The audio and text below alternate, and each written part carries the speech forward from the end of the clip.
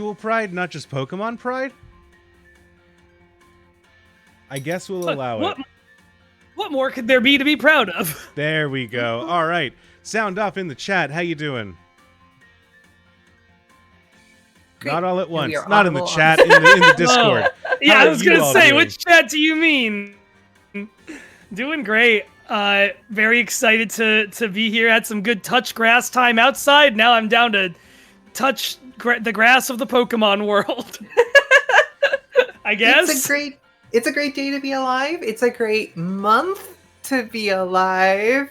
Hey. Happy Pride Month. Happy Rainbowlocke Pride Month Nuzlocke fundraiser for Stream for a Cause. Yeah, happy Yay. Pride Month, y'all. Sorry, I'm trying to chat while also... Yeah, touch pixels, Red Seraph says in the chat. Exactly. Touch pixels. So true. Chat, please let us know how people sound as we are going. I am keeping an eye out to see if I get a ding ding ding or anything like that from the people running it. Otherwise, they said start at 3 and it's 3:02, so I think I'm good. Since we, the voices, aren't on screen, but are audible, do we want to introduce ourselves? Yes. I mean, like, Sure. our audience might know us, but, like, maybe... Might as well. Yes. Who's that speaking? Who are you?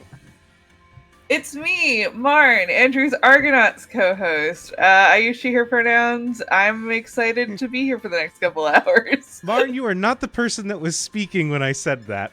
Listen, I spoke and then you said Brutal. the person speaking.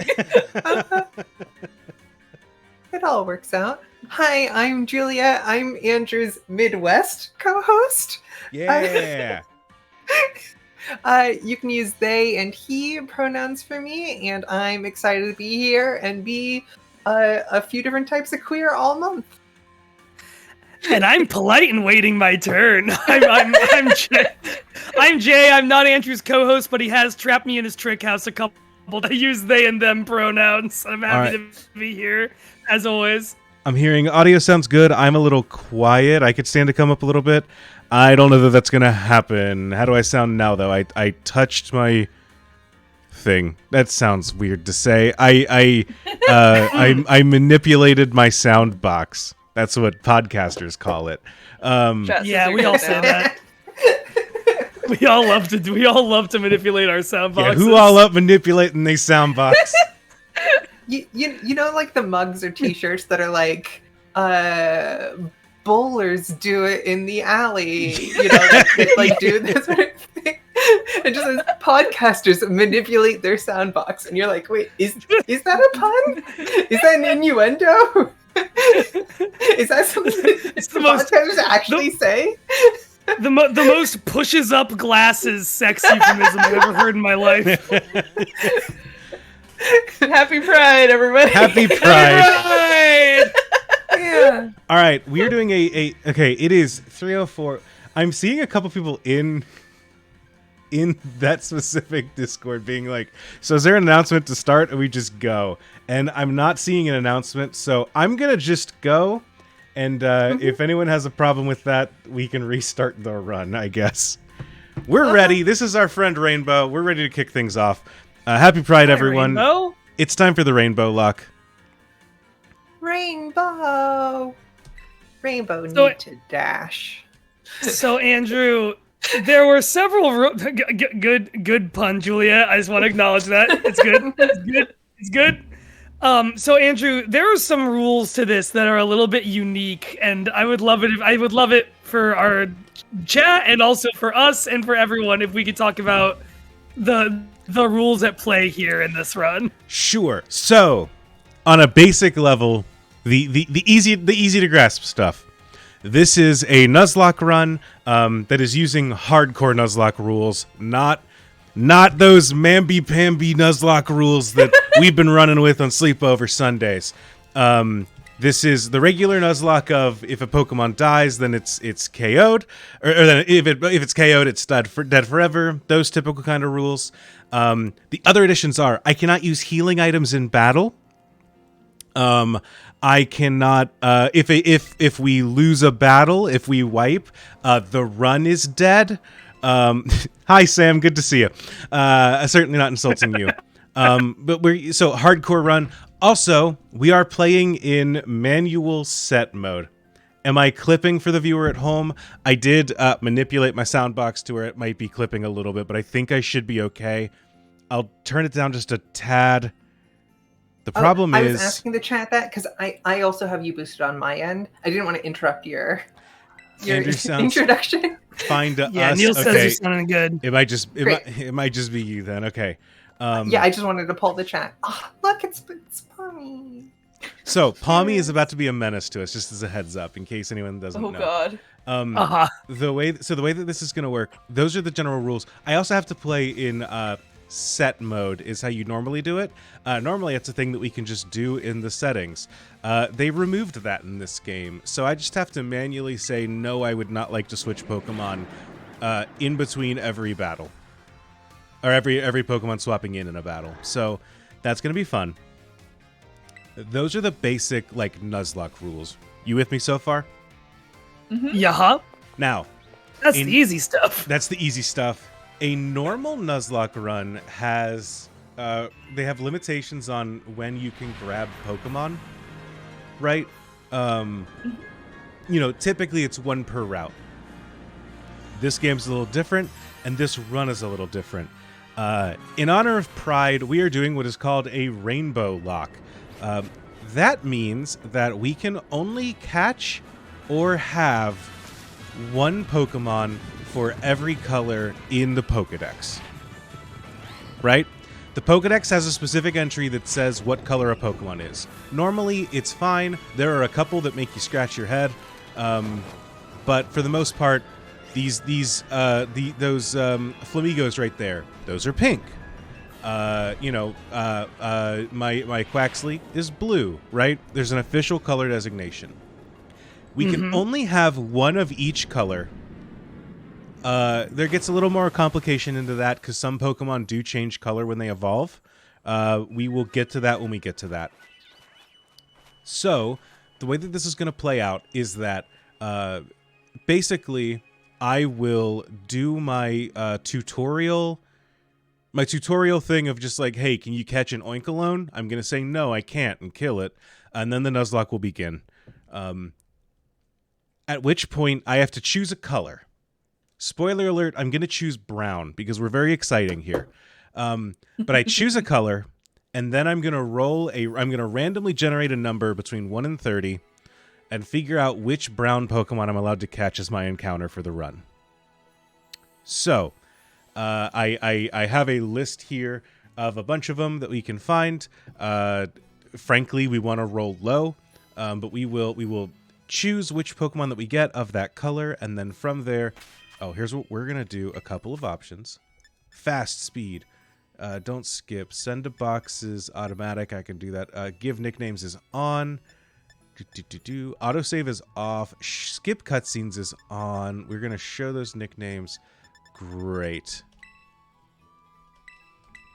All right. Yeah, that's cool. Why are the slowest text boxes in the world being like, hey, are you sure you want to save some time in this run? Would you like to press L instead of A? So we can only catch one of each one. I will spin a dice or spin a wheel to say what number do I have for this encounter. From there, I will try to catch the first one of that encounter that I find. If it's not a Pokemon that I can find early on, if I choose brown and I get mud of the first evolutions, if I get the thing that evolves into Mudsdale, Mudbray. If I get Mudbray, something you can't find in the early area, I have to delay that encounter until I can find it. So, we are after the first one, I get 2, and then every gym leader I get to add another color to our repertoire. In the meantime, if one of our Pokemon evolves and changes color, then I can no longer catch or use a Pokemon of that color, and that old color is back in the pool. So, Charcadet is red. If it evolves into the one with the swords, it turns purple. At that point, I'm no longer able to catch a purple Pokemon, but I can roll again to catch another red Pokemon. Make sense? It does. Great. The only thing with that, because of Pride, we like fairy types. So instead of for one Pokemon, instead of rolling a number to figure out which one I can use, I can say for this color I want to use a specific Pokemon. I'm gonna just lock in my specific fairy type right here and catch it for this one. So I could say for pink, I actually want to catch a Tinkatink, or I actually want to catch a Jigglypuff, or for blue, I want to catch an Azurill. We're locking in there. Makes sense? Okay. Yeah, Friends of Clefairy, as they're known. Friends of Clefairy. Yeah, so those are the general color rules. Is that all crystal clear? It's as clear as it'll be until we get into the play of it. That's kind of where I'm feeling. I have I have set this up in a way that I think should work out really well for. Oh, the other part is that we have to pick what's the shiny idea here? Here's the deal. If we get a shiny Pokemon, we get to keep it. That is something that I thought, what a ridiculous rule. And then I went to test this the other day and caught a shiny Hoppip in the first hour of play. So, you know what? Here we are. Oh, good. I will say this is working really perfectly. On the stream, I don't think any of you can see it because I'm just sending you the game feed directly. But I do have on the stream itself, there is a transparent Quaxly that is... there are transparent Quaxlys over the game that you can't really see while it's playing. But when the screen is dark, I can see them. And I'm hoping people's internet and stream quality is good enough that they can see it too. I'm squinting now. Oh, I see it a little bit. Okay. Oh, I do kind of see them. I see I it definitely saw them bopping. earlier. Wow. If I turn off the game signal, I think you can see them now on the real thing. Yep. But here we go.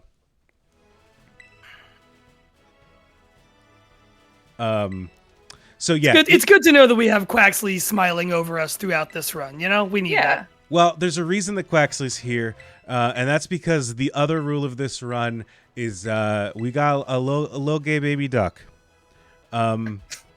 We have to pick Quaxly as our starter. Boy, I sure can't wait until I make it to that sign down the hill and learn how to run. It's gonna be really big for you. So we have to have our little gay baby. That is Quaxly. Here's the deal. Quaxly is not allowed to evolve. Quaxly is not allowed to change. And we have to keep Quaxly in our party and alive at all times. Quaxly does not count toward our color limits or anything like that. Quaxly's just there. We've learned how to run. Here's the deal. I am going to get... Here we go. To about right here. Okay.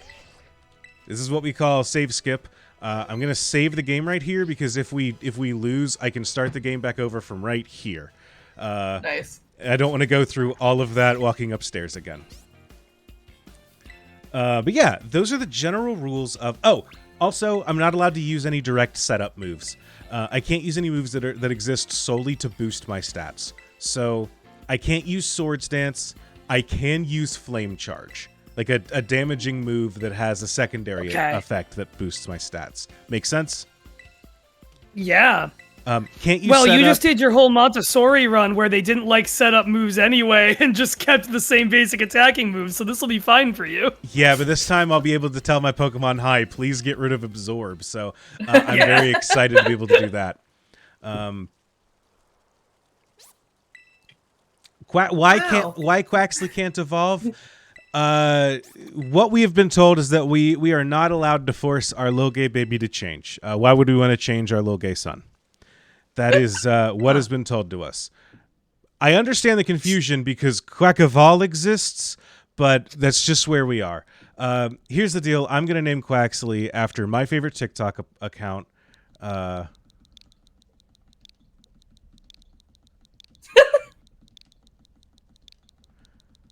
Is Lil Gay Duck 45. Awesome. Hi, Little Gay Duck 45. If anyone knows Lil Gay Boy 45, it's the greatest meme reposting account on TikTok. All it does is steal other people's content and retweet it, which I know is a bad thing, but then it snaps a little like sound cue on the end of each one that is just a woman singing Lil Gay Boy 45, Lil Gay Boy 45. Oh my god! It is my favorite person on TikTok. They have their own Know Your Meme page explaining Wow. everything about the history of Lil Gay Boy 45. Oh my god. That is how you know the energy of early YouTube is alive and well somewhere, and that Yes. genuinely makes me very happy. Yes, so welcome aboard, Lil Gay Duck 45. Sorry, Lil Gay Duck 45, Lil Gay Duck 45. I do want to. I tried to grab the sound clip and put it in the chat, but I wanted to set it as a thing that y'all could do. Hey, somebody made a $25 donation. Thank you for the donation for Stream for a Cause. I Hell thought yeah. that I would get a notification for that, but I didn't get a big one. So thank you for that donation. And I apologize that I didn't immediately call you out or know who you are in the moment. I'm sorry for that. Andrew, I can probably find it and put it on the soundboard if you want. Well, I have added it to the chat. Okay. All right.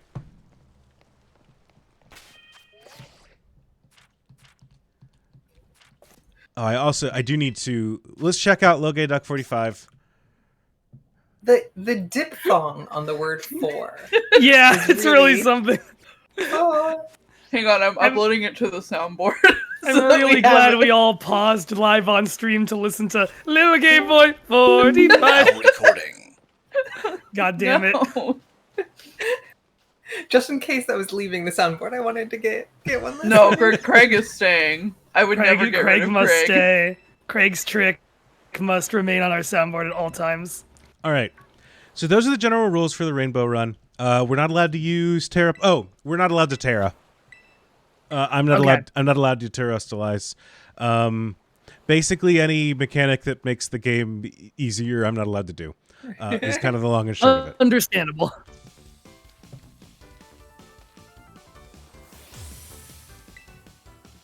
So Andrew, what number of times is this playthrough of Pokemon Scarlet for you?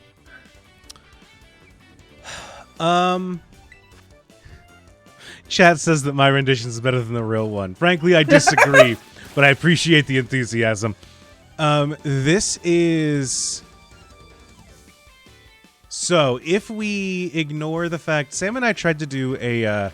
we tried to do, like, a live Soul Link where I played Scarlet, she played Violet, and we, like, played in the same game because you can do the multiplayer stuff. That didn't really work.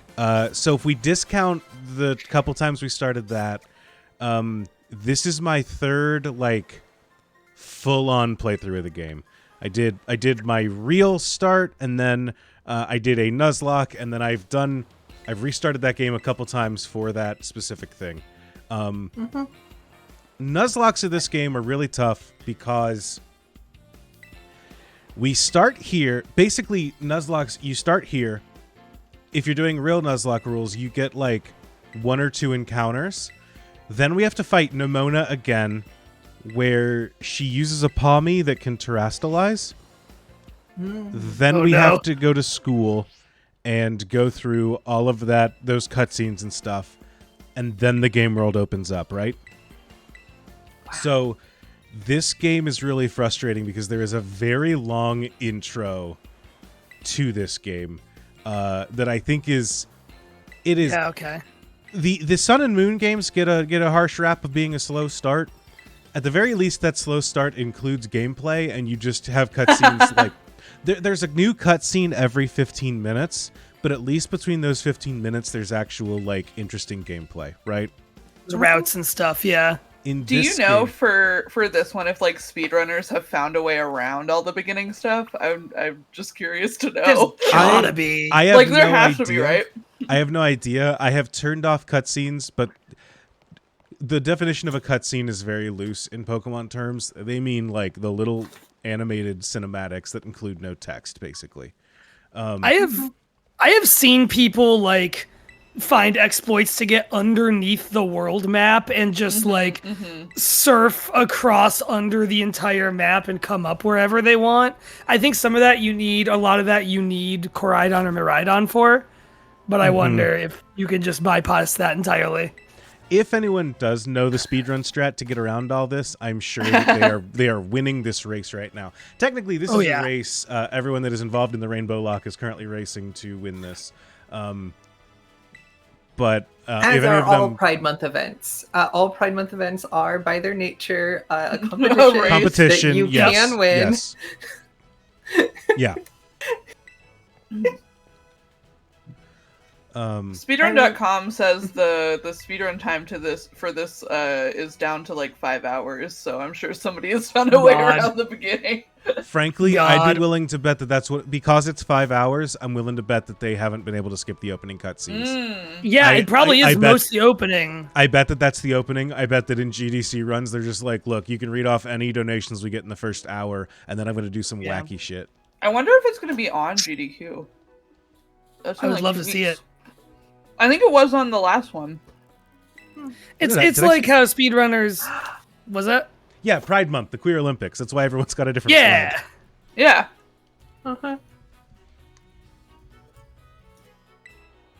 Lechonk is such a nice... There's a reason the show is called Drag Race, not Drag Nice Cooperative Drive Down the Street.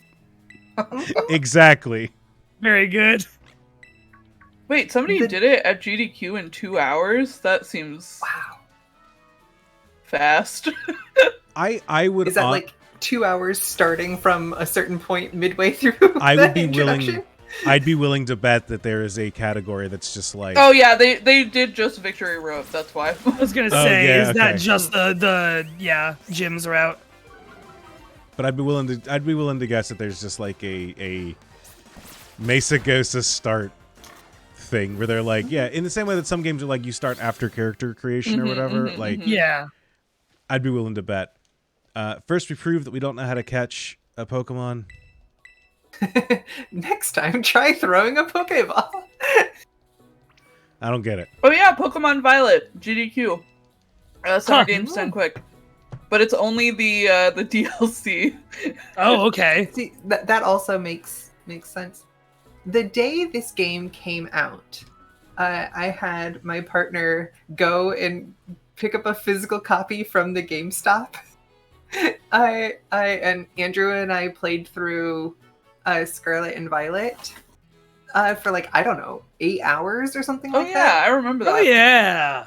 And we got through the first gym and the first like Team Star battle. And not much more than that.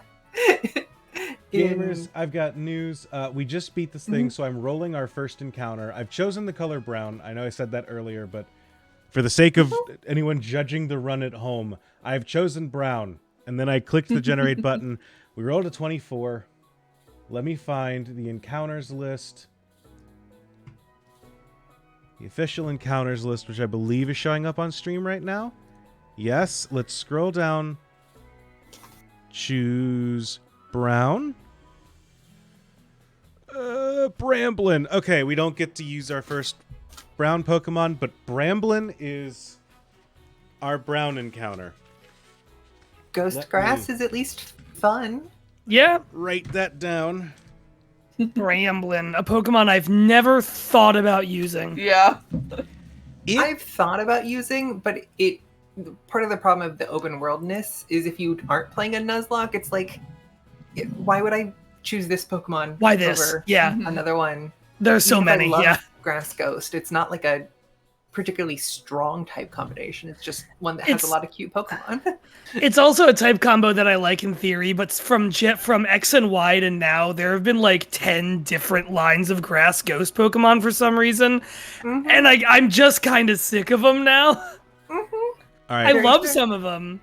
The reason that I'm rolling this color right now is because there is a chance in the upcoming cave that we can get a Diglett. and I wanted to try and get the Diglett if we could. Okay. So I have to think about who I want next. I could just lock in a fairy type, and that way I can guarantee that I get a Pokemon other than Lil Gay Duck 45 on the first route. Lil Gay Duck 45. Oh, wait, we have it now. We have it. I put it on the Okay, soundboard. Yay! Yeah. So Andrew, when you say you can't use, sorry, just to make sure we're on the same page with the rules, does that mean that if you can't ever actually catch this Bramblin, or when you get to that part of the map you can? What is it being Bramblin, which is not anything you can access right now, actually mean for you?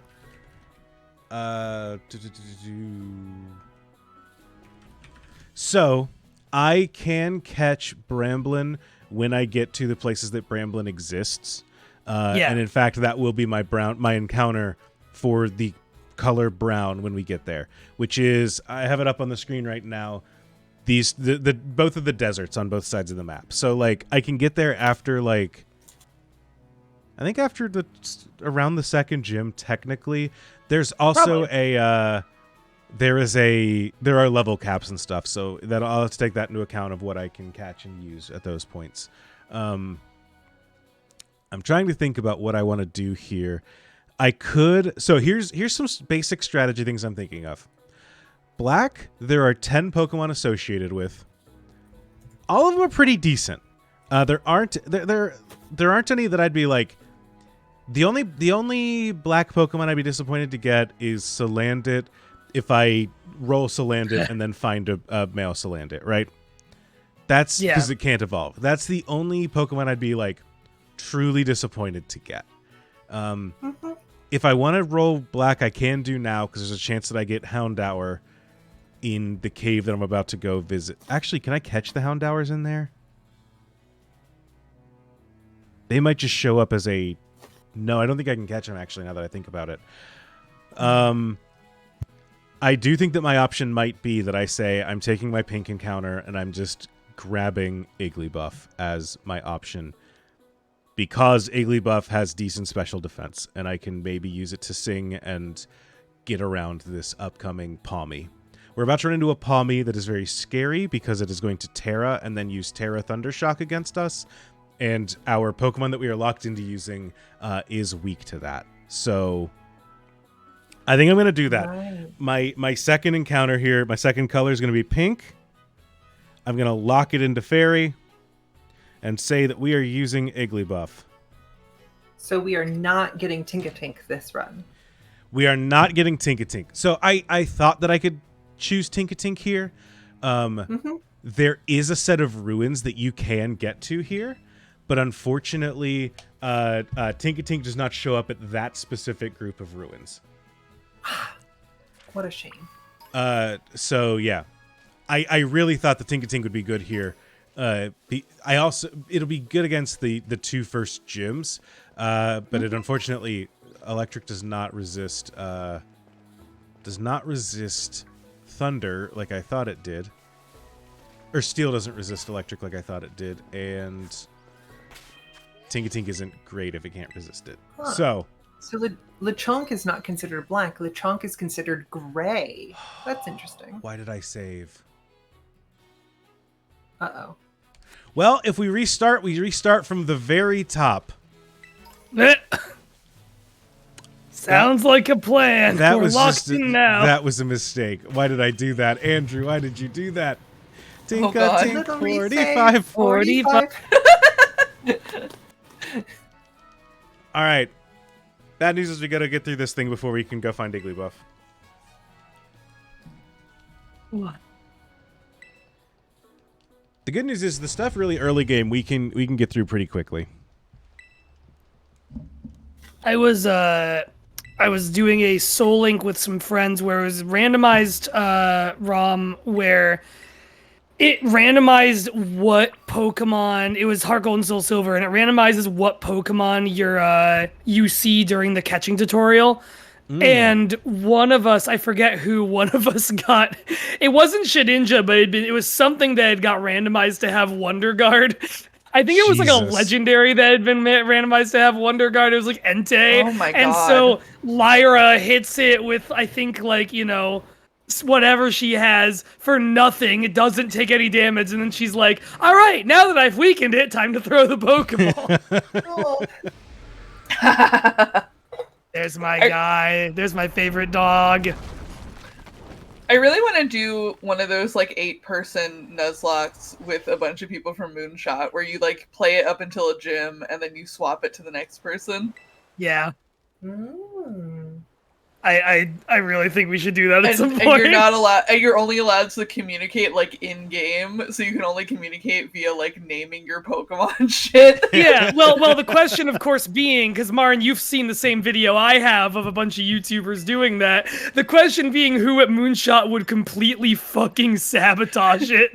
Yeah, like, who midway would through the succumb game. to the urge to just team wipe? Their name is Riley Hopkins. Yeah, I've done it's a- very obvious. I've done a Soul Link with them. Mm-hmm. There's a reason season 2 of Soul Link does not exist. This does make me want to play Pokemon Scarlet and Violet for the first time in a few years. Yeah. I had a decent time with the DLC. The second DLC is pretty fun. Yeah. I like some of the characters in that DLC quite a bit. Hey, thank you for that other $25 donation. Or some donations that have added up to $25. We are at $50 donated so far for Stream for a Cause. Thank you. Cool. Nice. I agree with Thank you Sam. so I want a much. sandwich to balance all of my humors. I also God. want a That's sandwich such a to balance good my idea. humors. Okay. This sounds like a fun activity to do for the next, chunk of time. How Why do you can want we, to? Why do you, hold on? Why do you want to interrupt the game time? Is this not exciting to you? Why are we having? You don't want to just watch the game? You don't want to watch Koraidon stomp around like the beautiful creature he is, because I do. having only played Violet, it is funny just looking at Miraidon's like weird hands and feet, I suppose, Yeah. compared to the Yeah. little jetpack nature of our little future dog. Nevertheless, okay, let's theory craft a sandwich that is perfectly balanced across the 4 humors. Ooh. Okay. The So- I What- never remember the humors. It- One is black Yeah. bile. It's got to be spinach. Spinach is high in iron. That'll do blood, Ooh. right? Yeah, it's like blood, phlegm, black bile, something else. So Yellow blood, bile? phlegm, black bile, yellow bile. Oh, yellow Sanguine, bile, yeah. phlegmatic, Yeah, okay. choleric, melancholic, but also like earth, air, fire, and water. You know what I mean? Yeah. Or Okay. the other way, cold, wet, cold, dry, hot, wet, hot, dry are the other Ooh, 4 okay. ways of thinking Ooh, about okay. the archetypical ideas.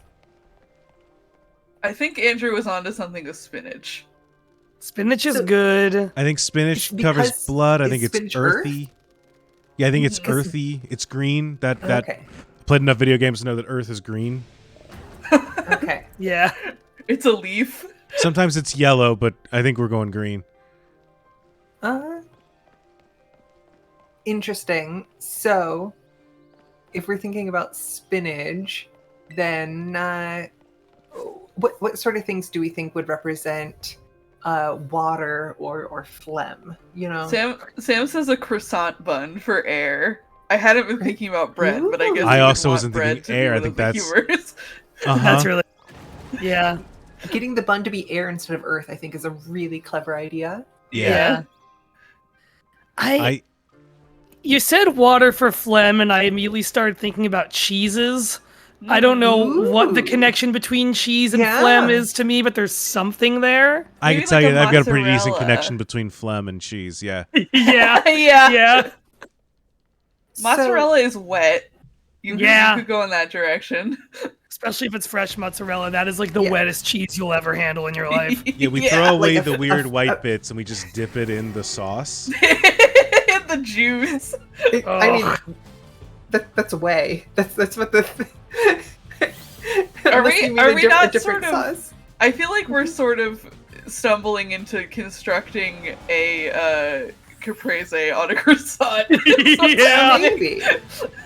I'm gonna So- be real. If you told me that the perfect sandwich that balanced your humors was a caprese sandwich on a I croissant, believe that. yeah, 100%. No Yeah, you questions got Yeah, it. I would believe that. Yeah, I kind of want that right now. We get a God damn it. little balsamic vinaigrette on there. There's your acids. There's your biles. You know. Well, this is the question. So we have cold and dry. That's spinach, right? Yeah. That's earth. Mhm. We have hot and wet. Which is what air is, right? And that's the croissant. Yeah, hot flaky. Yeah. We have cold and wet. That's like a fresh ricotta or a fresh mozzarella, Uh-huh. that sort of thing. And then we have hot and dry, What is the Okay, opposite so of a can't- tomato? which A sun-dried tomato. like, There we go. We could do a sun-dried tomato. It's fire. It's yellow bile. It's choleric. It's summer. It's Mars. It's childhood. Like it's something in that vein. Which I'm wondering whether this is like Italian processed wheat. You know I was what gonna mean? say like a Oh, meat of some kind. yeah. like a Mhm, dry mhm. salami with Just a good with some- pepperoni or Oh something, yeah, honestly. pepperoni. Yeah. You good capricola? Yeah. Pepperoni, mozzarella, spinach, and a croissant sounds like a. I'd eat that for lunch. You know, Oh, yeah. Honestly. Sam, we talked about having a restorative glizzy break halfway through the stream. If you could run and grab a good sandwich instead, Now I want a sandwich. I'll I'm do a making sandwich tacos break. today. I guess that's sandwich adjacent. I have sandwich stuff in my fridge, but I also have Chinese food I need to use up. The ultimate also dilemma comes upon me. I had Chinese leftovers for lunch. Hell yeah. it's summer now, so we picked up some fresh basil, Ooh. and so last night I made a big batch of like bruschetta, and Yeah. we got some like sliced baguette and like painted that with some olive oil and spices and toasted it in the air fryer, and then like Hell yeah. tomato, balsamic, olive oil, some spices, and a bunch of chopped basil. And so I had that for dinner last night and breakfast today. That's the way to do That's it. so good. It's a great way to get some You're- vegetables and a lot of olive oil into your You're body. living the life. You're living. I gotta get on that life. There is a guy at the farmer's market by me who sells mint pesto that is like the best Ooh. pesto I've ever had in my life. It's not cheap, but I need to just get that and some fresh mozzarella and any bread and just live my truth. My when I was in college, we had a cafe in the library that was open till like 3 o'clock in the morning, so that you could like go down and get a sandwich while you were doing your finals or whatever. And they had like a couple of pre-made sandwiches, and I would get them to take like the mozzarella from the caprese sandwich they made and basically just make me fancy grilled cheese with it whenever I was there at God like bless. 2 o'clock in the morning. God bless. we went to a And it was- farmer's market last weekend and grabbed. Oh hell yeah! Got some nice fancy bacon and some a good smoked Gouda. And the other night I made a grilled cheese for myself with some smoked paprika in there. It was incredible. that's beautiful. Yes. That's Fun beautiful. fact. Did you know, and this is not a like, you're incorrect for doing it this way, but did you know, fun fact, that the cheese that we like to put in puns, Gouda, is actually just pronounced Hauda? What? Is it really? Uh-huh. Huh. It's smoked Hauda rather than Hauda. smoked Gouda. And so it's Wait, like, hope you have a good day. It's like, no, it should be, how the you doing? Yeah, how to do it? Yeah.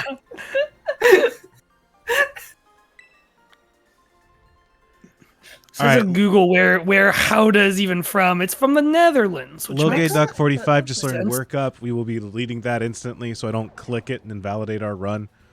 Yeah. Sounds great. I learned this from my friend Wesley, who knows a lot of Dutch stuff. Nice.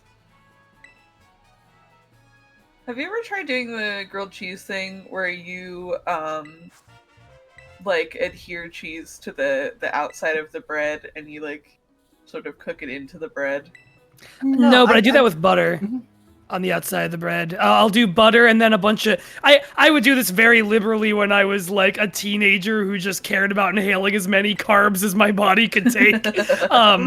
Just a ton of butter on the outside of the bread and then like garlic powder, salt, pepper on that buttered outside so that cooks into the bread. That sounds and good. that is I do chili fucking powder dynamite. on the outside. Ooh, okay. That's my Whoa. that's my grown-up twist is like chili powder on the outside. I'll do rosemary. Now, there was at another farmer's market where I grew up, you could get just like a grinder of garlic, onion, salt, pepper, and rosemary, and maybe something else in there. And so we just had a grinder of a mix of all of those things ready to go in my kitchen growing up, and that was critical to my grilled cheese sandwich experience. I have not done cheese on the outside grilled cheese, but I have done grilling cheese.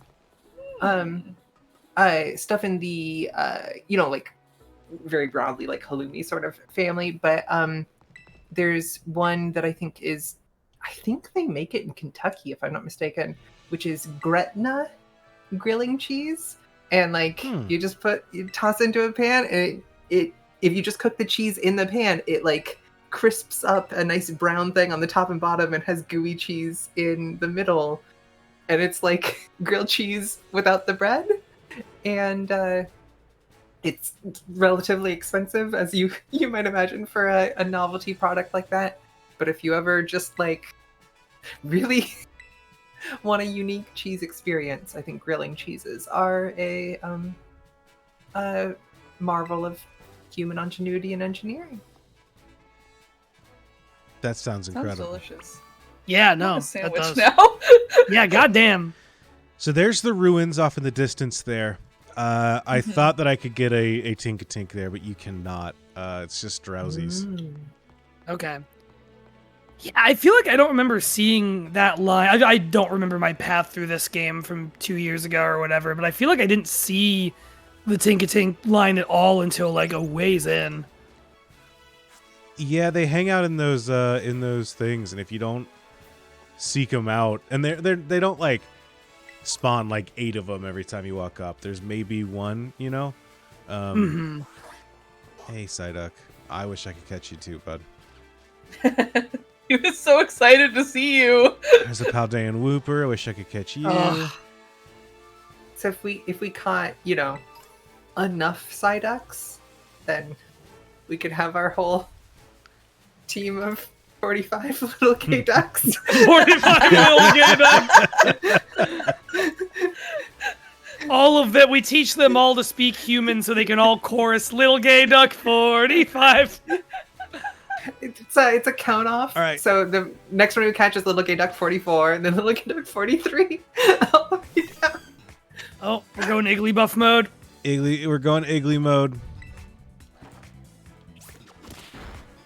And so this one is special because we were able to choose it rather than rolling it because it's a fairy type? Correct. We can do that once per run, and we have chosen to do that. I've chosen to do it for Igglybuff because I think that it'll help out specifically with this one, but I think it's just going to be a good encounter overall because it learns Sweet Kiss, it learns Sing. We can put some stuff to sleep as we go, so...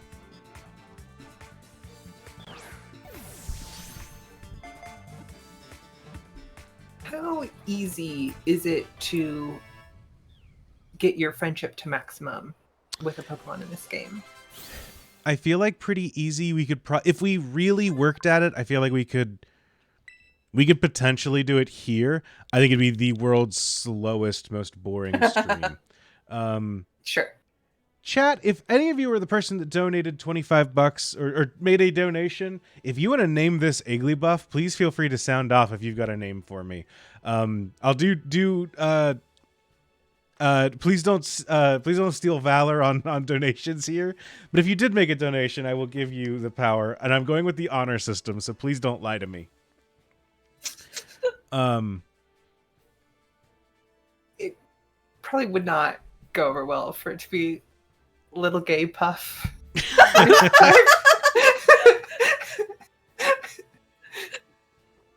Unclear. I can say it once.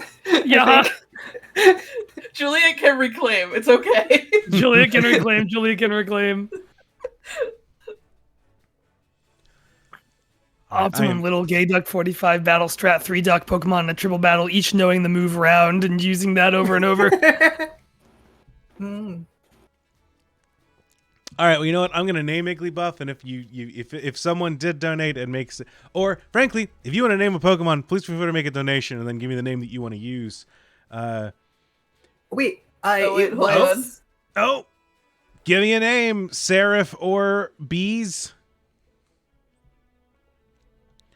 First name gets to name this little guy.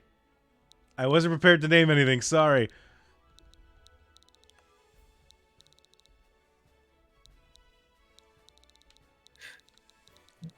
If either of you give me a name, otherwise I'm gonna go. What's that? I was gonna say Buff, just like with a capital B. You know the meme where you just use the capital B emoji in place of other letters? Yeah. Dorothy is great. Dorothy. What a good that's name. Dorothy. That's Dorothy.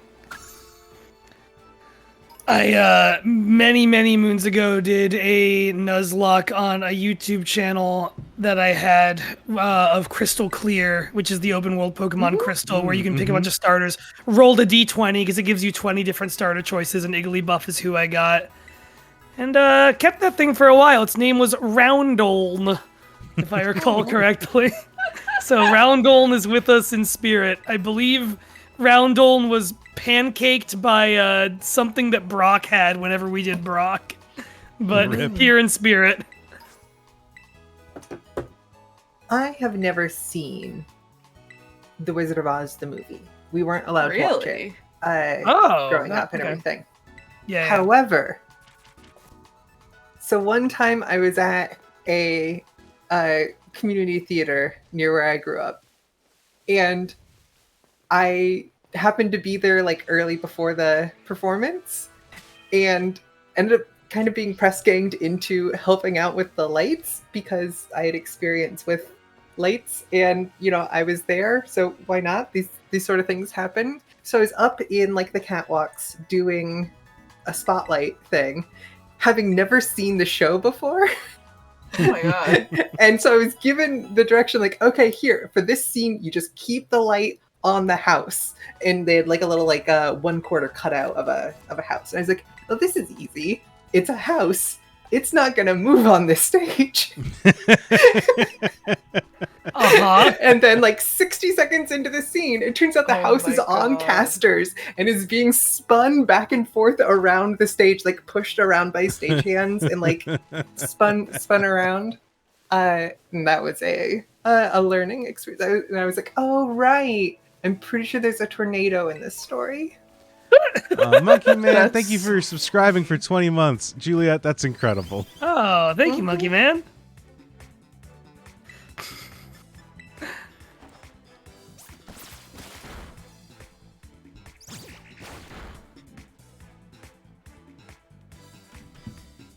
Now I'm going through my old YouTube trying to find out exactly what happened to Roundoln. Logging into the Hi, I'm Jay YouTube channel for the first time since the COVID-19 pandemic. That's not true, but for the first time in a hot minute.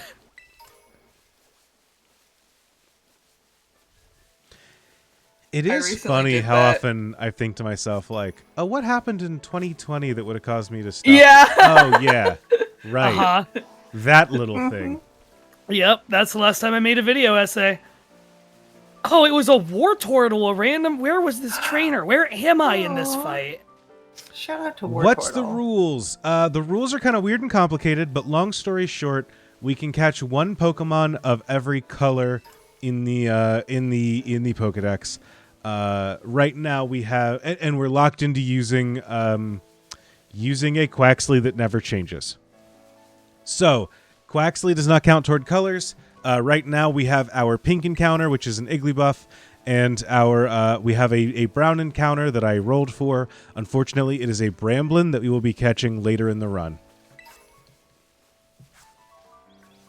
Can you not roll another color until you catch that Bramblin? Or can I can roll another color, but I only get to roll. Basically, I get 2 rolls now. Once we beat Katie, I get another roll. Once we beat Oh, okay. Precious, I get Okay. another roll, but I'm locked into those rolls as they've been chosen so far. Are you going to be beelining just gyms, or does that also count for you get a roll after doing one of the Titans, you get a roll after doing a Team Starbase? It is just those. It is just for Okay. gyms. I will have to take on those things at some point, but I don't have to take them on in any order. So it is probably going to be better for the run if I take them on when they're relatively appropriate, but I can also get a bunch of extra, like, when I'm a little more over-leveled for them, just to not have to worry about dying immediately to them. Yeah. But I do think it's going to be important to take out some of the Titans, especially because those increase what my Koraiden can do. This is it's one of those. No, you're not shiny. There's an annoying bit of this game that's like, are you a shiny, or is the lighting system in this game just kind of funky sometimes? And because we know it's easy to see shinies in big groups of Pokemon a lot because the way this game works, I'm glad I'm not the only one who does that, where I'm constantly like seeing Pokemon in the wild and going, is that a shiny? I also will have to battle 3 trainers from every area. I have to defeat 3 trainers from every area, and then I will have to accomplish those tasks for the other things at some point, because this run ends at area 0, or like, getting into. There we go, Dorothy, competitive.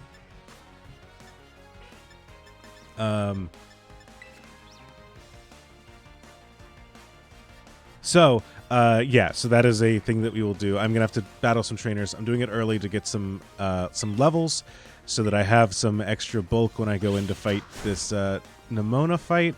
Boy, that was a hard hit.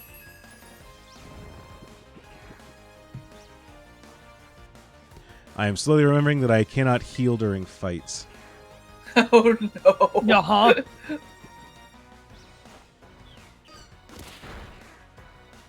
I've lost my edge. That drowsy over there really wants to fuck you up. He really does. He's like casting curses on you. Abracadabra! I have not accidentally asked my Pokemon if they want to learn a move yet. Did I ever tell y'all when Pokemon Go came out, Sam and I were super excited, and we were like, I can't wait to find out what's up with this game and see what's going on. And then we booted it up for the first time. This Squawkabilly is kicking my ass. Goodness. Oh! Okay, Doug, 45. Actually, here, we need to... Little gay dog 4 HP. I had to invoke the hymn as a battle anthem to keep spirits strong.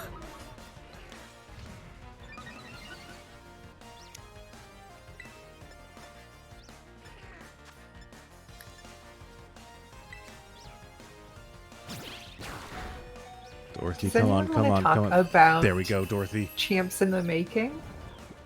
I guess we should. We have like 3 episodes left. I don't think I ever published episode 107. Actually, I should do that. Marn. Listen, it was mainstream. It was at a chaotic time. Dorothy. Oh, Dorothy, come on. Thank God. I can't afford There to. we go. Can a donation instead of having the little panel play the... Look, I tried to get it set up to where you could pay bits or whatever, but I couldn't quite get it figured out. Yes, we want Sweet But if Kiss. you donate, we will play. Yeah, if you donate, we'll play. If you it. donate, Like one of them honor will system. fire it off, yeah. We've all got itchy trigger fingers on this soundboard any day of the week anyway you slice it anyway. I didn't use Defense Curl in that battle, did I? I didn't notice you doing it, so... I didn't see you do it. I definitely saw Defense Curl, and I was like, I hope we don't use this. So I don't think I did. If anyone saw me use Defense Curl, please let me know. Because I will have to invalidate this run if I did. Rewind the tapes. And that's not a, like, please, like, be quiet about it. That is, let me know so I can start this over as quickly as I can. Pound Sing, Copycat, Sweet Kiss. We are set to go there. Okay. I want to get our friends to, like, level... Well, can't you just Oh no, you unlearned it. I was gonna say, couldn't you just check the PP on it? Yeah, I unlearned it, and then I thought I thought the exact same thing of can I do that? And I realized no, not with the way that you just did this. This Flamigo's ready to fuck me That up. Flamigo wants you, yeah. Juliet, I am having the same phenomenon you were having earlier, where I'm looking at this and being like, yeah, there is a lot I really like about these games. There are at some a point. lot of good Pokemon. Like, seeing that Drowsy do its little, like, woo thing in the background of the last part, it's like, Drowsy's a good Pokemon. And then I'm like, a thing I will say in Pokemon's favor is, across the 1,000+ Pokemon that there are, there's a lot of good. There's a lot of good ones. A lot of good ones. A lot of winners. No, there's no like monster collecting franchise or whatever that has just a similar like the ratio of bangers. Yes. Is just a lot like try looking at like POW World or something like that, and it's like there are some good designs in some of these places, but they don't have that, like, the ratio of bangers to misses is just off. Mm-hmm. You look at, like, Shimigami Tensei, or probably Yokai Watch, or fucking Monster Rancher is the other one that came to mind, and, like, I love Digimon, but even Digimon, you look at, like, any of those, and you can find ones where, okay, here's the one where they just shrugged and drew a few different circular guys with a single big eyeball. Uh-huh. Like there's some where it feels like they gave up to meet a quota a little bit. Are there individual Pokemon that maybe feel that way? Maybe. Do I think it's insane that Pawmi has 2 evolutions and they all look exactly the same? Yeah. But overall, I think Pokemon, you do not get that. Like, that is to be expected in most series. It is not to be expected in Pokemon, and that's real neat. Yeah. The one thing I would say is that is close in terms of the, like, ratio in particular is my personal favorite Monster Razor game that is usually not really talked about much, which is Jade Cocoon 2 for the PS2. I don't think I know that one at all. Huh. It's a game that absolutely 100% should have been, like, they should have made a version of it for the 3DS, because like the battle system would have been perfect in like a 2-screen, like even better than Pokemon does with a 2-screen sort of setup. But Jade Cocoon 2, it's got what's his name? I should remember the names, but it's been too long. One of the character designers also did some of the character design work for Princess Mononoke. Oh shit! Cool. Wow.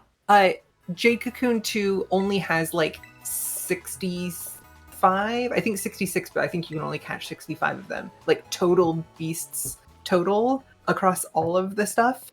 And a few of those are just like recolors where I think you can do this in Cassette Beasts, if I'm not mistaken, where you can kind of get the thing, but you get a different type of it. Sure. Oh, okay, yeah. A different kind of like color palette for a different thing.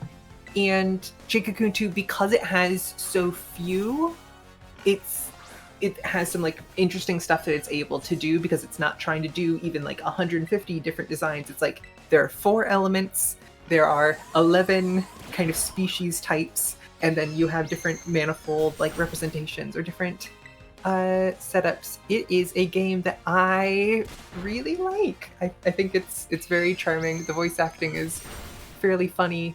It's a JRPG monster raiser, so like you kind of have to be on board with the certain amount of, I don't know if you'd call it monotony, but like you have to find the fun in it in the same way in a Pokemon game. Like you kind of have to be like, hey, going around with my little guys and raising them and fighting against other little guys is fun. You are expected to have certain types of patience, let's say. Monkey But Man, thank you for it's checking also- the tapes and clearing my name. Yay. Awesome. Thank you, Monkey Man. Because it has like so few things, and like it's still plenty. You could play that multiple different times in different things. You can play little strategy and optimization games in your head, and you can plan out, okay, I'm going to do this, and I'm going to switch to the side. It also does, if you remember rotation battles or triple battles from Or are those both Gen 5 exclusive? I'm trying to remember if Yeah, models what- come up later. One was introduced to you in black and the other in white, and that's I think they get like one fight each. And then you can compete in those at the Pokemon World Tour. If you get really into the post-game of Black 2, White 2, which I personally like to do, I think Pokemon World Tour is like far and away the best post-game. Oh, it rocks. It rocks. But anyways, in Jigakun 2, you have like fire, earth, water, and air. And each of those things has like a thing that they're kind of good at rather than type advantages. So like air ones are really good at status type moves. Water ones are good at healing and everything.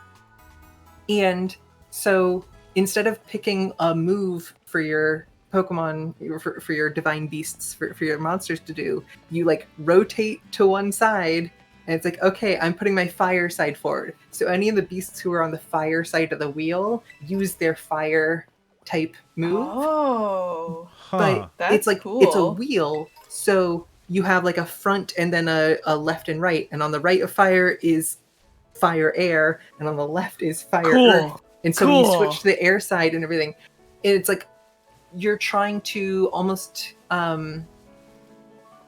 I guess it's similar to Pokemon in some sense, but you're trying to like hit the opposing trainer.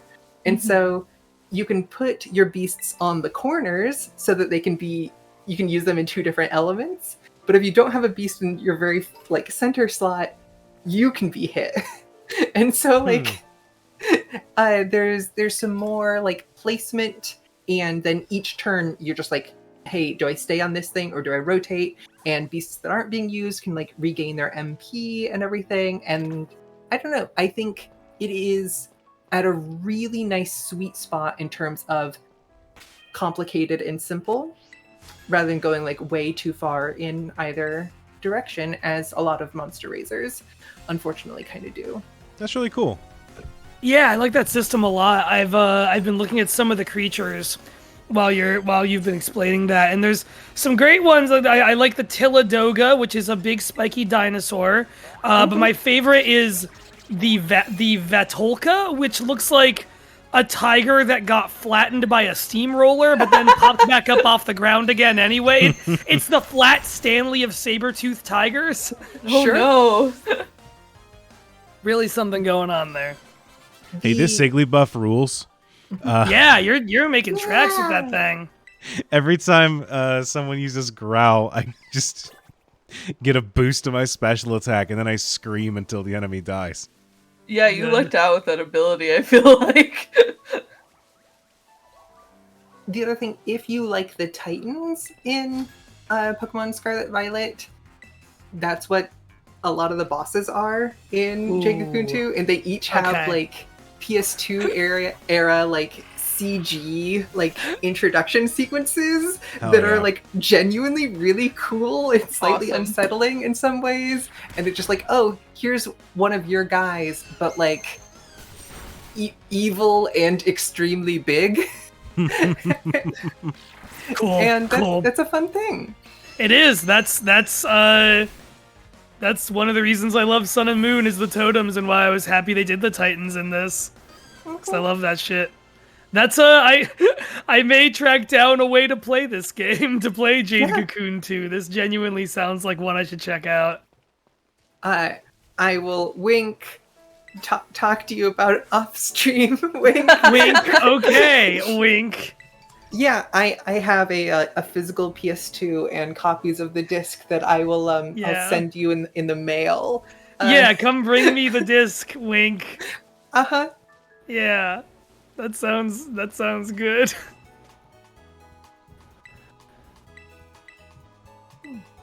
A lot of people are like, oh, I should play Jade Cocoon 1 first, which is a PS1 game. It's a very different game and much slower and significantly darker. That's like a game where you have to like equip different weapons to your main character because you are going out into the forest and like most of humanity has been wiped out. Jade Cocoon 2 is like hey, all that stuff that happened, now we have like infrastructure and industry built around going out into the forests.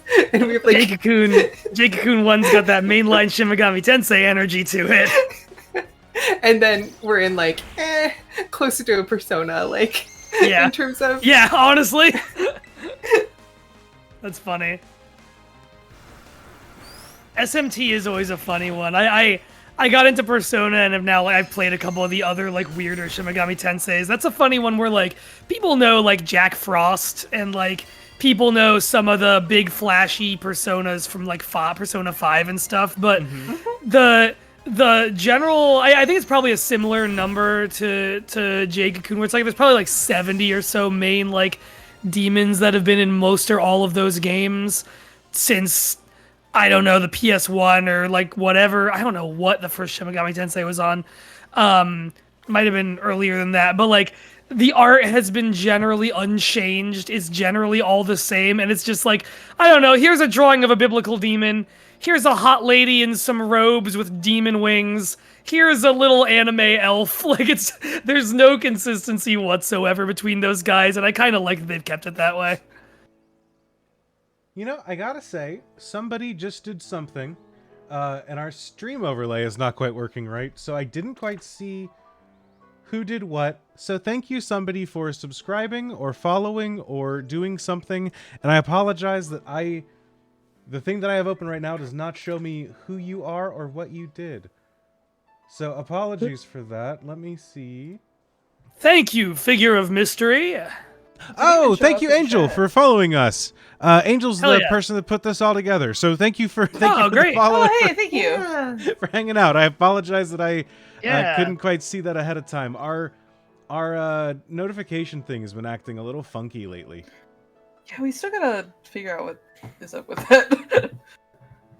we've built our tower too high that we can't see the ground. Is I think maybe that. Yeah, things that happen on the Earth, it's hard to see from the moon. Yeah, moon infrastructure, you know, you gotta run really long cables up here from Earth. It's a whole Ethernet is the biggest pain in the ass you could possibly imagine, and then some. So we are allowed to use healing items outside of battle. Yes, we're just not allowed to use them Okay. in battle. Great.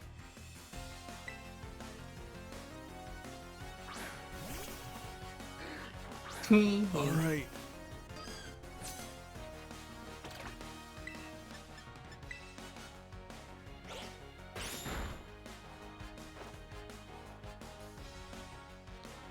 Here's what I'm scared of.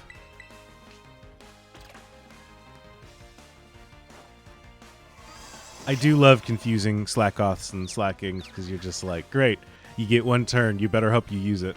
Yeah. Yeah.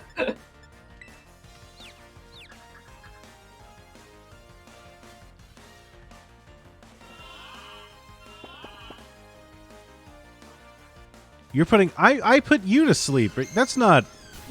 That's my job. You can't do the same thing. Plagiarism, I say.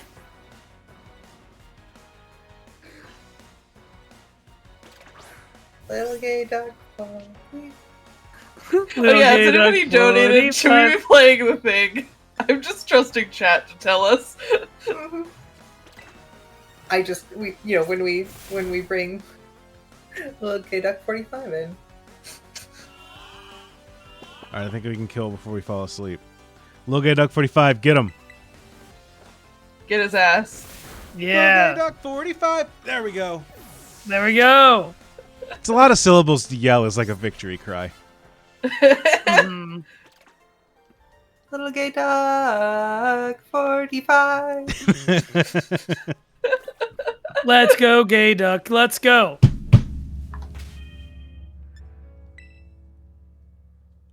All right, did I pick up 2 small experience candies?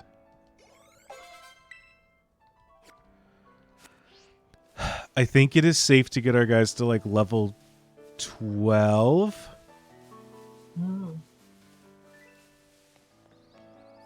I'm so scared of this Palmy. You're building it up. People, it's so scary, and the problem is you have to go through that whole like the cave walk if you lose to it. But it's true, yeah. You get set up. We're also locked into one of our Pokemon is weak to it, and I will say the chat before it was like, yeah, you can definitely pick a Pokemon to get around it with your fairy type choice. And I'm just like, do you just think anything can beat this Terra? Because it gets an extra 50% damage on top of a it's an 80 base power move coming our way on a Pokemon that we have to swap in if we don't use our Quaxly against the first Pokemon that Nimona sends out. It's a terrifying Pokemon, and I don't know why people aren't more scared of it. It's also not like we can even hit it super effectively because it's electric fighting normally, which I always forget Fairy is strong against fighting, but then the Terra means it drops that fighting immediately. Well, and as a Pawmi, I don't think it's fighting yet. Oh, is it not? Okay. I don't think so. I think Pawmi doesn't know how to fight yet. Yeah. Well, what is it breaking the rules if we put Quaxly in a box? Yes. And do the fight with Nimona and then just like lose and take Quaxly back out and continue with the game? It is cheating to put Quaxly in a box, and if we lose a battle, it is considered a wipe. Oh, even if we still have Pokemon left. Yeah, we're going hard. Okay. Good to know. We're playing Andrew rules. And the fun thing now is that chat can't be like, this just doesn't count. No, chat, it counts. We got Angel watching over us, making sure we're not cheating.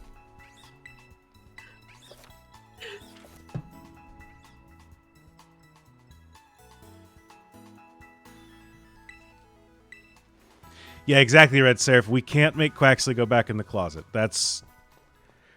Honestly, I think that might have been word for word why we're not allowed to put it in the box. Yeah, during Pride Month? For shame, Andrew, Juliet. you called the one death ends the run thing Andrew rules. Are you this is me showing my ass for not having seen every wipe you've ever had in a Nuzlocke. Is that your approach for any Nuzlocke? Is you don't want to like go into the box and figure out your B team from stuff that's still in there and keep going? I take offense to you, the way that you just said, I haven't seen every Nuzlocke wipe you've ever had, but I didn't mean it like that.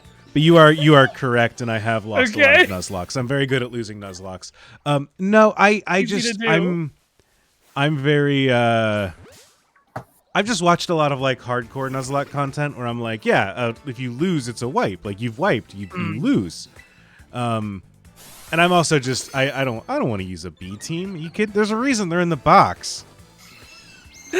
I think the B teams have the fun, but I think that's different strokes. I will forever remember the like YouTubers I've watched who have scraped together the like F team at the Elite Four and somehow made it through with like, a Beautifly, a Shuckle, and a Dream. And I just think that's glorious in its own way. I will Even say, in that like 8-person Nuzlocke, it happens like 3 different times. Christ, it does. Honestly, my real issue comes in with when I am streaming a Nuzlocke for content. I don't just want to be sitting there grinding for a whole stream. That's very fair. And so for sense. me, it's one of those things that, and maybe the audience has different feelings on it, but like I feel like saying, I've just played a lot of like roguelikes, and I'm fine treating a Pokemon game like a roguelike where you're just restarting a run. And so for me, there's a bit of like, oh, we lost that run, time to start over. And then we get to make the early choices that matter again. That gets a little iffier in games like Scarlet Violet, where the beginning choices are, you get to make 2 of them over the course of 3 hours. But I do think that there's to me, it's more interesting to say, like, let's make these choices that matter again. And like, it's time for a new run as we go over and start over. That to me is more interesting than, hey, we lost here. Let's scrape together a team that doesn't work. And then I'm going to spend the next 2 hours getting, there's a reason that Lechonk is in the bin. Now I'm going to spend 2 hours taking Lechonk and raising it up to level 35 in case it can win this fight. And for what? Yeah, no, I totally get that. Mm-hmm. That's my, as a Pokemon content creator, that's where I land on things. As a PokeTuber. I guess I technically am that, even though it feels. You technically weird to say am. it. Got a lot of hours of Pokemon content up on YouTube, huh? Yeah, it's true. I upload most of them. I've seen them all I've seen them all move down the river. Haven't watched them Paddington though. asks, You said. have you tried any of the Pokemon roguelikes? I have tried a Pokemon Souls-like, and I did not enjoy it. And I feel bad saying that because I know one of the developers of it. But I maybe Souls-likes aren't for me. That's not the experience I want from a Pokemon game, where like you will seriously have to work in order to win even the very first fight of the game. I didn't know there was anyone making a Pokemon Souls-like. That's fascinating. I got into Pokorogue the week that the whole thing with like the head dev quitting and like finding Jesus happened. That was so funny. What an incredible So weird Discord message. I've tried I streamed a little bit of what is it, like Volt White something black, the Drayano black and white 2 hack. I was gonna ask, that was my other Black, question. Like, hey, Volt White. what's everyone's opinion on Drayano hacks? I streamed 'cause I streamed some of that, and I enjoyed it, but I don't really like the experience of playing Pokemon fan games where you have to be like locked to the documentation to figure out the right way to play it. That to me is not as interesting as like, hey, we've got we've got this game. The game itself might be less hard, but you don't have to like. I don't like it when people like edit Pokemon for viability and stuff like that. I like knowing what a Pokemon can do just off of and its general power based off of where I am, and I don't like having to like quadruple guess that every time I play a game. Sure. I like ROM hacks that, and I think you're the same way. I like ROM hacks that make Pokemon weirder, not harder. Yes, I agree with that. So that's my, I like them, and oh boy, Oricorio, you're not allowed to crit my guys. Critting is the thing that I get to do.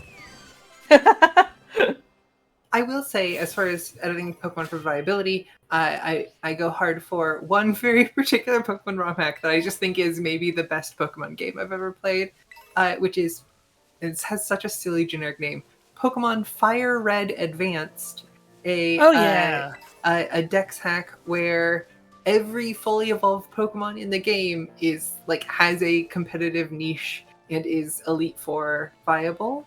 Oh yeah, you've talked about this before. Mm-hmm. And like the type distribution throughout the game also makes it really fun to do like what I think of as like gym leader runs or like monotype runs. The experience of being like, I'm gonna be a bug monotype, like a bug gym leader through that game is, I think, really unique amongst Pokemon games. It also has you can rematch any trainer anytime you want, which makes grinding like you don't have to do wild Pokemon grinding. You can just rematch against trainers, and that makes it much faster. I love that, and I love it when people add rare candies into games. Just like here's infinite rare candies. Like feel free to. I don't necessarily like that just turns those games into like boss rushes, but I also don't necessarily always like having to grind the early game to get your Iggly buff in a place where you can take on a Palmy. So that hypothetically.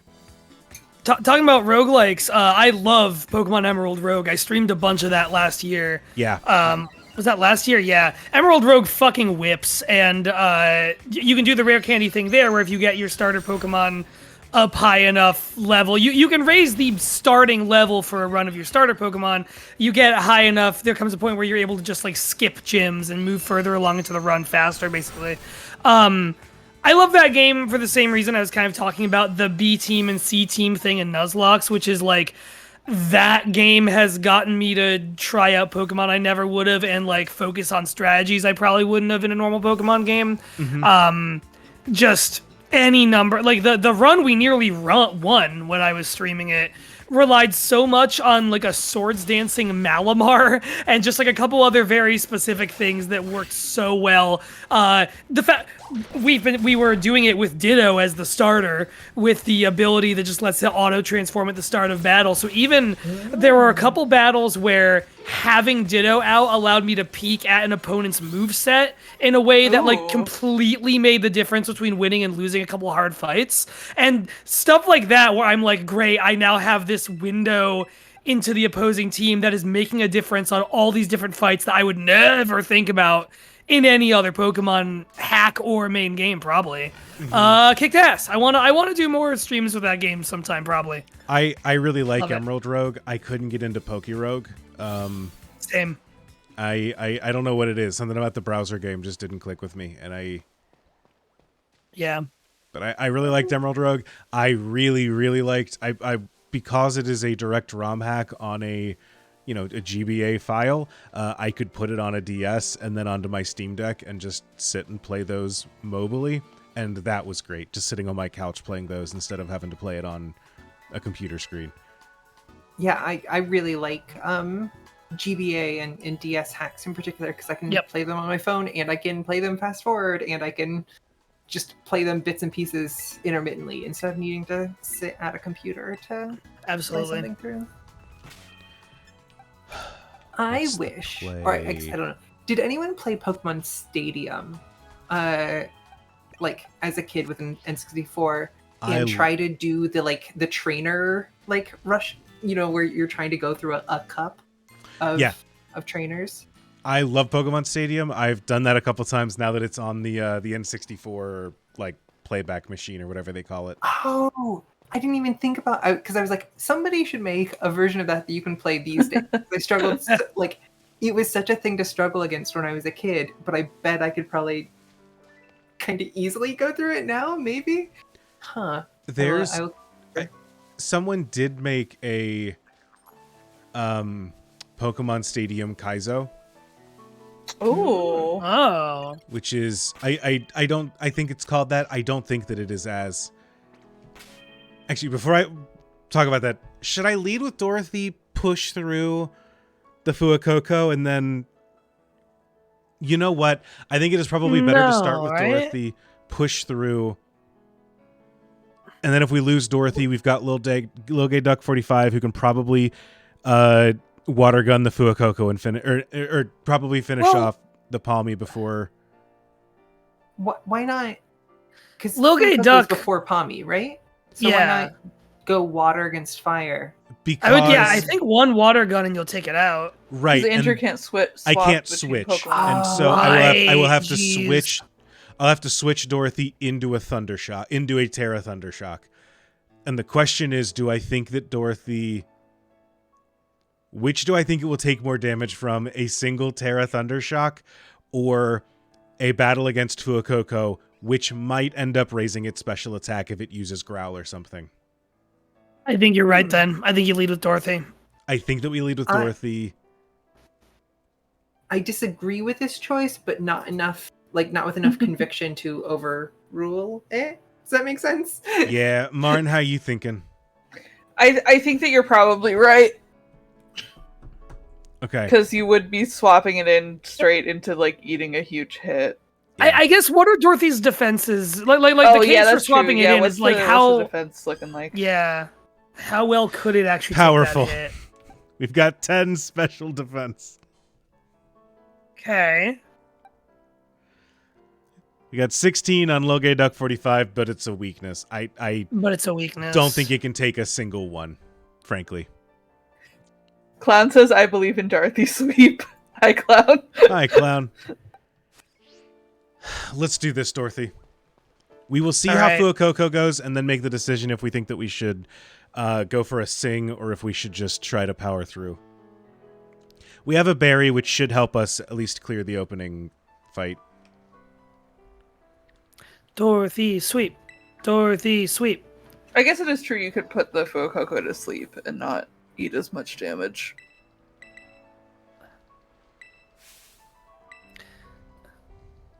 Julian, I saw you mention Crystal Clear in the chat. crystal clear being open world is so funny because the original version is made on the like false precedent that that Johto and Kanto make all that good in open world. They're kind of really annoying to get around in some ways, but what I like now is that like there are ways to get to islands without using surf. There's like these like buildings that go out into the sea, and there's like new routes they've added to it and stuff. I think fondly of it, and it's entirely because I streamed it, so I think you're exactly right that doing it with other people in some capacity is like the difference maker to really enjoying that one. And in general, I don't know, there's a lot of RPGs that I would probably really enjoy playing, but I would kind of want to play either for some sort of content, either like, you know, with a partner or a friend watching, or on a live stream, or for a YouTube thing, just because then it's like we have a reason to keep going in the game. For sure. It's so easy for, you know, life as an adult to stop you from getting through a 20 or 40 or 80 hour linear sort of RPG, much less an open world one. First blood. Okay. I think it's probably just better if we start attacking.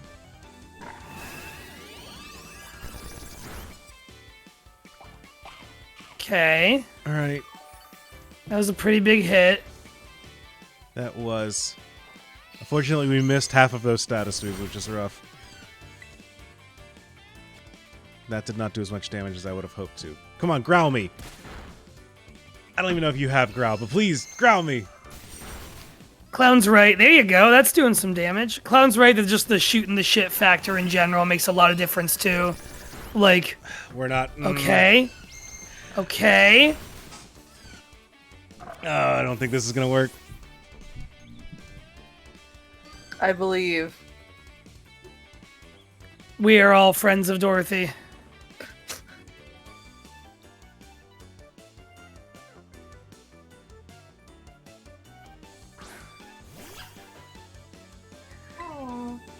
The creature of worry.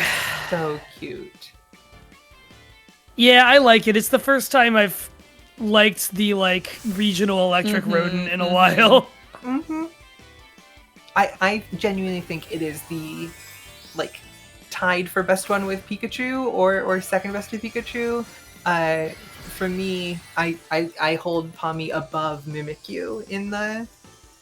Oh, if we're counting Mimikyu, then Mimikyu's it for me. I wasn't even counting that for you. Yeah, Mimikyu I don't think really counts. If you don't count Mimikyu, then for sure. Mimikyu's not even an electric type. Yeah, right. That's fair. I do like the actual one. Oh, Dorothy, friendship wasn't enough. I do like the actual electric type of that Gen Togedemaru. I do think is kind of underappreciated. I like that little guy. I think Emolga is Emolga's great. My favorite of the other ones because I mean, a great idea, little electric flying. Are electric types neutral against water, or do they resist water? They're neutral. They do not resist. Yeah, they're neutral. I'm pretty sure. You're good with this. All right. I also like Plusle and Minun because I have a lot of childhood nostalgia for the Deoxys Pokemon movie, which has those little things. Little gay duck! You're not allowed to crit that! Pour one out! Little gay duck now has died. Little gay duck now has died. Little gay duck now has died. Well. All right. I two. Don't mean to cut like momentum and steam from this, but this is also the time for me to go to real life Pride. So I will wish everyone a happy Little Gay Duck 45. Thank you everyone for coming along to the stream. The stream is continuing. Yes. Andrew, Jay, and Marn will be here.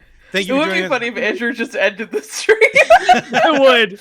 One and done. Sorry, I had to do some very intense navigating to make sure I did not delete my personal Scarlet save data. Yeah, I was watching you do that, like defusing a bomb. Yes. Yeah.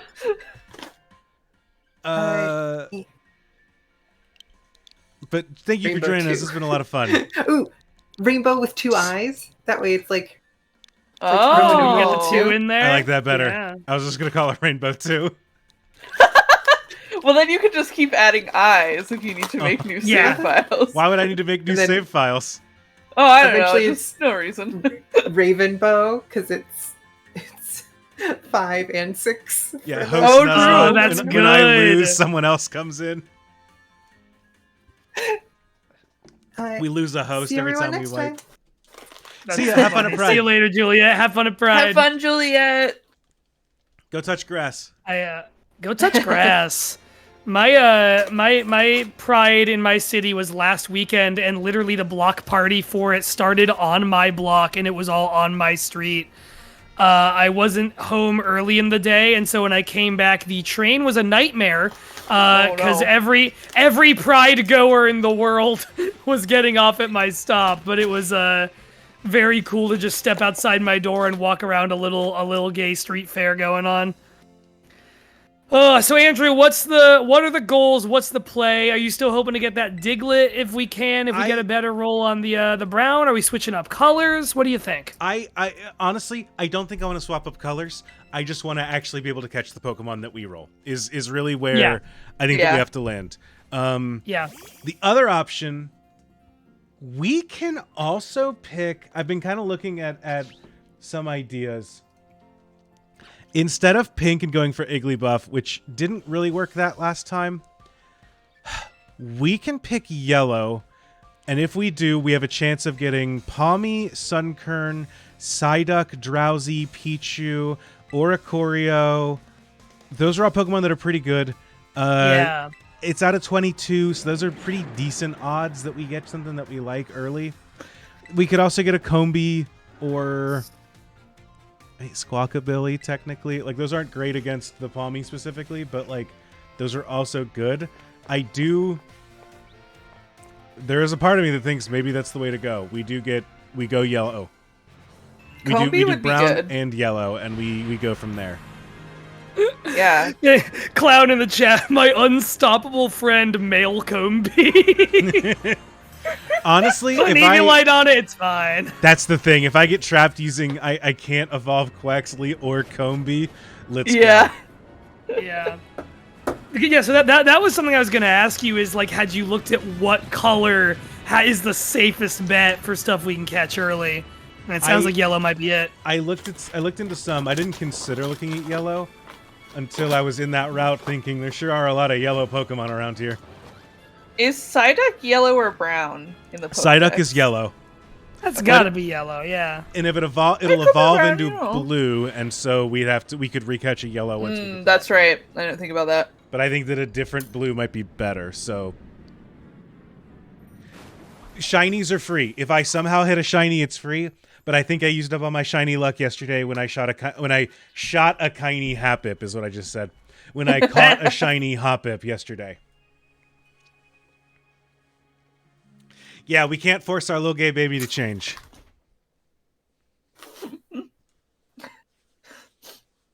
I think that's a weird read on Quaxly's evolution line, because I think that motherfucker is finding himself over the course of 3 forms. But Yeah, you know, he doesn't know that he's gay yet. I'm gonna be Yeah, real with you. exactly. Yeah, the first form of Quaxly is not the gayest Quaxly. It's so not the gayest. I agree with gets you. scared. However, I did not set the rules for the event, and I think that ultimately, I think it's fine. If anyone who organized the event is watching, please know I did not mean that as a genuine criticism of your fine event. I just think it's funny to point out. If I had it my way, I would say that you are not allowed to evolve Quaxly until level 35, and then at level 36, you immediately evolve it into Quackavol. It's pretty That would be good. really funny. You have to dodge the middle compat evolution that it has. It tried. You know, it spent its 20s like, I think I can make this happen. And you know what? Sometimes you can't. Happy Pride. Sometimes you're wrong. Yeah, happy Pride.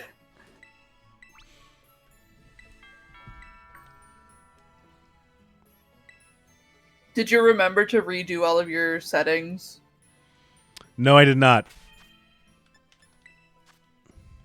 The That's what I'm here tile on the for, baby. floor in this house looks so much better than a lot of the textures in this video game. I know they really modeled the shit out of this house. I do. I was thinking it when Andrew was doing the first run earlier. Like, genuinely, if I were to ever go back to doing video essays on YouTube, I think I would try and crack into like the Switch era of Pokemon once it's kind of officially over, and like talk about the things that went well and not well. And I would love to really break into like, here are all the things that work really well in Scarlet and Violet that would be more well appreciated if the game didn't look the way it does. I want to pause. Grizzy-chan, are we locked into Lil Gay Duck and can't run Sachet Coco or Spribratito? Yeah, we're locked into Lil Gay Duck 45. I think Red Seraphim's right. You gotta name this one Low Gay Duck 46. Yeah. I think that I appreciate it. It's Lil Gay Duck 45 because it's the song. Spribratito just did real life psychic fucking damage to me. Look at boy 45, look at boy 45. There was a little bit of there was some debate in the Discord server about can we not use Look at Meowscarada? Is that not a queer icon? And the answer ultimately was Meowscarada is, but Sprigatito isn't. And you know what? I appreciate that answer. Yeah, that's just a cat. That's fair. It's just a cat. There is a local weed dispensary in my city that's pretty new that just shamelessly has a mascot that is bootleg Sprigatito holding smoking a bowl. Hell and yeah. I see a sticker for it on the back side of a road sign whenever I walk down my street. It's the exact color scheme and everything is beautiful.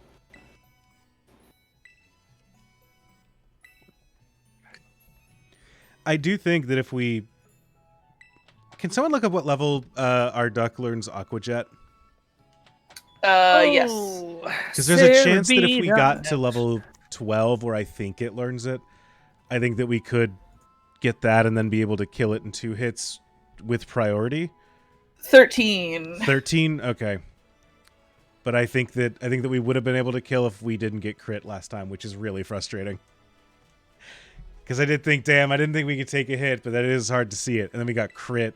And so I'm just like, now I'm like, man, maybe we could have survived that if we had... I don't know. I'm getting a 13 in the chat as well, so sounds good. We'll raise it up to 13. I forgot he becomes a fighting type eventually when he evolves. I mean, ours won't, but... I was going to say, yeah. Ours will never learn to fight. Yep. Oh, someone else playing got a shiny Fletchling. Nice. I have a shiny Fletchling from this very game. Nice. Not to tell people to leave our chat or anything. We're not the only person streaming this today. There are a lot of people streaming. We should all be using the... we should be all tagged with Rainbowlocke and Stream for a Cause, which is the organization that kind of put this whole thing together. They are... While we're sitting through this... Stream for a Cause, this is a fundraiser for them. They are an organization who they do a couple different things. One of which is that they help people put together charity streams. They help provide people with blueprints and come up with ways to do that in order to use Twitch streaming to raise money for their community. I know that's something that we like to do here, and an organization that helps others do that too is really neat. The other thing that they do is that they put together micro grants for specific programs. I don't have any of them off the top of my head, but I was looking at their website earlier, but the money that is raised does get put together into micro grants that they send for other fundraising organizations. So yeah, it's a neat little group that puts together some really cool online events like this. I am saving here. I will never save again.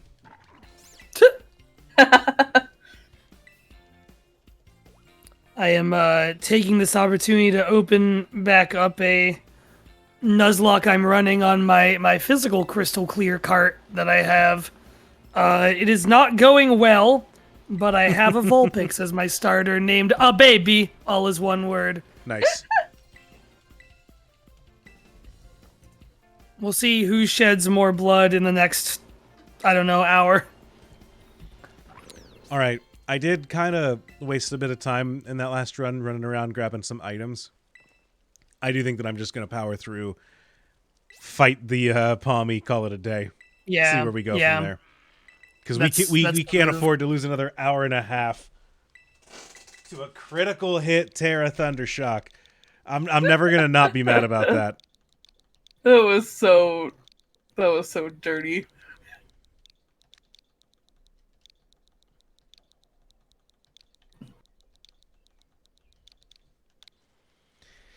Okay, Duck 45.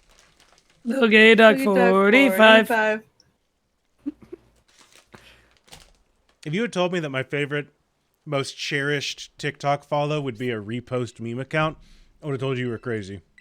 Uh-huh.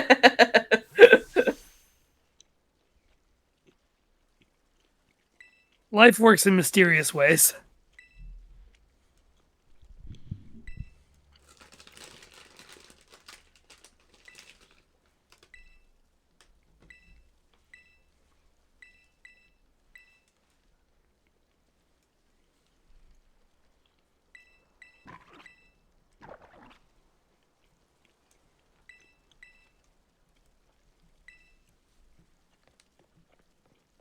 Weird that there's no music for this entire conversation. Yeah. Just a Yep. silent cutscene. The wind whistling in the background. This game, I mean it every time I say it. This would be the perfect Pokemon game if it weren't the worst Pokemon game. That's exactly, that's the shit that when you were doing, we'll see it again, but when you go up to the top of that lighthouse with Nimona and she's like, yeah, look at that view, you got mountains and stuff as far as the eye can see, and you're looking at 7 of the worst looking polygons of your life. Yeah, look I'm at just that. like, if they had actually had the time to do this work, like this would have been a like really cool, like almost overwhelming start for a Pokemon game. Like, goddamn. Yeah, part of the reason the opening for Breath of the Wild works so well is because when you see it, half of your thought is, "Holy shit, how they did it on the Switch?" Yeah. Yeah. And on this, you're like, holy shit, how'd they do this on the N64? It's so frustrating.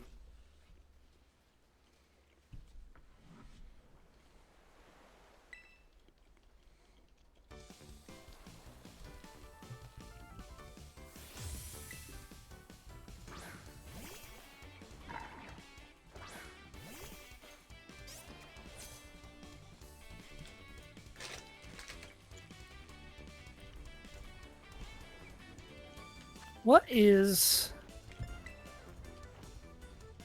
Nimona's final team is weird.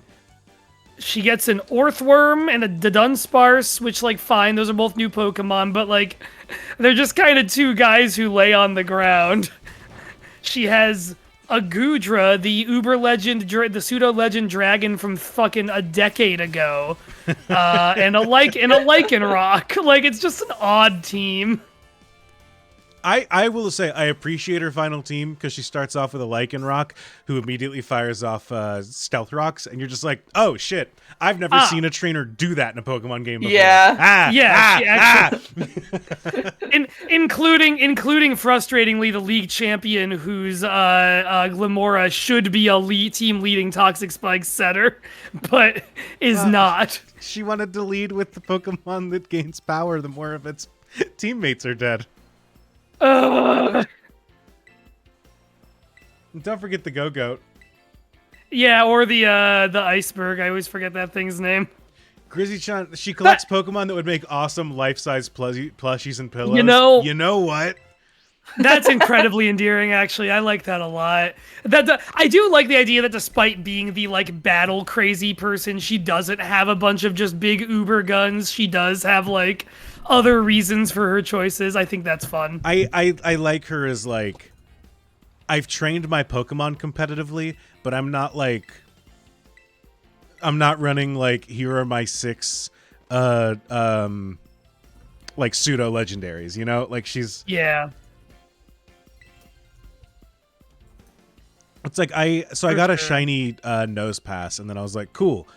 How do I like IV and EV, or I guess I can use bottle caps for IVs, but I was like, how do I EV train this to be like, there is no definitive quote unquote competitively viable Probopass. That's not a thing that exists. Yeah.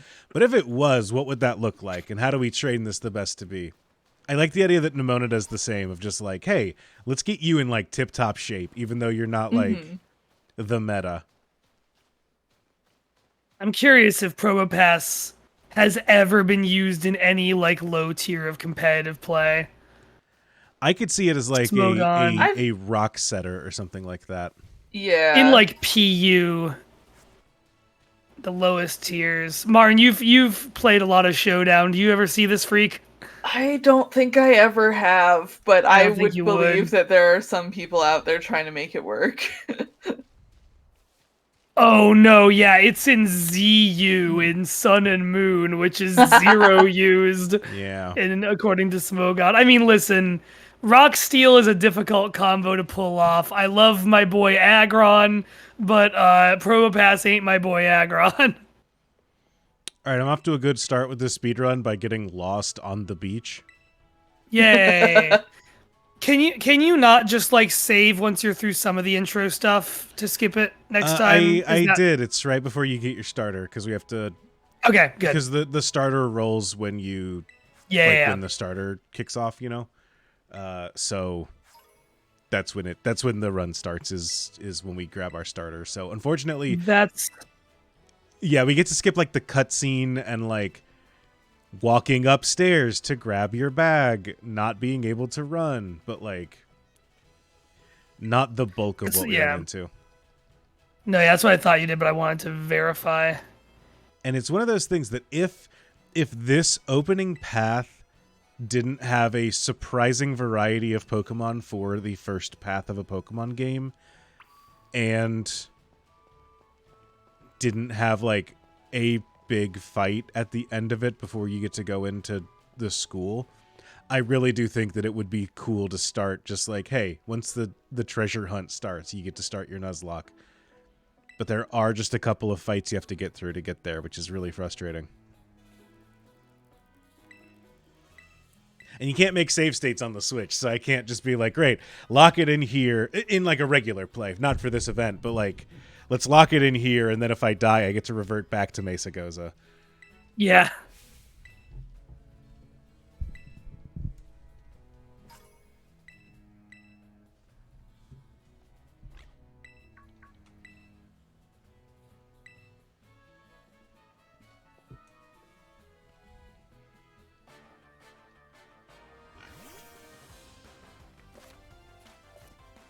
Little gay duck, kill this thing. Lil Gay Duck, kill this thing. Lil Gay Duck, kill this thing. Guy. Yeah. Little gay duck, the time for games is over. Kill.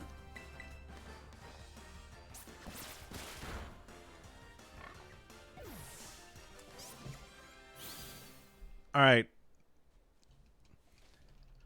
We've cleared this tutorial. Once I'm done talking to you.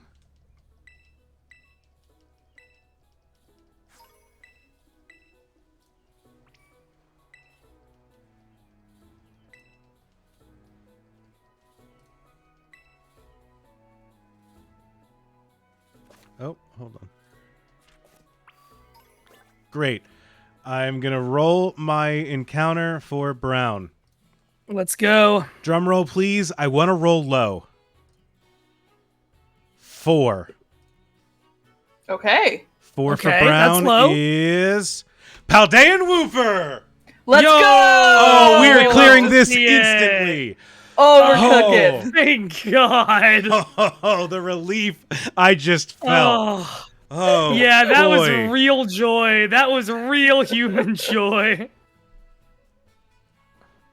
All right, let me check yellow real quick. We can't catch any of these Pokemon in this cave, so let's get through the cave, and then we'll go. The only reason that I'm doing that early is because there's a chance that we can get Diglett in the cave. So that's why I do that now instead of after the thing. Yeah. Oh, that is a load off of my... just... Oh, I'm feeling great. Do I... Okay, real question. Do we still want to do yellow?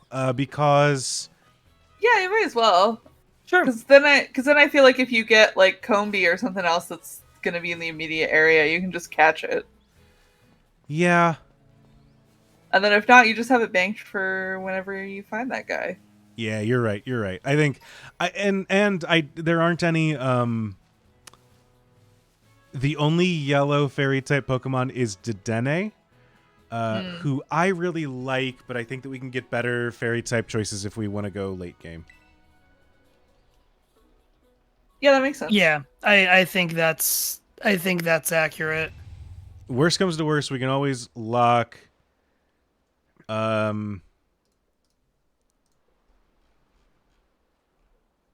what color is Mimikyu? Are you gray? That's got to be yellow, right? Shiny's gray. Oh, there it is right there. Okay. So, okay, we could lock yellow for Mimikyu later. I don't think I want to do that actually. So I think that I'm good just rolling yellow and seeing what we get. I like pretty much every yellow Pokemon. I think that any of them are fine. We could also get the Sunkern sweep, so. All right. Current sweep. To the tune of Ballroom Blitz, if it wasn't obvious. I can't stop singing Lil Gay Duck 45. Hell yeah. Yeah! I know. Literally, I'm gonna like get off and make dinner and be singing it to myself. I'm so glad to infect everyone with my favorite TikTok jingle. Yeah, this is literally how I hear about TikTok is entirely secondhand, and this is just a really beautiful new evolution of that experience.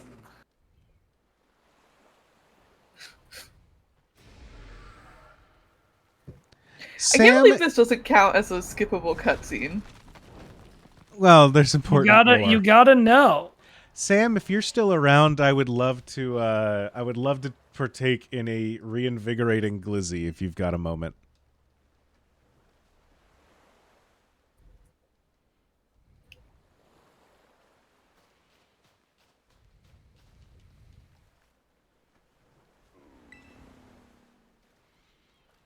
I'm so happy to get a Paldean Wooper. Holy shit, y'all. Dan Rupert rocks. Oh, I yeah. had one in my first run through this game. It's great. Don't feed him a book. There we go. Don't feed him a book. I mean, you could. You critically need that book. I'm sad Togepi's not in this game, so my shirt doesn't quite line up with anything we can get. Go. Yeah, if I get a water Love you, absorbed Sailor's dog. Paldean Wooper, I'm living large. Yeah. What's the other option? Poison Point, which is like fine. It's not bad, but like there's some Pokemon where it's just like, hey, do you want like the good ability or do you want Stench? Yeah. And it's like, well, Yep. I don't want Stench I don't want stench. Do you want the good ability or the other one? or Unnerve.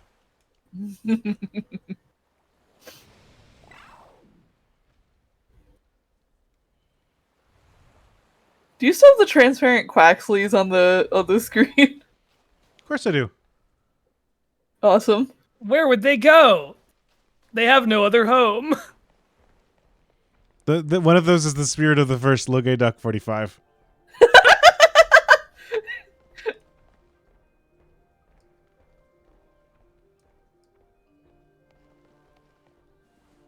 Put this Luge Duck up with me.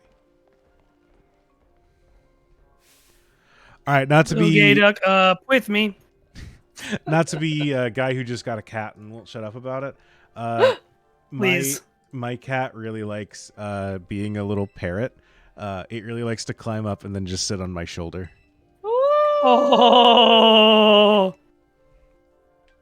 I love that. Much I like love our new her. friend Quaxly is doing. Hell yeah.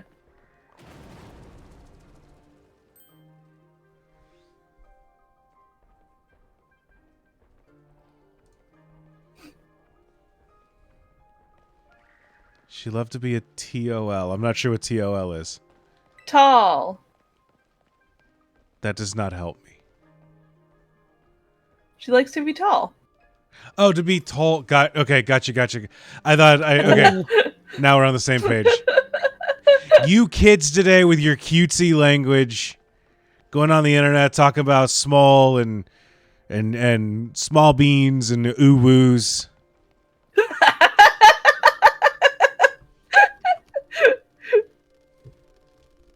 I need someone to clip that so we can have Andrew saying ooh woo on the soundboard. Yeah. Ooh woo. It's good that you sounded slightly disdainful for it too.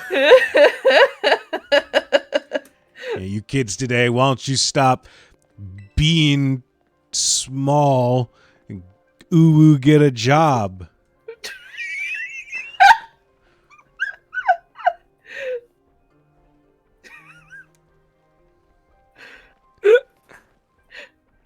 Back in my day, we walked behind a lizard at a mile an hour, and we liked it just fine.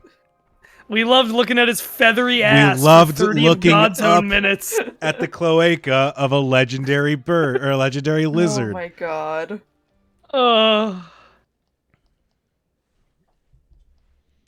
I do love in this dark cave, the little Quaxly does kind of shine through a little bit. Chat, I hope, can you all see the Quaxlys? They're very transparent. I see them in my source. Do they come through on the stream? Do you all see the giant Quaxly? Yes, perfect. I'm so glad this comes through to everyone. Yes, I see, yeah. I just tabbed over to it and I see them. We all feel the gaze of the Quaxly. And hey, what is That's why pride we had not to about choose if it. the gaze? You know? Lil Gaze Duck 45.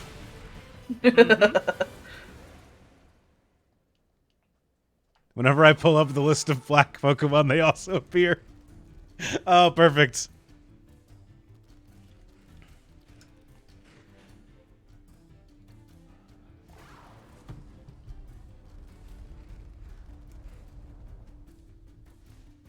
I like that this game makes a case for there being, like, roving packs of, like, feral Houndooms just around in Paldea.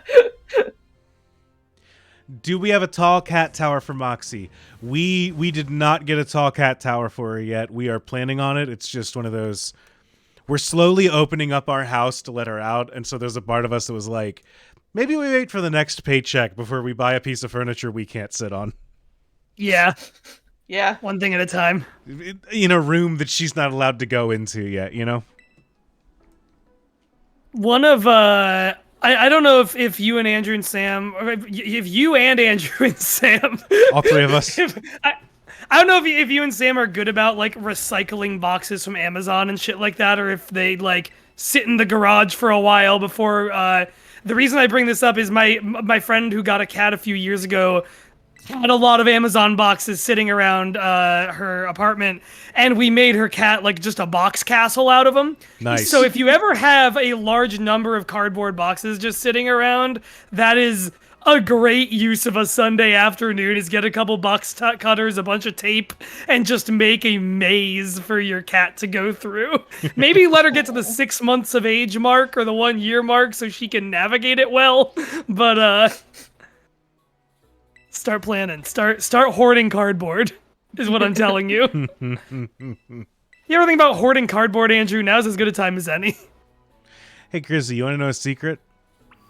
I don't own any soundproofing stuff. Yeah, soundproofing stuff, I'm not going to say soundproofing's a scam.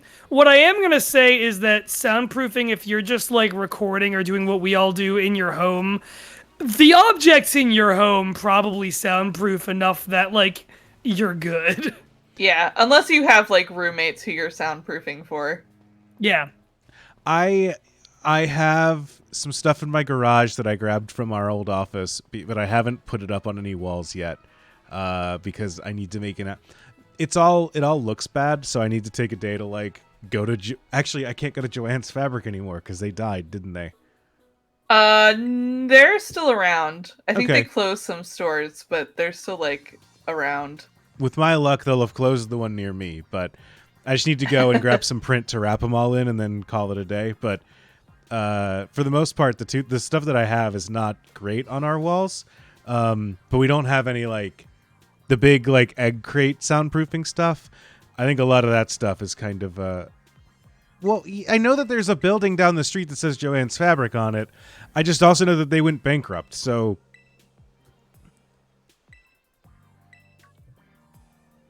I'm trying to think of the Joann's in my hometown is... No, it's gone. It's definitely gone. No, it's still there. I'm thinking of the AC Moore that used to be in my hometown. Yeah, we have one down the road, and I know it still exists. As far Send me as I know. some fabric so that I can put up some some padding on the walls here. But I want them to look nice and not just be like crappy little panels that like if you touch it wrong will collapse. You can also like go online and order fabric with like weird patterns. All right, Chad, if anyone wants to name our weird Paldean Whooper, priority goes to the people that have donated, which are Restless Bees and Red Seraph. But if anyone wants to name that little Whooper, you can for a donation.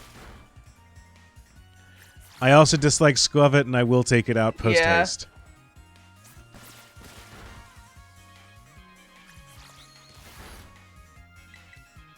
I don't like how close this fight was. Yeah, stop biting little gay duck.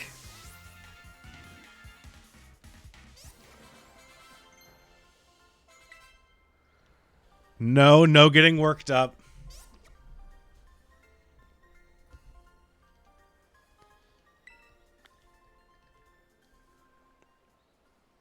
I do know a thing or two about battle. You're absolutely right. You know type advantages. I really like I like that they added like dynamic conversation stuff into battles. I think it's really cool, and I like it as like a tech that they can employ. And like when it's like, oh, you get a crit, and the enemy's like, holy shit, you got a crit? That feels really cool. Yeah. Yeah. I don't like it when I'm in like the final champion fight, and they're just like, you've figured out that water's good against fire. Congratulations. Yeah, it's so grim. I do really like in the second DLC for these games. I feel like people know this, but slight spoilers for 5 seconds for the DLC for Scarlet and Violet. When you fight Kieran in the champion fight, if you throw out Ogerpon, he'll like be furious that you're using that, and like he'll be like, now of all times you're flaunting that at me, because his whole arc in the second DLC is that he's mad that he didn't get it. And I think that's really good, and they should do more than that. I think in Sword and Shield you've got the whole rivalry between the champion and the 8th gym leader. You should be able, if you bring out one of their signature Pokemon against the other, they should comment on that. Like, it should be like the way the gods talk to you about each other in Hades. That'd be sick. Oh, that sounds so good. Just like, oh, a Charizard taking some tips from Leon's book, huh? All right, well, don't count me out yet. I want to hear that. Andrew, did you roll for your yellow Pokemon? I have not. I'm going to catch the Paldean Whooper before I'm trying to do the responsible thing of like, let's make a choice at the last possible moment that I can, instead of locking myself into something that I in case like Paldean Whooper explodes or something. In case it explodes. I gotta go cook dinner, but have fun. Good luck with your Whooper. Thank you for joining us. It's been a lot of fun. Enjoy dinner. Yeah. Enjoy your Nuzlocke. Good luck with Pommy the second time. This one will be easy because it only knows Thunder Shock. So having a ground type is going this is a changed battle. It's going great now. I can catch that this Psyduck right here. You could be my other encounter, and I'm still golden. All right, bye, y'all. See ya. Bye. Here you are. Oh. Please stop whistling and sneak. Do the opposite of what you're doing. Dun, dun, dun, dun, dun, dun. Let me double check and make sure I have Pokeballs. I got 20 of the bastards. All right. Yeah. Oh. Yeah, you kind of hit both of them. Was that Psyduck clipping horizontally into a tree? No, he was napping. But the fact that you have to ask those kinds of questions really does say a lot about this game. Yeah. Not to be one of the guys I- that's like, the fact that it could be true is worrying. But, like, frankly, the fact It's that it could have not been true is worrying. worrying. I think we're past worrying. The game's been out 2 years. It's funny now. I am very much in the camp of this game is fucking broken, but at this point, what else can I do but kind of smile and laugh at it a lot of the time? Yeah. Yep. All right, do we have a name from chat or from donations, or is Well- this up to us? Chat's trying to think if we want to save. Is it Chapel Roan? Is that how you say that person's name? I have no idea. I've seen that around and don't. I don't know if the name is said like Dave Chappelle, because I think it's I don't spelled think like Dave so. Chappelle, but I think it's chapel like the place you pray. I'm gonna guess you're right. She's a musician. I don't know a single thing about her. I've thrown out multiple different pronunciations, so yes is not it's not quite enough to tell me that I'm right or wrong. I think that we want to save it for a more flamboyant Pokemon. So I think that this is Gloop Troop. Loop Troop.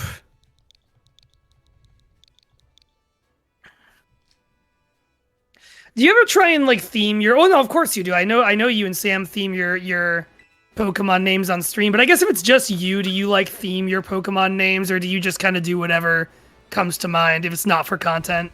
I occasionally do it themed, but whenever I do it themed, I feel like I get two Pokemon that are like, oh, okay, these are the Pokemon with the names that kind of inspired the theme.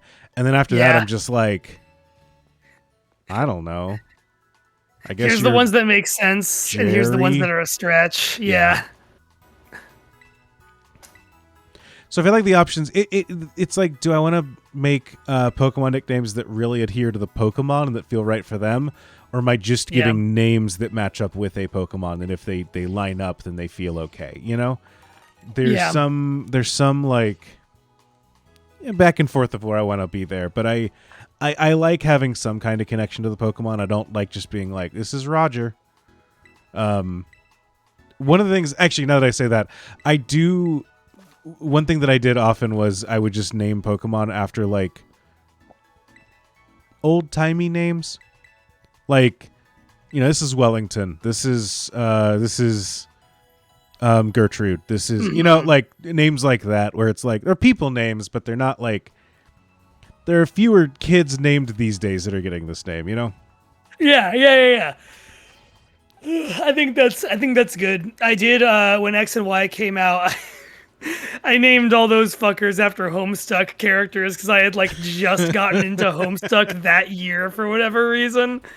But I tried to do the same thing. Like I tried to like actually think of what Homestuck character actually fits this Pokemon rather than like picking. There's like 4 main characters in Homestuck, so if I wanted to do just like the mainest guys, it would have been John, Dave, Jane, Rose, and Jade, and then I'd pick 2 others. But I tried to actually pick like who among the whole cast makes the most sense. So half of my team are named after Homestuck characters I did not give a shit about, Right, or who are yeah. like incredibly minor characters, but who like, yeah, Mituna, a ghost who you meet in one panel once, makes the most sense for my Delphox. So that it is. Chapel like the church, Roan like Rome. Okay. Chapel Roan. Okay, Chapel Roan. It is funny nowadays where you're just like, oh, I'm out of touch. Yeah. Oh yeah. I used to feel with it, but now I'm not. Well, officially that was my reached that thing. age. When I was, there was the whole Kendrick Lamar and Drake diss track beef nuclear event the other like a couple months ago. Uh-huh. It was the 2 of them, and it was originally before Kendrick Lamar just launched Drake into orbit, and we'll never see the poor guy again. I'm not gonna say the poor guy. I don't like that. But there was a third guy. Poor put upon Drake. Poor widow Drake. There was a third rapper who was originally in beef with both of them is his name Travis Barker? Is that the guy? It was some motherfucker who I had heard his name before and always assumed he was like a country musician because that's just the kind of name he has. And so learning that he's not only a rapper, but a rapper who's as famous as Kendrick Lamar and Drake is how I knew, yeah, I'm all the way out of touch now. Do you mean I knew I was going Travis for years, Scott? but I'm all the way out. Sure. Sicko mode. Yeah, Travis Scott, sure. Is that even who it was? Yeah, I don't. the I idea don't, of a world famous rapper named Travis is like, no, that's a guy with a truck who sings songs about guns. That's not a rapper. I can't make that fit in my brain. I don't think he was involved, but I might have missed that. Who was it? Let me see. I remember because the thing kind of like kicked off lately because Drake put out a song that was like, yes, the big three, me, J. Cole, and Kendrick. J. Cole is who I was thinking of. That's who the third guy is. You're thinking of J. Cole? Yeah, and yeah. And Kendrick was like, hey, don't lump us together. Like we are not in the same. Like, you know, I will lightly push back against that. With the lyric, fuck the big three, it's just big me. Which is an incredible lyric, and also like I have seen so many One Piece edits spring up in regards to that it's not even funny.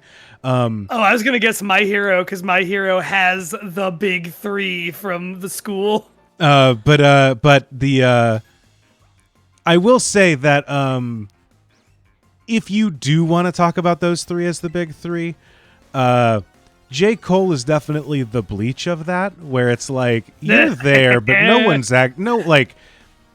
If you want to insert yourself into this conversation, sure, but we're not talking about you. Yeah. And I do think that is right. why. I was just saying, frankly, that is why J. Cole was like, I'm bouncing out of this pretty quickly. Mm-hmm. Paddington, you're right. I also heard of Travis Scott from the McDonald's collab. That's so true. That is where I thought of that from. Yeah, I listen to I don't know. I am not a I don't understand rap as a genre person in the way that some people who are into rap are, and that I've listened to a bit. My main exposure to Drake is that I used to I forget who. There's a music critic I watched on YouTube in college who just would break down how every Drake song is you can take. I think he has a song called Started from the Bottom. That was the one he was mainly going off of, but there's other ones. How you can kind of take any Drake song and find a song by Notorious B.I.G. or Dr. Dre or someone who's very classic part of 80s or 90s rap culture who wrote a song that is super important to that scene and that culture and the history of American rap music, and you can find a Drake song that feels like the most watered down Walmart bargain shelf version of that same kind of song. He was comparing Start from the Bottom to Juicy by Biggie in that case, and it was just sure. Juicy is a song about coming from fucking nothing and learning how to live without fear after you have it made as a musician who's kind of come from nothing. And Start from the Bottom is about a guy complaining that he has to work shifts at a grocery store and sometimes there's traffic on the way home. And it's just night and day. Yeah. All right, we're going yellow next. Okay. 17. That's a little rough. Dene. Okay. I really like Dene. What do you like about Dene? Tell me about Dene. Dene habitat. Meadows and fields, thank you. I really like Dene in... So as a fairy type, it's got good resistances. Fairy's the strongest type in the game.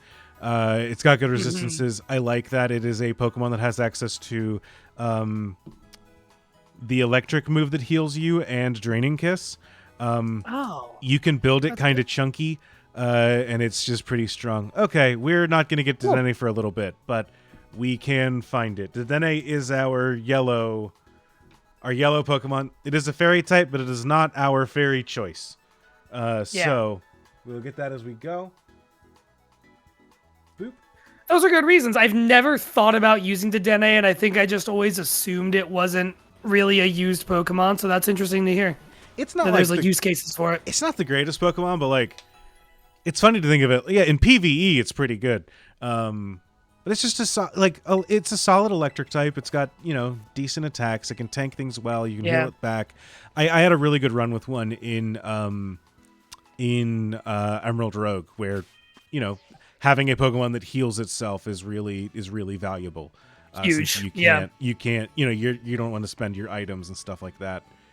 So having a Pokemon with access to those is pretty good, even if they're not the strongest attacks.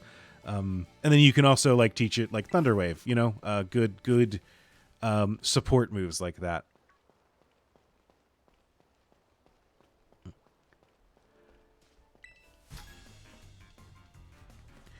All right, we need to battle multiple trainers on each route, so I'm going to do these, but then we can advance pretty quickly. I don't want to sit here and grind, but I do want to do some battles just to get...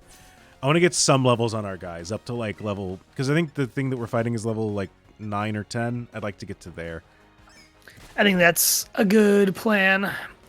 This thing should only know bounce and tackle. Or splash and tackle. I gotta step away for 1 second. I'll be right back. Sure. I'm not going to trust that, though.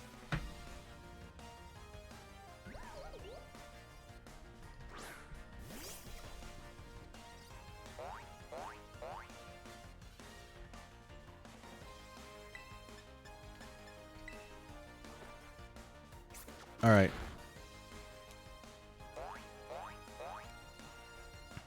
Yeah, so the good news is for this fight, we can just take out the little crocodile with Loge Duck 45, and then we don't get to do a fun swap, but the swap that we do get to do is we just swap into a move that will be immune to its move, so that's great. Then Weeper's great. We got 1 immunity, decent defenses. Resists fighting types, which are pretty like neutrally good attackers. And look at him. Look at it. How you dislike a face like that? Very glad to return to you admiring Paldean Wooper's beautiful face. Yeah. Look at little guy. He's just a little guy. He's just a little guy. Are there any items? Do we care about a Swift TM? Not particularly. Okay. No.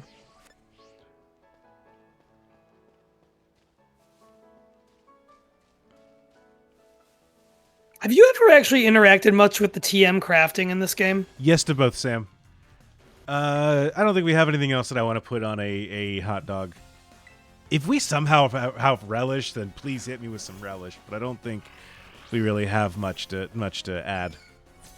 I've done a little bit. I've done some in late game where it's like, great, I need to get some protect TMs for a bunch of guys. I guess I got to go beat up a bunch of Spupas. Yeah. But I've done a little bit, but it is... I did find that for the majority of my playthrough, it was like, well, in order to craft this TM, I need 3 somethings from a Pokemon that I don't know. Yeah. Guess I'll find that someday, I hope. So it was a little... It left a bit to be desired. Well, and then they introduced, Terra Blast, and I think you get a number of Terra Blast TMs, but then it was like... if you want to craft those, you need Glimmet shards. Good luck finding those in Glimmet anywhere. Those are like some of the physically smallest Pokemon anywhere on the map of this region. Have fun. They're mostly in like an outdoor cave, if I remember right, where the lighting is really bad to look at them. Uh-huh. Or to look for them. Oh, you've now got me wanting hot dogs. But I don't think I can. 1, I have food here that I need to eat before I leave for several days. And 2, I don't know if DoorDash is going to ship me a hot dog with a level of stability I would want from them. Right. Like, I don't know if those fuckers travel well. I feel like your standard hot dog travels well, but if you get any kind of like specialty hot dog, things are really going to fall apart.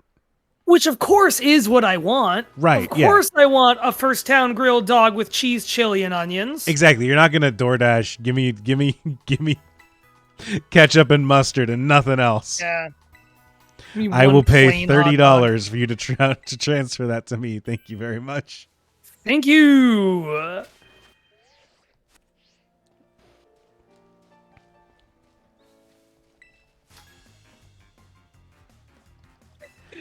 There are fewer forms of shame realer in terms of like daily submission to capitalism than the amount of extra money it costs to DoorDash food versus if you just went to the place and got it. Uh-huh. Every time I'm like, yeah, I'll spend $65 for my Chinese food, I guess. I'm going to get 3 meals out of it, but it hurts. And you know what? I think that it feels right. I think I don't like it, but I do think that like it's correct that it happens, you know? There's It's a little tax bit of like that we deserve. yeah, like really? Yeah. You want to pay someone else to bring you Taco Bell? Yeah, it's going to come at a cost. Damn right.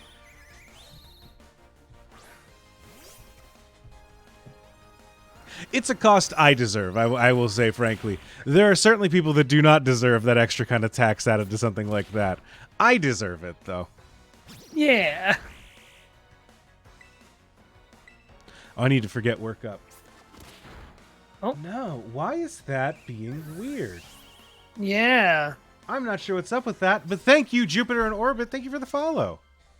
Thank you, Jupiter. The delivery people absolutely deserve to get paid to bring you your damn food. I agree with that.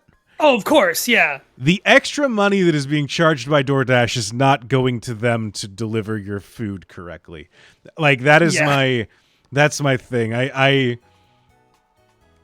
That is like there is a tip on top of everything else that gets charged and the extra fees.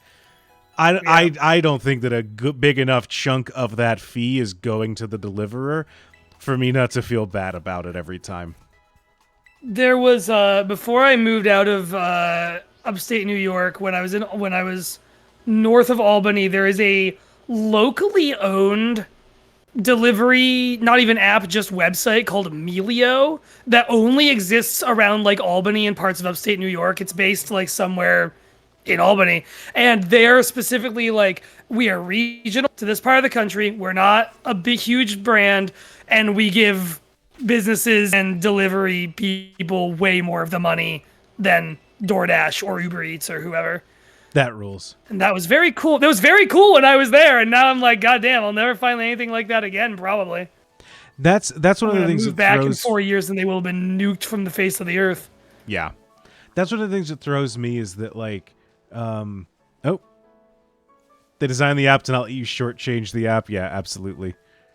The thing that really throws me off of using DoorDash is every time that I've gone into a restaurant, like we went into a Qdoba once relatively recently, and like the story I'm about to tell sounds like I'm gonna lead into like the grand, Karen meltdown style thing. I'm not. I'm on the worker side of this one. But like as we're standing in line, they got a massive DoorDash order in that they just like had to pause the line and get or like put together 8 bowls for other people for a DoorDash order that was coming in before they were able to start taking more orders from the line, which just continued to grow as it was going down. And the fact that like DoorDash turns every restaurant into a restaurant stapled to a ghost kitchen is like that for people that are not there and do not see the restaurant at the current time is wild.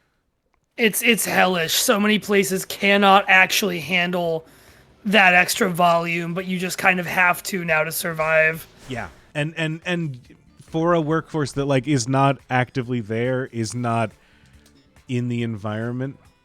Jupiter Orbit, the pizza place I like, does its own delivery, which is nice. I miss that. Yeah, that's the big thing. Welcome, by the way. Thank you for following. Yeah. But yeah, when that happens, it's like when a place does its own ordering or delivery, it's like great, and you know that like who knows that pizza place what their like delivery breakdown, what they pay their employees, any of that, but like that is between them and their employees in a way that is not between them and a third party vendor that is now forcing them to have delivery, you know? The one other good one I've seen, and this actually is a pizza one, is Slice, which I think is like that's an app. I think it is like everywhere. And Slice specifically, I don't know exactly how it works in the back end, but I think that's also a better deal for the business because what they do is it is an app that you're ordering through as opposed to calling or whatever, but the delivery people are actually the delivery people from the place. They're not like Slice drivers. It's just a delivery guy from whatever pizza place. That's cool. Which I think is the only, like, they're able to manage that because it's a more specific category of restaurant, so there's a little more limit on, like, the total volume of people they have to manage. Not that there's any shortage of pizza places around, but, like, it's a little more manageable than we are everywhere, our drivers can be anyone, and we can serve you anything. Right. Which, like, when you put it that way, it is kind of like, I definitely understand, like, that is a cool appeal of just like, is there a restaurant you like? You can have their food delivered to you in 30 minutes. Yeah. That is a cool sell. But like the stuff that happens in the background to make that happen is just so rough. Yeah, it's also Jupiter mentioned when I worked in the kitchen, the son of the family was a driver and the parents were the cooks. Jupiter, I had a similar experience to that. The cafe I worked at in college, it was, and I think this is a thing that some restaurants used to do, is like, they don't advertise delivery, but under the table, if you know, like, you can get delivery, kind of. Like, that's a thing that happened for me at this cafe, where, like, this was like a cafe in, like, a huge, like, laying strip mall, and then just other businesses down the road a ways. And so it was kind of like there were just a few businesses where, like, there were these ladies at a nail salon maybe a mile and a half down the road who would order sandwiches for us, and it would be like, all right, we got three people back here, not too big a crowd. Hey Jay, go, you got your car today, right? Yeah, go here, take these sandwiches, drive them down there, you know, we'll give you an extra buck out of the tip jar later for the gas. And it was just kind of whoever happened to be free on the counter would go run stuff. Limited range. We'd walk stuff to other, like, I walked a pizza to the employees of the PacSun at the other end of the strip of the outlet mall a couple different times. And it was like, we could just do that. And I don't know. It just takes a lot of the personability out of your relationship with the places you get your food from when you are doing things through DoorDash. Yeah, or 100%. any of those. Anyway, how's Pokemon going? Pokemon's going well. I'm doing a couple little battles just to get some extra experience. And yeah, I did say I was going to waste less time, but you know what? There are just items in the field here. Like, and there I see are. them. Why would I not go grab it, you know?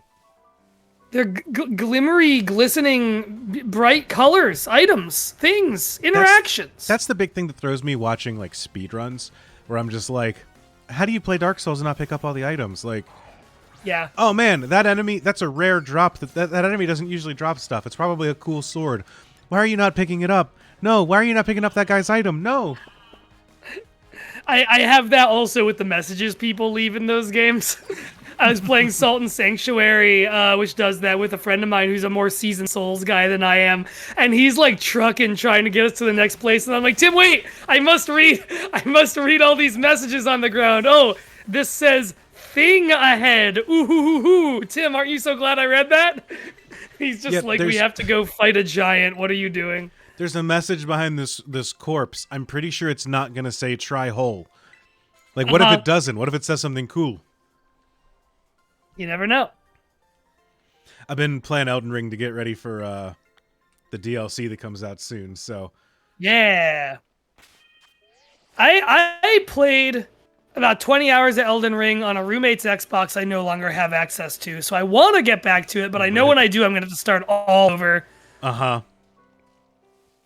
It's been helpful. I'm playing a build different from anything I've done before. I'm doing I'm doing a Dex int build asterisk, I'm not using katanas. I'm not using rivers of blood. I'm not using any of that stuff. I've got like a big spear that I'm using, and then using like a bunch of spells attached to. So I'm having a good time. Oh. I'm gonna resist the siren song of the Moonveil katana when it's finally available to me. Resist the siren song of big thing that does really good job and makes game easier. Is that I don't know that particular blade. Is that the idea? Yeah, the Moonveil. That's It's one of just the big ones. It's a katana with good stats, and then it's like special abilities are just like, do you want to do a really long horizontal slice that shoots out of the blade, and then do you want to do a really tall vertical slice that shoots out of the blade and does good damage? And so it's just like, wow, I can hit whatever I want without really having to aim. Me doing a minimum charisma Baldur's Gate 3 run? Yeah, I've done... I don't know that I've ever done a non-charisma run of Baldur's Gate. It's just so good, and it lets you talk to people. What I like to do. Yeah. There she is. Take two, baby.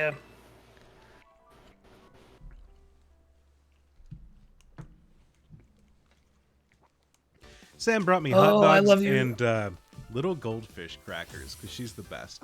Oh, Got some streaming what snacks. fun. Streaming snacks. All right, Nimona, round 2. Things are going to go a little different this time. Little gay duck 45. Oh yeah, let's play the war trumpet. You're If he so wins. right. Looking boy 45. Well, no, we gotta do Looking one at boy the start of the fight, 45. and then we'll blast it more at the end if he wins. That's the that guy with the guitar in Mad Max Fury Road who's like strapped up to the one Yeah. the one thing, you know. He shows up for 1 second in Furiosa, and I cheered. I need to see Furiosa. It's good. It's good. I was worried it was gonna be bad, but just because it's been a fucking decade, but it kicked ass. That's the thing. They were just like, hey, we're doing a prequel to a movie you liked, starring today's new star. And I was just like, okay, Starring, yeah. let's see how that goes. The today's new star of it all is funny because it definitely feels more Hollywood in terms of who's cast because it's her and Chris Hemsworth. Hemsworth's really fucking good in it. Like that guy, you know. Yeah, that's what I hear is that they're really good. Yeah, he is, and I also don't. I have never been super impressed by Anya Taylor-Joy, and I was not here. Okay. But the first half of the movie, there's a younger kid actor who plays her, and she's really good. I looked her up earlier or after. It's the same girl who is playing Maria Robotnik in the new upcoming Sonic the Hedgehog movie.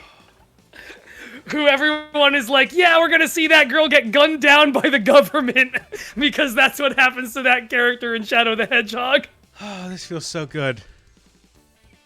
There we go. Yeah, yeah, Oh, boy. yeah. Can't touch us. Can't touch us. The troop is in town.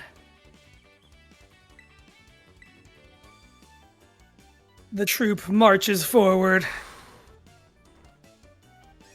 We have made our way into Mestigoza. We're only 2.5 hours into the competition. Yaha.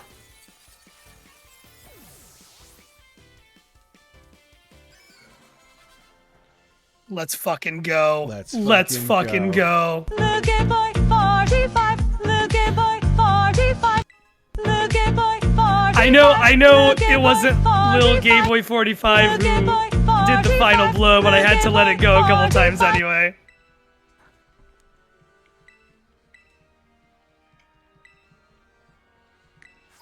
I wasn't expecting the second one. Mm-hmm. And it just hit me right as I was eating a hot dog. So that almost killed me. You would have needed the fucking hot dog vacuumer invention from I Think You Should Leave. Get the guy out of there. You can't just cancel lunch. You can't just cancel. That is true. He is right.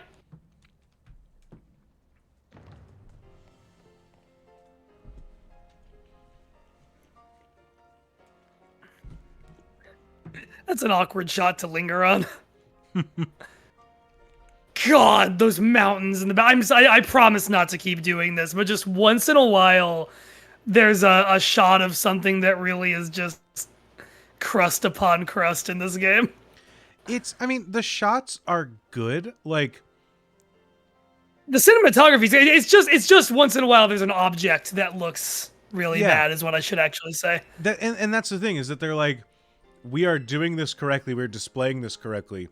The thing that we are displaying is just not as impressive as the cinematography wants you to feel it is. They've been pretty good at like actually good cutscenes since like Sun and Moon, I would say. Like they've had that fine for a while now.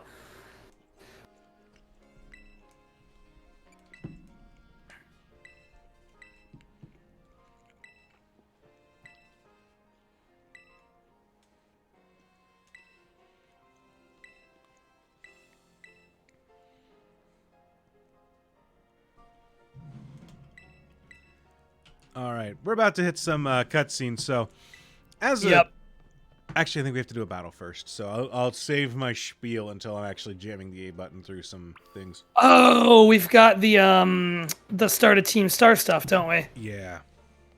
Halfway up the stairs. Whoa. Halfway up the stairs. Whoa. Whoa, Team Star is there.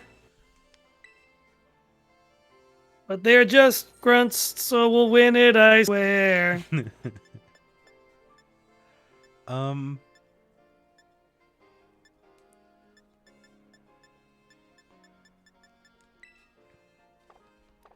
don't think we want to waste all of our money on any of these right now. Probably not. The water one will be good eventually, just since we have Lil Gay Duck 45. Well, I bought that one. Oh, I missed you doing that, yeah. I think that's good for now. So, Lil Gay Duck has a nature that normally...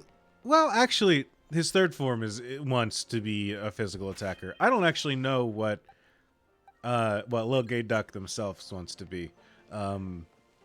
Attack-wise and stat-wise, but we should be set for now. And we'll give it the Mystic Water so that either way, we're dealing some good water damage. Oh, Lil Gay Duck. Its move pool is already mostly physical from this point. You have Water Gun, and you will get Air Slash later, which is the one other special attack it gets. Otherwise, you're looking at, like, Wing Attack, Aqua Jet, Aqua Cutter, Liquidation, Acrobatics at 31, which ain't shabby, honestly. I love you, Acrobatics. My best friend, Acrobatics.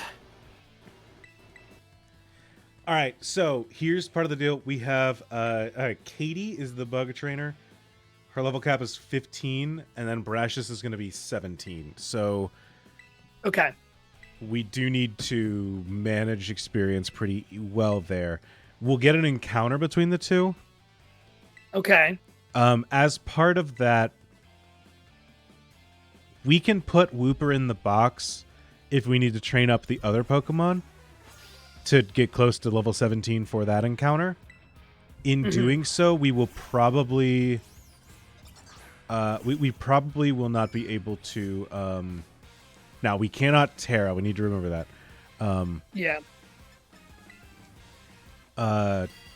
We can put Wooper in the box to train up for Brashus. Wooper's going to be neutral against Brashus as a ground poison type. They will be neutral. Yeah, they'll be neutral. Duck might be over leveled for that fight, in which case, because it's locked onto our team, we just can't use it. So, and I wouldn't really super want to use it in that fight, anyways, just because of the it's a grass gym. But sending it in for a wing attack might have been nice. But you know what? We are where we are. We are where we are. Do you have any idea what what color will be next, or is that something we decide once we get there? We get to decide that after Katie. Okay. I'm trying to think. There aren't any fairy types that are good against grass, so we can't really plan on that. Types that are good against grass are flying, fire, and poison. Ice, I and think. bug Ice and poison. ice. Am I right about ice? I don't know. Yes, I think I am. ice is good against it. Flip side is that the ace of that gym is a Sudowoodo that tears into grass. So it gets stab on rock moves and has rock throw. So a fire type is going to be a little iffier than would normally be for a grass gym. Or a flying type for that matter. Or an ice type for that matter. Right. So if we could lean into something with poison or bug coverage, that would be helpful. But those are all going to be tough. There's something that says we might want to go green and try to pick up something that has bug coverage, poison coverage. Like, those could all work. I mean, even though incoming attack-wise is going to be neutral, Gloop Troop will have the poison moves to do a good amount of damage to that team. Yeah. On its own. That's the other thing to keep in mind. And what level does Goop Troop evolve? Boy, that's a good question. Real quick, when we do get to that grass gym, we're looking at Petalil, Smoliv, and Sudowoodo. He doesn't have a Sunflora, which I always think he does because his gym is full of them. Right? That's my... Maybe he would... I hate it when a Pokemon is or a trainer is themed around something. They don't use that Pokemon. They don't have it. Yeah, it's like, what are we doing here? Are we fucking around? Yeah, we needn't have bothered. Oh, Wooper. When do you evolve, my friend? Level 20. Not too bad at all.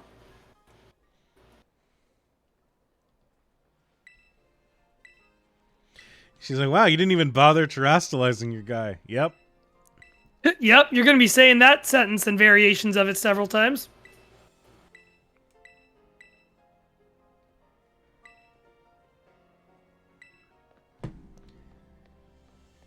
Let me check something.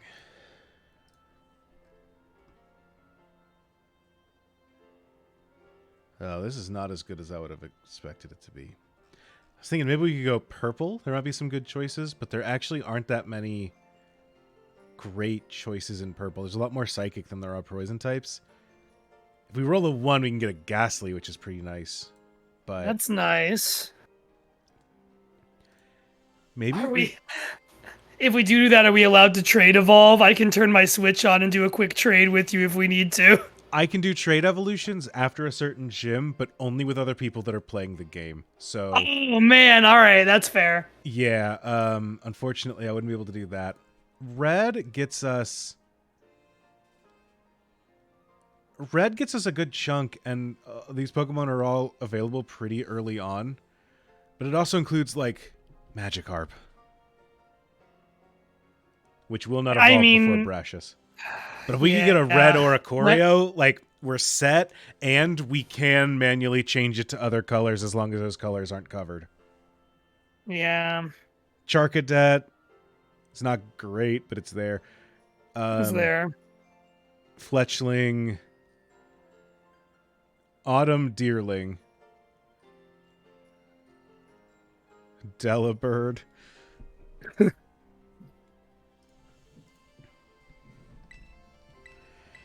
It is kind of funny doing these where I'm just like, oh, see, I started with Fuecoco, so I've never had to think or worry about any of these fights. Yeah. Same.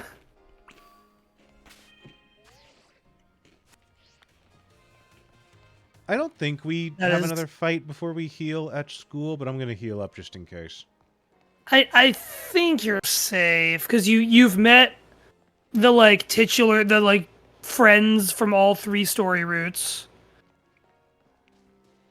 I don't think you fight, like, Director Clavel or anything. I don't think so, and I know that I'm kind of wasting a little extra time before I go into the ultimate time waster, but... But, don't worry about it. Yeah. I did just notice my light's dimming, so I'm hoping that Sam just turned on Oh, a hair dryer or something. that's interesting.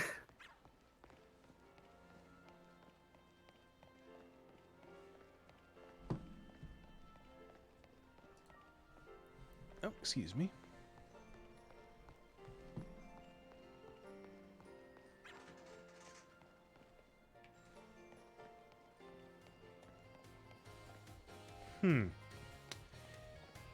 I am seeing some electrical fluctuations on the other side of the room. I'm going to keep an eye on Okay. things. We will see how this is Yeah. going. Am I still live? Chat, am I still here? You seem to be. Your video's still coming to me. My computer's unaffected, if- and I'm not going to save the game because of stuff. How long am I streaming today? Well, if this keeps up, not much longer. But otherwise, I'm planning on streaming for a while today. We're for this challenge, we're allowed to stream up to 8 hours per thing. Hey, Bolin Bear, thank you for rating. Rating the power of 2. Hey. In this epic journey, we unite with Moonshot Network for more Rainbowlocke adventures. Let's continue the Pride quest. Hey, welcome. Thank you for the raid. Yeah, thank you for stopping on by. And for following. All sorts Absolutely. of half notifications. I need to figure out what's wrong with our little notification bot. We will figure it out. We You also lost your lost first our attempt? first attempt. Yeah. We lost our Solidarity. first attempt against we got shot down by the Palmy. It critted us, which was not great. And then we are on our second attempt now, where we got very lucky, and we have a whooper able to just tank those hits for no damage. Yeah. Quaxly and Routes, and I was unlucky with a paralyze. Oof. That's rough. Yeah, the Eagly buff strat I thought was a decent idea, but we were not able to putting it to sleep was not good enough. Nope.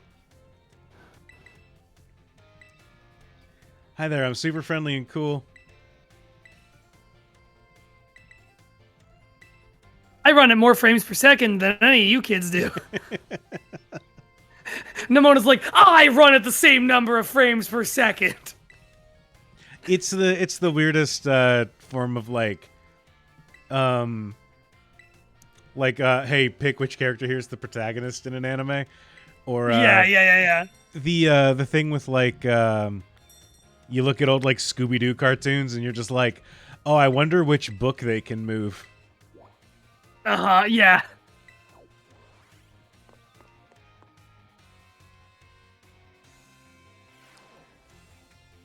Yeah, we currently have 2 Pokemon.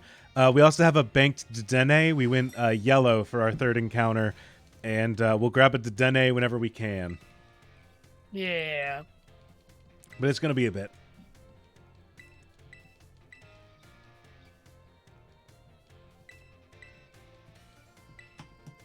I will say, we don't have a lot to work with Katie. I think that luckily, Wooper should resist her Pokemon pretty easily. Yeah. But we don't have anything that's super good. And I think that I mean, can you look up her Pokemon and moves? I'm doing that right now. She has Paldea's 2 basic bugs. There's another weird one, like the Sunflora thing, where before the battle she is feeding a Vivillon, and then she doesn't have a Vivillon in her team. She has 3 Pokemon. Okay. She has the Nimble and Tarantula, the 2 new basic bugs, and then the Teddy Ursa that tears into bug. Okay. And how are the moves? There are not a lot of them. There are only 2 each. Nimble has Struggle Bug and Double Kick, so there is a fighting you have to worry about. Tarantula has Bug Bite and Assurance, so there's a is it Assurance, Dark, or Fighting? Whatever that is. And then Teddy Ursa has Fury Swipes and Fury Cutter. So Fury Cutter is really just, we don't want it to get going too many times in a row. I doubt that'll be too much of a problem. Yeah, okay. I'm not super worried. I think that we should have wing attack, and we won't have a lot of great moves on Wooper, but Wooper can kind of chill. Wooper can hang. What level It'll does be Wooper fine. evolve? Is it 20? 20, yeah. Still? Okay. Nice and early. Yep.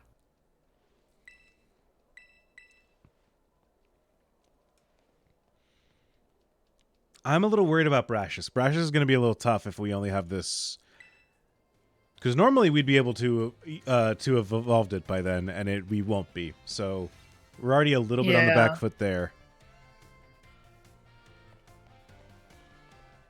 I think that's fair. This is interesting. I'm learning a lot about gym leader teams in this game. Specifically that can't be true. What's up? Fucking Pokemon, man. There is only one Pokemon across the entirety of all of the teams of all of the gym leaders in this game that has 4 moves. Huh. Grusha's Altaria, because I guess technically Grusha is the ice one is the highest level one. That Altaria has 4 moves. Everything else has 3 or 2. Wild. Yeah.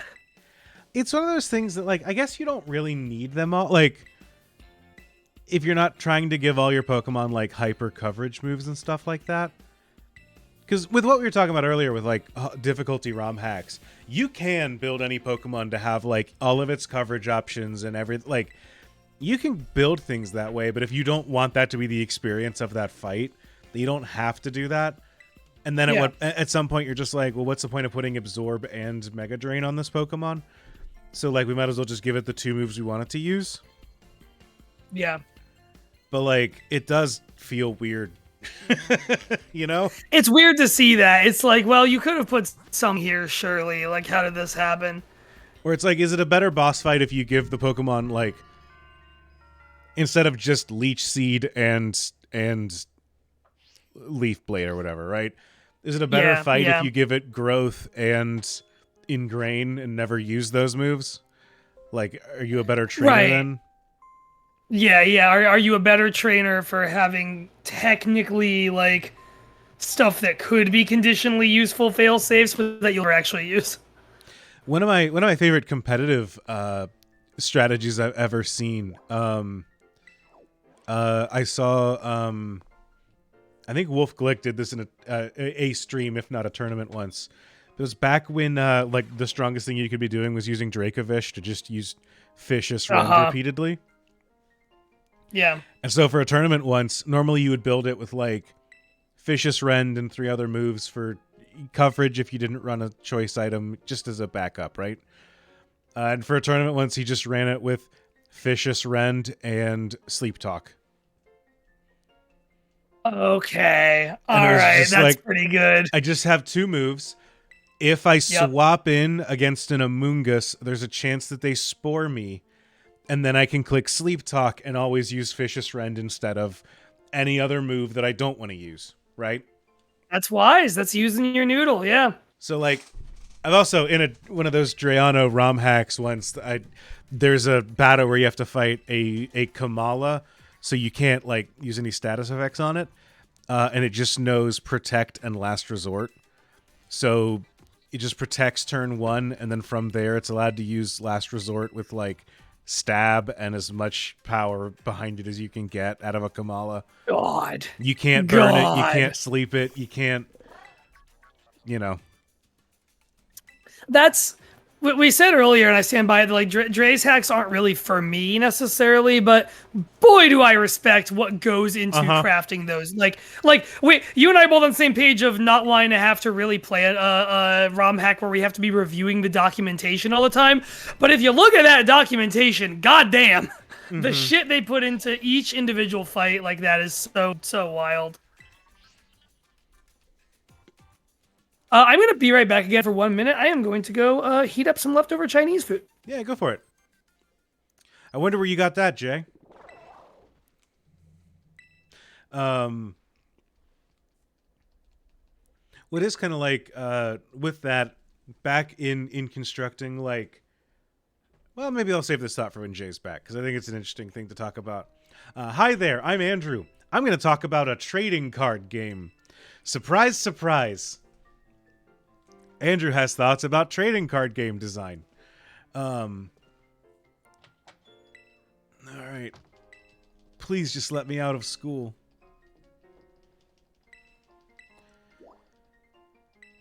Yep, I have my dorm room. I will never see it again.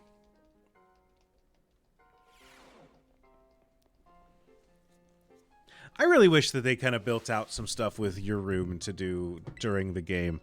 There was some really cool stuff, like in the second half of the DLC for this game. There's some cool stuff with like a league room where you earn points that you can spend to upgrade stuff in there that I thought was neat. And I would love to see a system like that in this thing that is kind of introduced as a home base, but is ultimately just like the world's most forgettable room.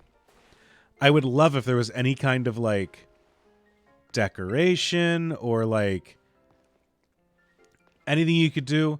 And this might like go a little bit against the like the theme, the flavoring of it, of like, this is your dorm room, but like, hey, what if you could pick a roommate?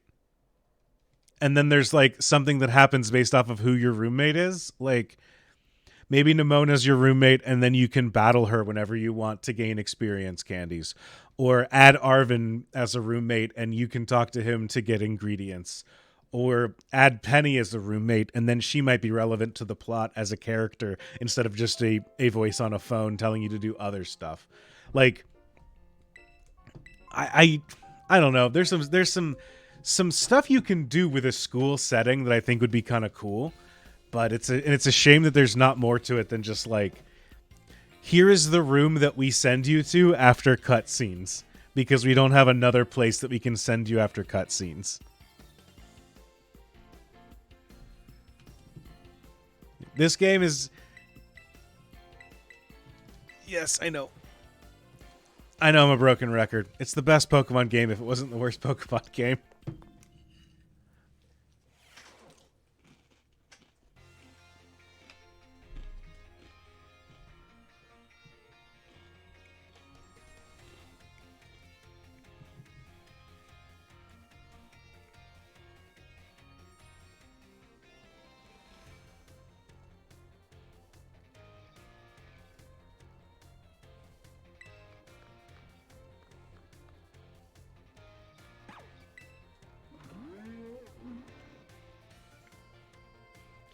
I am currently looking through the other people talking, getting some other people losing to Palmy, wiping to Palmy. Someone wiped to Katie's Teddy Ursa.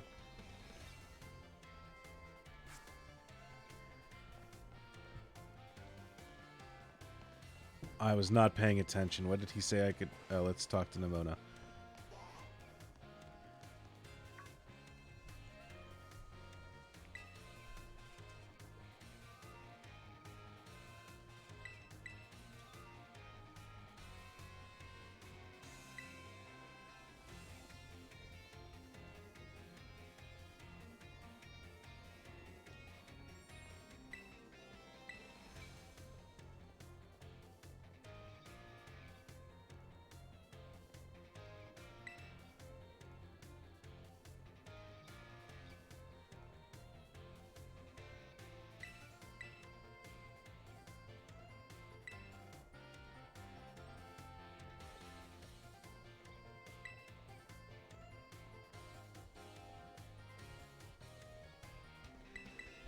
All right, let's...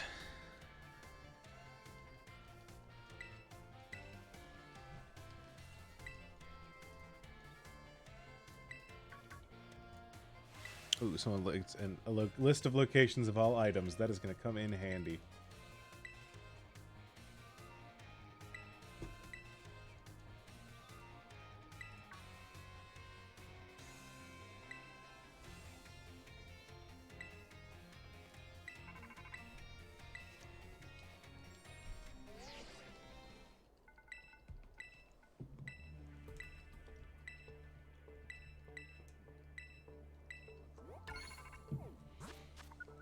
I will say this challenge is one of those like early game hell challenges where once you crack out of it and get to like the third gym, you are set. But before that, it's kind of like, well, if you don't get the right early rolls or something like that, you're just kind of done. I see we've gotten gradually closer to freedom. We certainly are.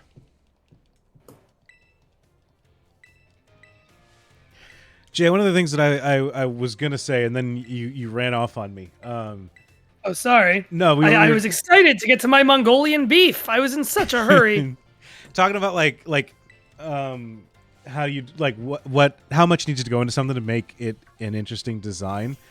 You also get into a thing of like, while it's not my favorite type of deck to run for a game like Magic, one of my favorite deck building ideas that ever was established was an early deck that was called Boss Sly. It was called Sly, named after the guy that made the deck. But like in a Magic tournament, when in the very early game, when it was like designed around combos and doing like big degenerate things and like casting big spells to kill your opponent with, this guy realized that like actually there were a bunch of really bad little cheap guys, but like the damage per mana spent on them is fine. And I so many of these combos are built to deal infinite damage, and you don't need to do infinite damage to win a game of Magic. You need to deal 20. Yeah. I only have to deal 20 damage. And so he was just like, what's the quickest way to deal 20 damage? And that deck became just great. Bunch of little guys, bunch of little goblins, hit them hard, play some cards that say like deal 2 to the enemy, deal 3 to the enemy. And then eventually it was like, cool. I dealt exactly 20 to you. Thank God you didn't gain an extra life. That would have added a whole extra turn to my clock. But like, that's all I needed here. And I think that's interesting when it comes to Pokemon stuff too, where it's like, I don't need to build a perfect Pokemon. I just needed to be able to kill one of your guys once. Yeah. Well, it's like, you hear people talk about this with competitive Pokemon teams where it's like, you have 6 slots. Not everything among those 6 slots has to be optimized for everything. Nothing should be, really. Like, what is just your average physical sweeper versus special sweeper versus bulky tank with some support moves versus whatever else, then specialization. So all you're really talking about there is just a more specific kind of specialization that a lot of people do, It's just a more honed down version of crafting this Pokemon that could do any of number of things for me into doing one very specific thing for me. Yeah, well that, and it's like, okay, there's, you get 6 slots. But you know what? Your opponent only gets 6 slots too. Yeah. So you don't have, like, there is a realm of I do have to be able to beat anything because there's anything they could throw at me. But you don't need to be able to beat anything. You just need to be able to beat 6 things. Mm-hmm. Those are going to change every time, but that's all you need to, and, in some formats, those 6 things whittle down to 4 things. Yeah, well, and that's especially honed down even then if you're in, like, tournament competitive Pokemon where you know what the most common popular threats are, right? Like, if you can say your opponent only has 6 things and one of them is going to be Landorus, then you can start planning around that. Right. You mentioned Wolfglick earlier. I've actually been watching. He has some really good, like, what are the 5 best competitive bug type Pokemon videos and those kinds of things. I was watching some while I was working yesterday. Just I cannot remember what Pokemon this was about, but he talks about tournament play, and so sometimes his own matches will come up.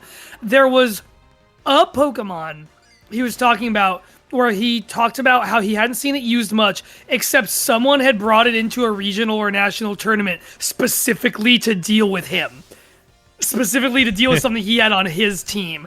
This guy, and I think beat Wolf with this strat, whatever Pokemon it was, this guy was just like, I'm going to bring this guy into this tournament specifically to deal with this one Pokemon I know Wolf is running. And it's like, yeah, You know, that not as specific as a Pokemon with only 2 moves, but it is.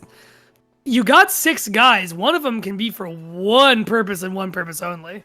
Yeah, That's and okay. when you know that like every trainer in the format is going to be running a Landorus, or, you know, the Landorus Therian form or whatever it's called, then you're like, great. Ice Beam is not the strongest move on this Pokemon, but it has just enough special attack that it will kill a Landorus every time that one hits the field. Yep. I can snipe Landoruses with this. And to do that, I've taken one of my Pokemon and used one of its 4 slots to deal with the biggest threat around or whatever. Now I can build the rest of it in to deal with other stuff and to go in other directions, you know. Maybe there's a Pokemon that, you know, knows Hydro Pump typically.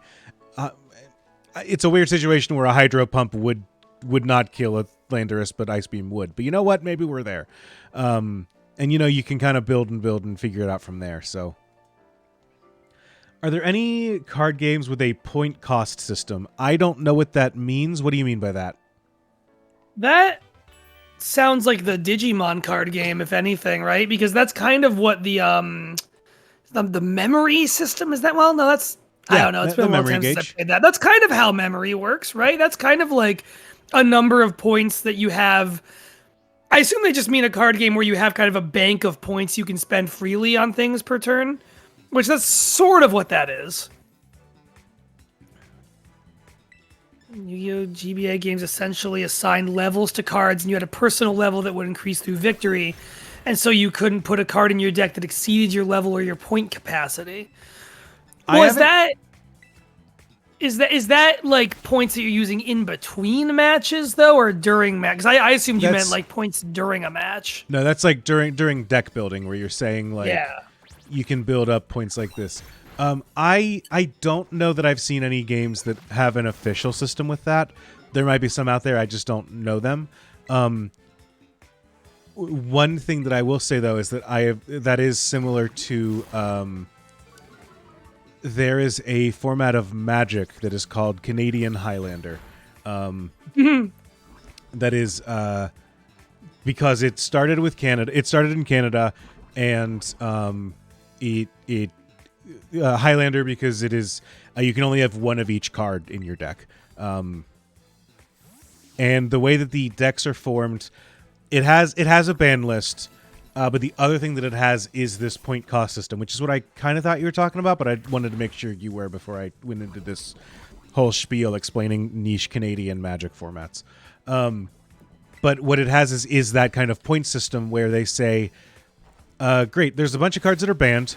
There are also cards that are really good that we want people to be able to play with. Like, we think it is cool if these cards are in the format, even though we're aware of their power, right? And so there are a bunch of cards that are pointed, like you're asking, and they are all set to be like, great. You want to cast Ancestral Recall, a 1 mana draw 3 cards at instant speed. You can do that. It's going to cost 8 out of your 9 points to do that.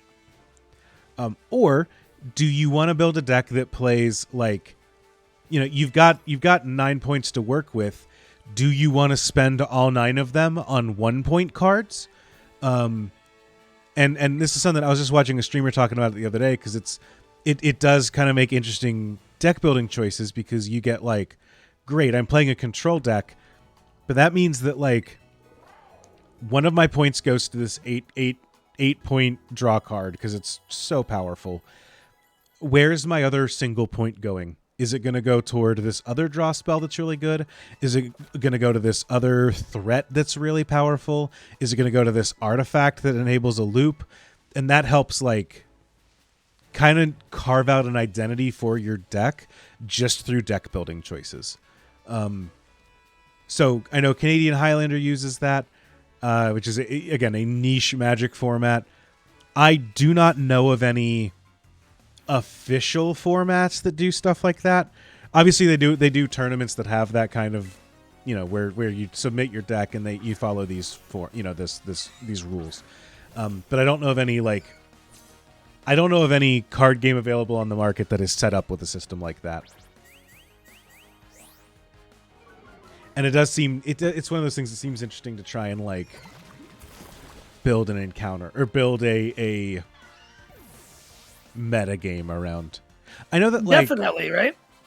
I think that their vintage format is similar where most formats of Magic just have a banned list. You can either play a card or you can't. Vintage, which is the most powerful form of Magic, they have a banned and restricted list. There are some cards that are restricted to you're allowed to play this, you only get one in your deck. Oh well, where did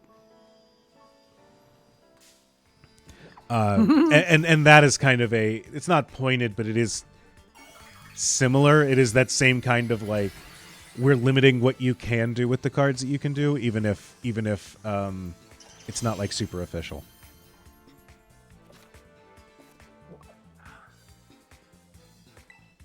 It's a really interesting question. Like, I would love to see a... Oh, Jesus. Okay, that's fine. You telling me the ancient magics are the most powerful? Yeah, it turns out.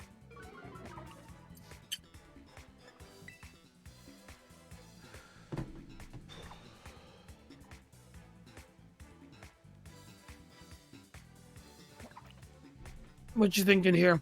Arena trap prevents escape. Mm-hmm. Sand attack. This move has an 95% accuracy. Oh, no. Well, but you still take the good. turn. Man, if we hit, we're just good, though. We're never going to get to a point where we outspeed Diglett. Rock Tomb also has low hit. We live another turn for sure. Okay, avoids the attack. Oh, and you can't switch. I mean, I think a tackle might get it low enough to break the Terra. I don't think it needs to be... Oh, no! Oh, Gloop Troop.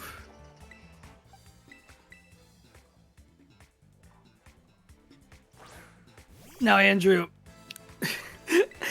we could always have left there. Make the argument of grinding deaths don't count. Listen, this isn't my rule scheme. I know. You're right. We have to honor the event. We have to honor the rules. If it's a loss, it's a loss. It's not a loss yet. It's just the loss of a Pokemon. I didn't even get a level out of that. Man. Oh, that hurts. Did not expect that to be so much higher than our Pokemon, and I forgot that Diglett can have Arena Trap. That feels like a forced error. Or an unforced error. That is the definition of an unforced error, unfortunately. But, hey, that Wooper got us through the first big challenge of the game, which we might not have gotten through otherwise. Yeah, it did do what it needed to. Like, that was its big thing, you know? It got us across the starting line. That's really what it needed to do. We're in the big leagues now. Or just the leagues now.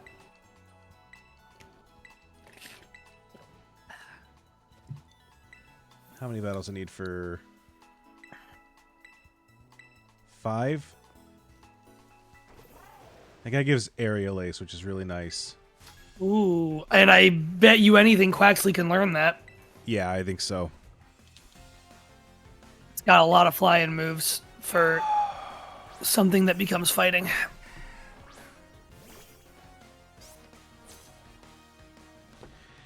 Now I'm mad. I'm actively trying not to tilt out right now. It's okay. Use that spite. Let it feed you. Let it mold you. Uh-huh. You're gonna use that to. I think you will get through this first gym fine with just Quaxly. Like, no one has any moves that I would call scary, really, for Quaxly. Like, you don't have a bug with an absorb. Yeah, and There's no secret grass move. If something gets lucky, I can Aqua Jet to finish. Like, if something gets lucky and lives an extra move, I can Water Jet to finish it off. You've got options.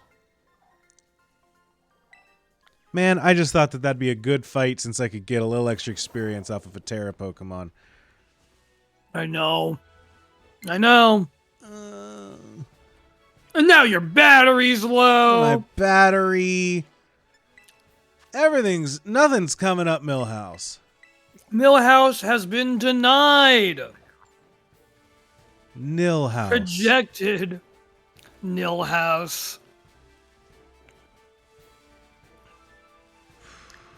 What are you? Stored power. I can't snore power. I got no whooper to store it in. What are you? I swear to God. And hey, Andrew, what was the Pokemon you originally wanted from the brown list? It was a Diglett. I think you have a new enemy now. I think you have a new like ultimate foe Pokemon. I do. I honestly don't like Diglett because it is so frail that it's like Oh yeah. it's immune to your thunder moves, but if you hit it with anything else, it's gonna die instantly.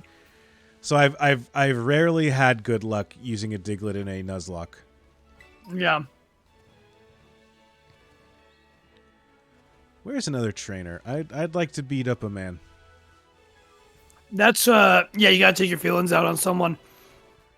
That's what's great about a Alolan Diglett is it gets that steel typing, so it has the same stat frailty, but it has like 17 more defenses.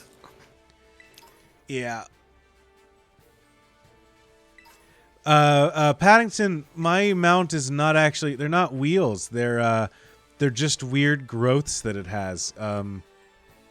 It's its tail and its like chest frill. Yeah. It's a lizard. The one in Violet is similar where it has two things, but like it just has little jet boosters it runs around on. Just cause.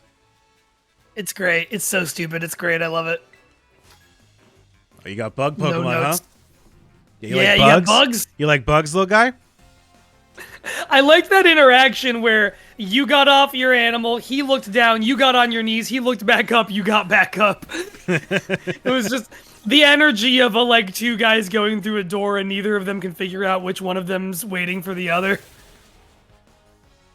It's like a big Yeah, froggy sack Seraph for gets it. intimidating. Absolutely.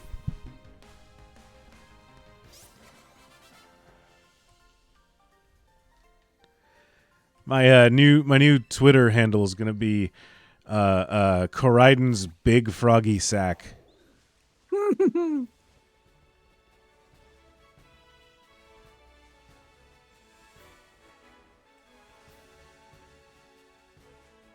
right, I believe if I fight one more trainer, I get Aerial Ace, which is going to be helpful.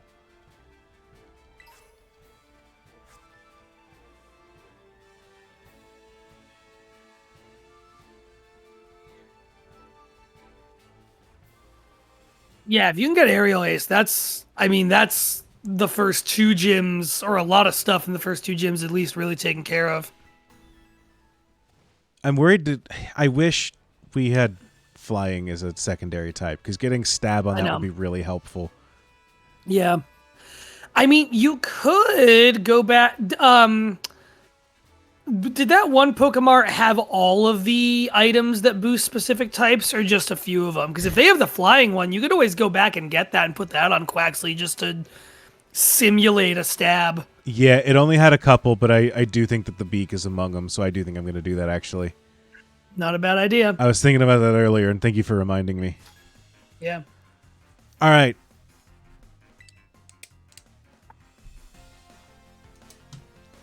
Raoul the student. Raoul.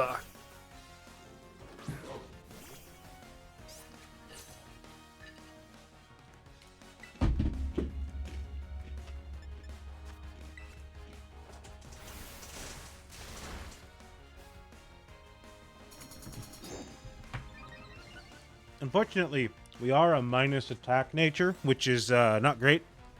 That's not ideal. But our attack is still better than our special attack, so that's why I chose it over Water Gun. Yeah, no, I think that's still the right move. All Taking right. 3 hits to take that little dog out is a little rough, but we'll get there. It's a little rough. Rough.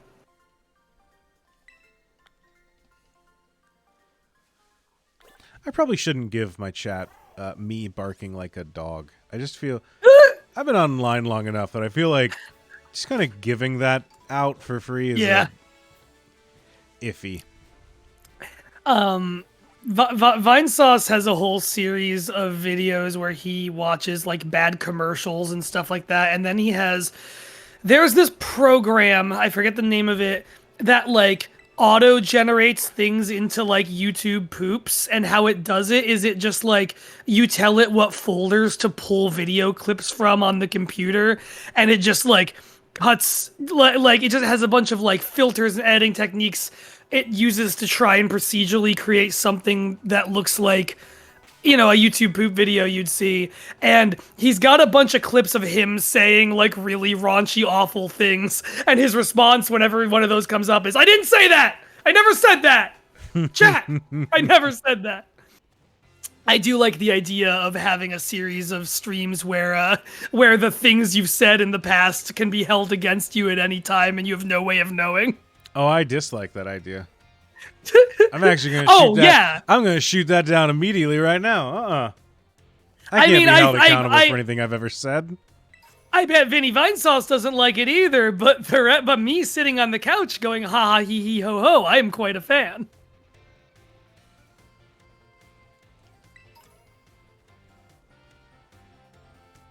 Yeah, an ooh and a bark in one stream. Yeah, I give you all too much. You do. You're so generous. Did I miss? Andrew hates accountability. That's me.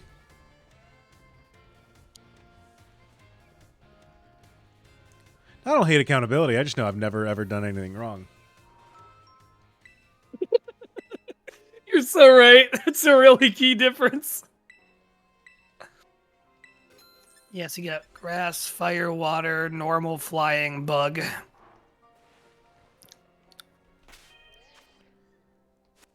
All right, we get a whole extra level. I'm going to... How are we looking level-wise? 364 experience to level up. I'm gonna go to the gym challenge, level up using those fights. And then if I get any extra experience, maybe I gain another level in the fight itself, which is fine. Mm-hmm. I do think part of this strat actually is going to be, can we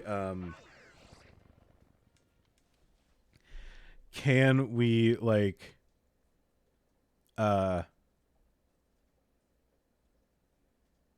what am I even trying to say? I don't know.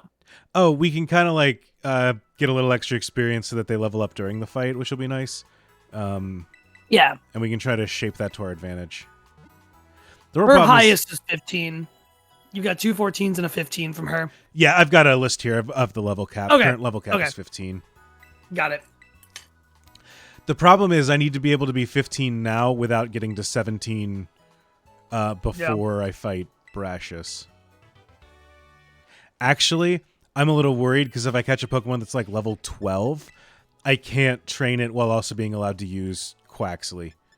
Because I can't, I can't put Quaxly away to train it. I could do a bunch of raid battles in order to get stuff in order to make that happen, but that's a little rough. If you were to have everything die except a Pokemon that's above your current level cap, is that a lose condition? Yes. It's got to be, right? Okay. What just happened there with Aerial Ace? You know, I looked at it. It is the same base. It's the same power as Wing Attack. What? Both have 60. Wow. All Aerial Ace does bonus gives me it can't miss. But I think that's fine because none of their moves lower my accuracy, I don't think. Okay. That's wild. I really thought Aerial Ace was Either they've boosted wing attack, which might be it, or they've nerfed the hell out of aerial ace over the years.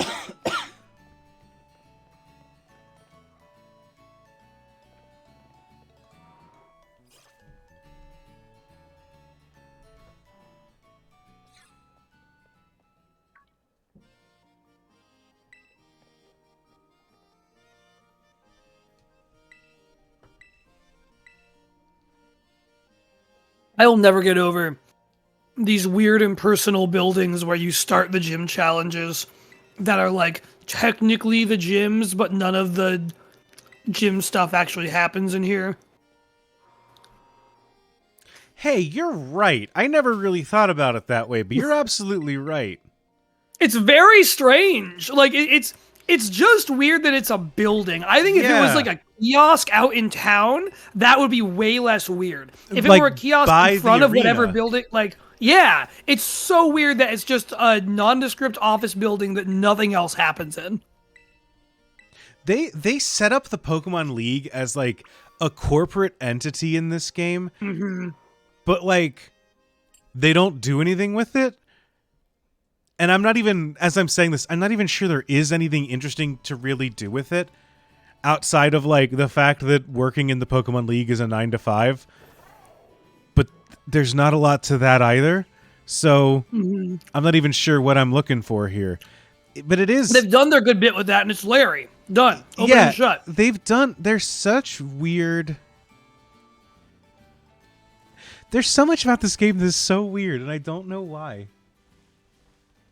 That's what I mean. I like, if I were to ever get back into video essays, I think I really would crack into like, here's all the cool, ambitious stuff people forget about these games, and here's just a lot of weird decisions they make. Like, it's just one of the most mixed bags Pokemon has ever put out.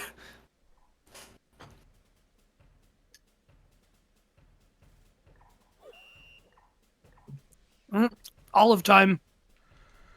Olive time.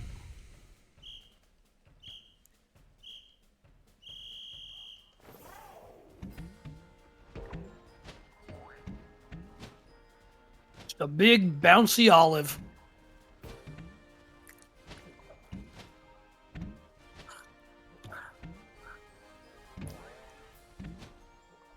They were like, all right, so the first gym in Sword and Shield, we turned nudging stuff around into a cute little puzzle with Wooloo. What if we instead made it kind of a physics nightmare with a weird giant oval that doesn't quite move in the air the way it should?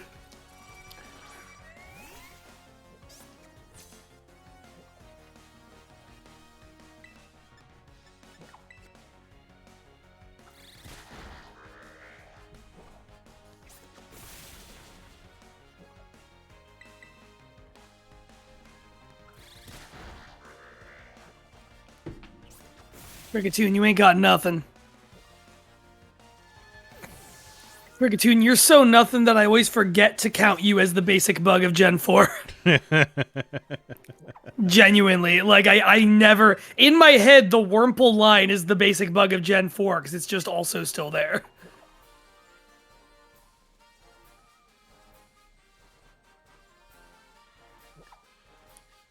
Get your Smolives out of here.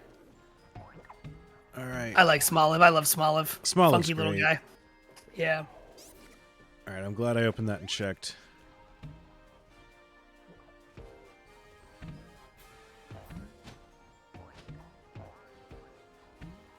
I love that there's like barriers, but you can just kind of Oh, yeah. kick it over. Maybe not that one, but you can just go around. Like, they're like, yeah, you can go the long way around if you want, but it's, I don't know. It's like they looked at all the, like, Breath of the Wild and Tears of the Kingdom puzzle design where people are like, oh, there's this whole gyroscope marble maze, but you can just flip the controller upside down and the whole maze turns upside down and you can cheat your way in.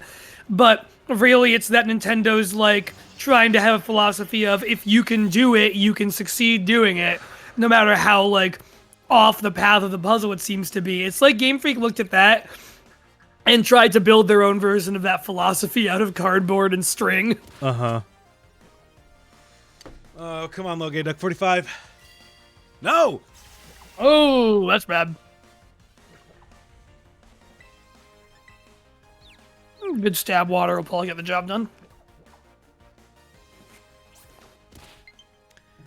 A good Yeah, stab water would probably get the job done. Guys, I have bad news. Oh boy. Sam doesn't think I'm doing very well. She thinks it's time for me to get a Moxie boost. Oh, Moxie boost. Sam, would you like to bring in a Moxie boost? Moxie boost. Hi, Moxie. Moxie boost. Raise those stats. Not enough to kill that Venonat. Oh no. Oh, damn. Oh, I don't like this. Moxie, save us. Moxie, please. protect us. Moxie, please. Moxie, you can make the difference. There. There we go. There you go. Moxie, you did it. There you go. You there. Thank you, Moxie, babe. you won. Anytime. I don't know how well she's showing up on camera. Is she on screen enough? Oh, she's on screen. I mean, she could always be. Enough is You subjective. She put could her always more be on screen more. I'll put her up against the camera. I can just do Oh, this. what a sweetie.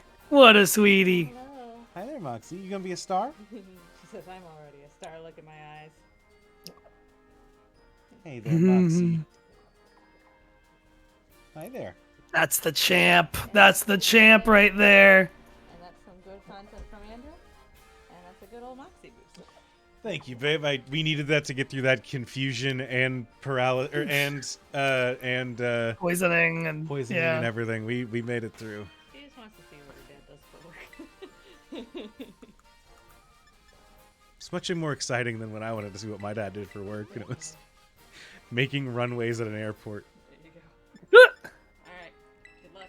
Is that what your dad's job was? That's kind of an interesting job. I mean, probably not in the day to day, but like that's an interesting one sentence to be able to say about your parents' job. It is interesting, and it is interesting as an adult.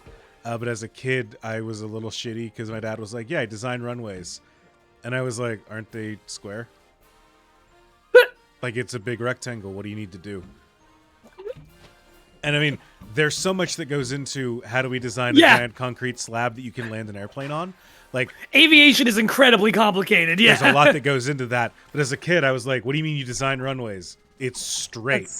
Like That's is so fucking that funny. is what you like. If you put flourish onto it, you messed up." That is such a good kid burn. That is like the ultimate kid sick burn about a thing they don't really know about. All right, can we push through? Can we push through?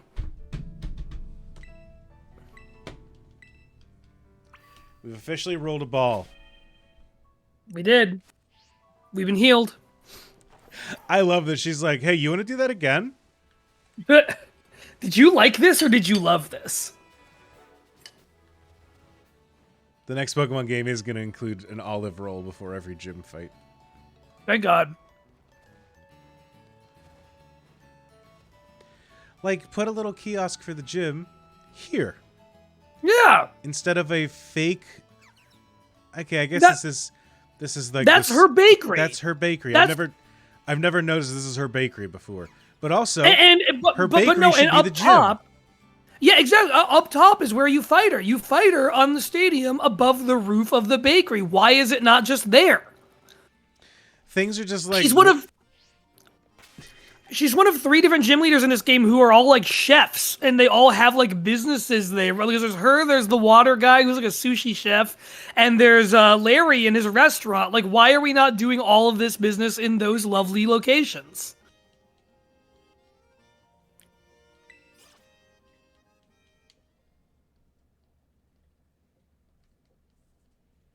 Make me visit like a venue black box ticket booth for the ghost lady who raps. Like, you know, you could have done so much with that. Yeah.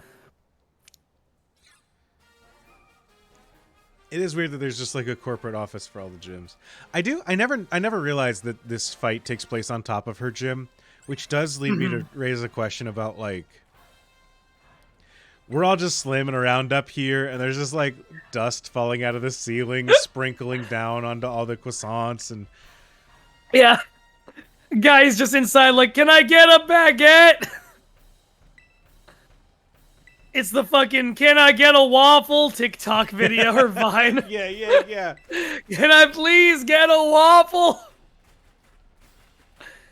I once stayed in a condo that was like this but above a convenience store. When I say like this, I mean minus the battling, I guess. But there's the local convenience store chain out of my neck of the woods.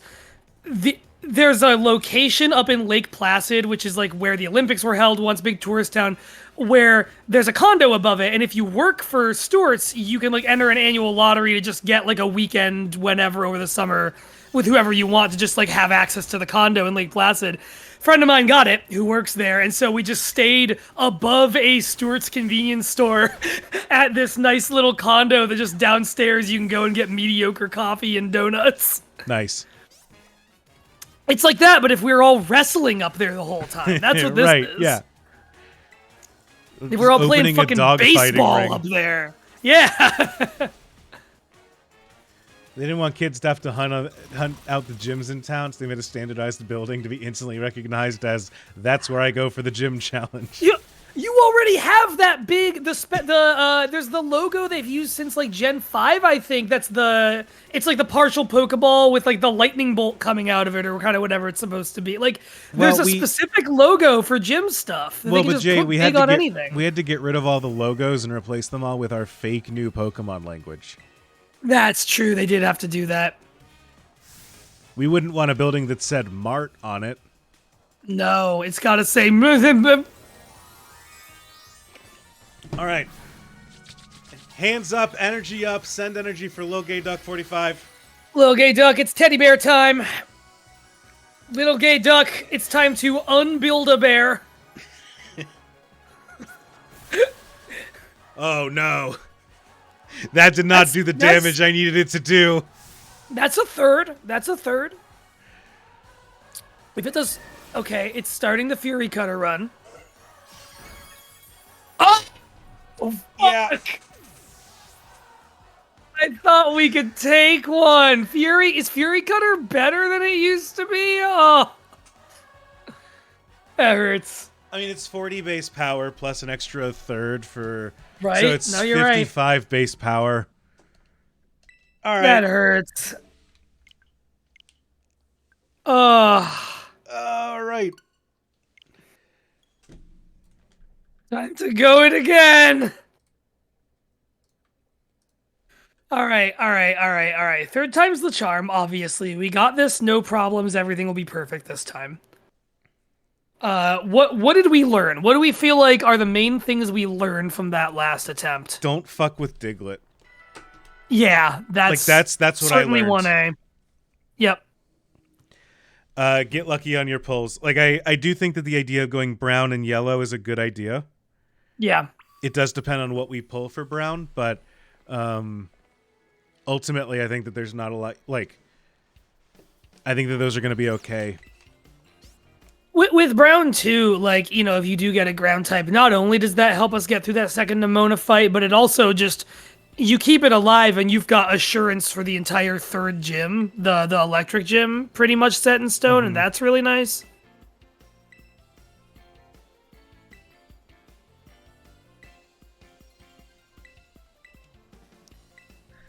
Oh, here we are again. There's also an argument to be made to say, like... So, Loge Duck has flying moves, which is nice for those gyms. And frankly, having a second body for those gyms would have gone a long way. Yeah.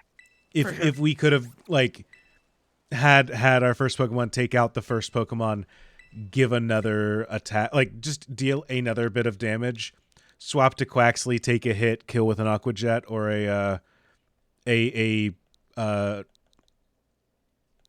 the move that we had, and we got lucky. We got unlucky when we lost Gloop Troop.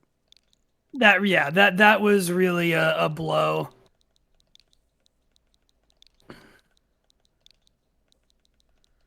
But fuck it, we ball. Fuck it, we ball. Duck it. We ball. I will say I'm not saying this to disparage anyone because I do agree with them. I'm watching in the Discord for the group that is doing this. A lot of people realizing that they are not built for challenge runs of Scarlet Violet, where you have to redo all of this every time that you make a mistake. Yeah, when I say not built it's for, a lot I know of it sounds dialogue. insulting, but I don't like. Nobody is. This is a lot. It's a lot. I mean, it's a lot in this case because we got a lot of dialogue we got to A through over and over. But even beyond that, like, it is a lot to just restart like that, or to like Nuzlocke in general. It is right. It is like fundamentally a lot to recover from certain really devastating losses in these kinds of things. Yeah. That's the whole business, you know. And I will like the person that put these rules and events together was like, well, I don't know. I feel like the early game isn't that challenging. Like, there are ways to get around it. Like, if you have a decently bulky Pokemon, or, you know, I had 2 Pokemon that tanked it well in my 2 test runs, and I'm like, yeah, you cannot guarantee a Paldean Wooper or a like, with the rules as they're currently set up, it is frankly much easier to get no Pokemon that can resist than Pokemon that don't resist. Or yeah, you can't really saying. guarantee anything. I mean, that's the point of a Nuzlocke, and especially when you're doing it in a game that's this open world, right? Like it's the color thing is really cool, but the color thing, like, sometimes having a lot of options in front of you is not necessarily just a simple good thing. Yeah. And this is one of those cases. I think it took me until right now to realize that Nemona's glove and her shoes are the color they are, because they're meant to be like probably the color that is halfway between Scarlet and Violet on a color wheel. Oh, interesting. I never thought about it that way. Because otherwise, of course, she's just got the orange and white, or the purple and white. Uh-huh. I like little flourishes like that. Yeah, I do think a lot of people are learning, oh, you meant challenge run. Yes, yeah. That's the thing, right? Is like not everyone does a Nuzlocke with the you lose once you're over. Like, some people, like I usually don't personally. Like, it's a lot of stuff to take into account. Mm-hmm. I was I think we weren't online yet when I was telling you this, but me and 2 friends have a 3-way Heart Gold and Soul Silver randomizer soul lock that we're doing just for fun. Mm-hmm. And we were in a call doing it last night, and over the course of the first 2 weeks, we were in Violet City, we did the first gym and everything there, we got to the second gym, did that. Over the course of a night, each of us had a fuck up that lost one or all of us, like, the most crucial team members we could have had. Oh no. Like, some of them, I had this Snorlax with not huge. Whatever the ability is, that if it takes a critical hit, its attack is boosted hugely for the rest of the match. Yeah, it had an anger point, and I kept getting hit with critical hits, and it had a, like, HP friendly nature. It was great. And then that got lost because someone else had a fight go poorly. I fucked up and lost a Gallade I had just caught that also cost someone else something. Someone lost an Articuno. Like, it was just demoralization after demoralization after demoralization, and you've got to, like, part of the game is just picking yourself back up and going, all right, let's go again. So, Angel in the chat, you're asking how's it going? I was not describing this run, but that's the mood. Third run, we round 1 we died to Palmy. Route 2 we got really lucky and got a Paldean Wooper, and then unfortunately lost it to a Diglett with Arena Trap. After we cleared Palmy and then wiped to the first gym. So now we're kicking off round 3. So hopefully get lucky with the rolls. Being resilient and sticking with it. Yeah, we're going to get lucky with the rolls. It's all going to be fine. We are out of failures. This is success time. Uh-huh.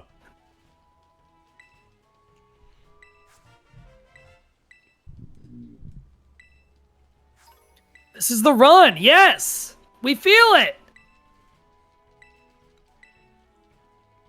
We did get a visit from Andrew's real life cat earlier. That was pretty special. We did. Even with the Moxie boost, we couldn't win. We got to keep her around for We the gotta get whole, Moxie the back whole down for here. the whole Sam, run. Sam, get the cat. Hey, I've had a good time. This run is very challenging, and it is unfortunate how far back this game goes when you mess up, but that's Scarlet and Violet for you. Yeah, but I'm having a good time. It's been challenging and fun. it's been really fun. It's also been fun to just like like Andrew, I've caught bits of you and Sam streaming your Montessori run you've been doing, but otherwise, I still haven't engaged with a lot of Nuzlocke content of Scarlet and Violet, even though it's been out for like 2 years now, and so it's been fun to just be part of this and like kind of talk about what makes this kind of unique main entry challenging in the specific ways it is. Don't worry, I've got autosave off and I'm resetting from right before Quaxly. The opening isn't the challenging part. It's having to go through that stupid cave again. Yeah. The cave again, and then going through all the school stuff and meeting Team Star and everything. It sucks to go through the cave and then just to make a roll and be like, oh, I can't beat Palmy with this. It is the walk of shame. It's absolutely the walk of shame. Oh, I meant to look at our stats. I just kind of fired through this, huh? Duck. That's the stat. It's Duck. Only Little stat Gay that Duck matters. 45. Lil Gay Duck 45. We haven't heard. I didn't play it at the start of the battle, Andrew. That's why we lost. That's why we lost. 45, little gay boy, 45. If only we had sounded the trumpets at the start of the battle.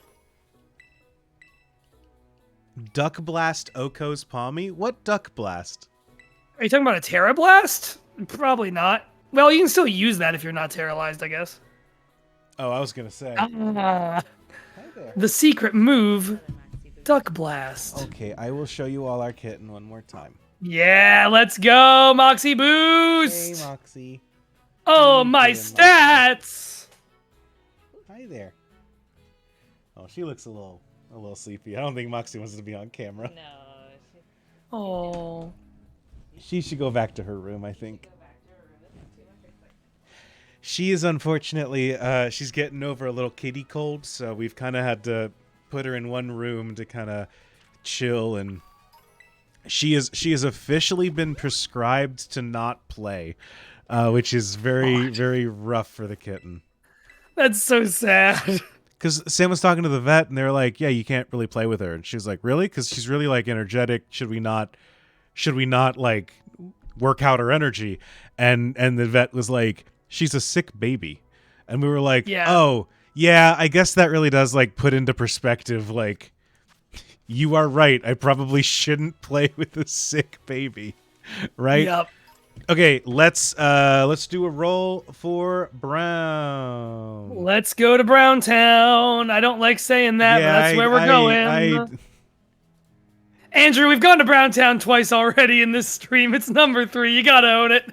14. All right. Oh, did I? No, that's 22.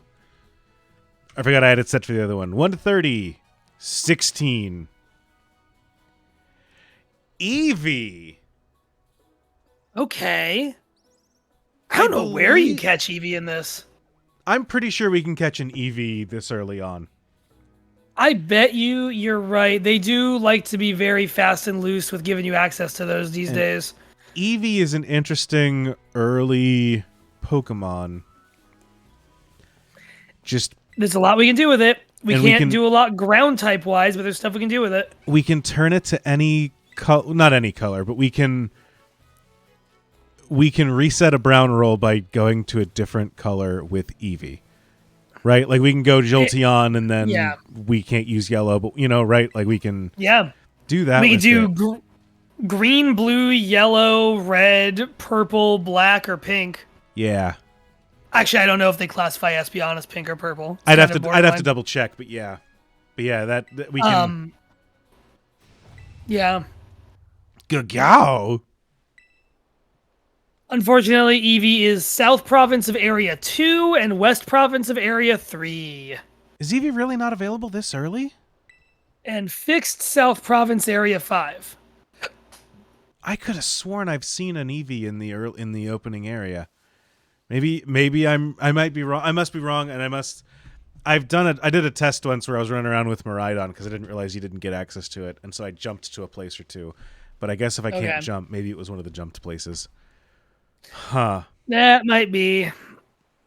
Well, it's one for later. Okay, Angel says it's purple for Espeon, so that is really cool for the color strat. That's nice. If we get to the point where we can grab one. Yeah, okay.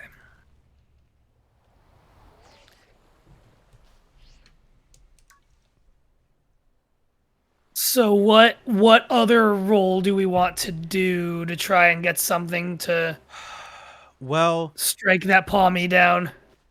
We can. What options are available to us? We can. The fairies that we can grab are, I believe, Ralts, Igglybuff, or Fido? Is that around? Fido's around, yes. And the other one is Azurill.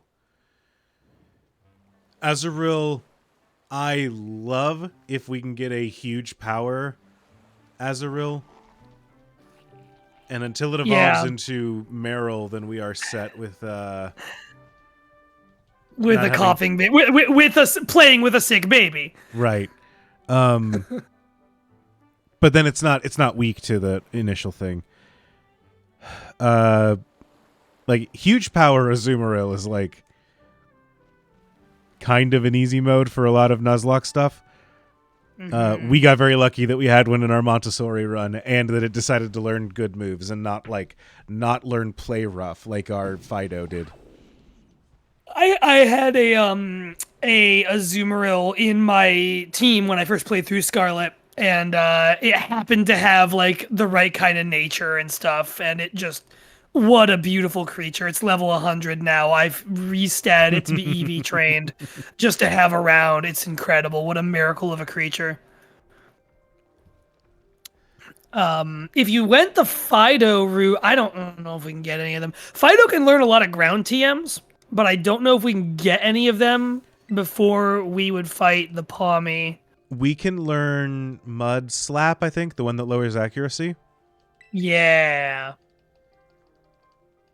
The real problem is having to swap into it. I know, yeah. That's where it gets like doubly rough. It's one of those things that like, if I could just swap in and start fresh against it, that'd be one thing. But having to swap in is tough. Lil Gay Duck this time is low defense, high attack.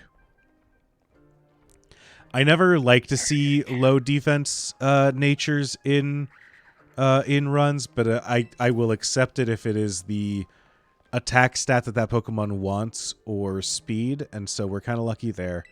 But yeah, I don't like lowering defense or special defense. That always feels dangerous to me.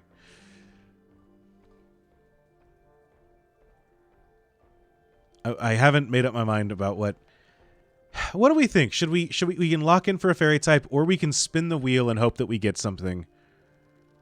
Which color wheel are you thinking about spinning? I'm thinking yellow. There's a part of me there's a part of me that thinks that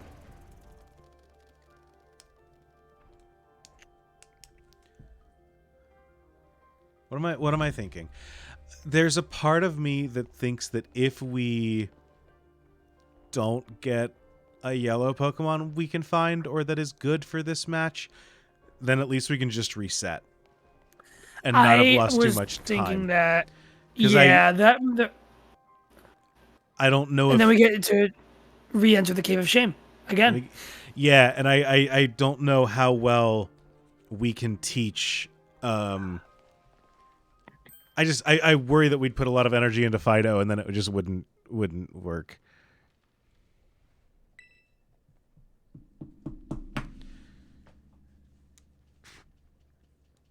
I'm willing to give Fido a shot, I think. What color is Fido? Is Fido yellow? It's gotta be yellow. I would assume. Fido is yellow. Let's do yellow, lock in Fido. Yeah, I like that.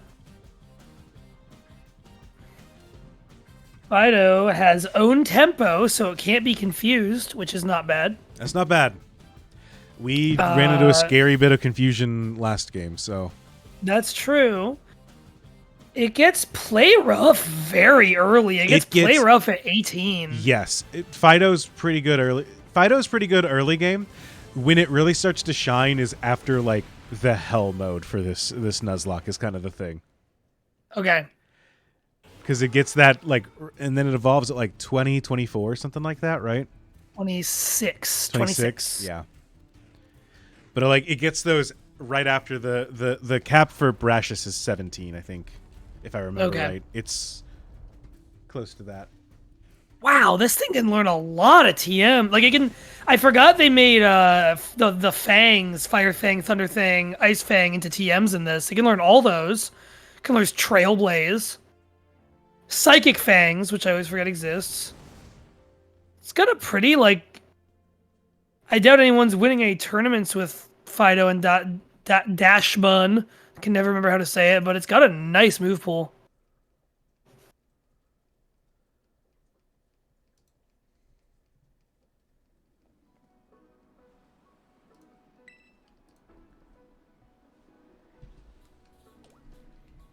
Yeah, you can see Quaxly in the cave, and that helps things, I think.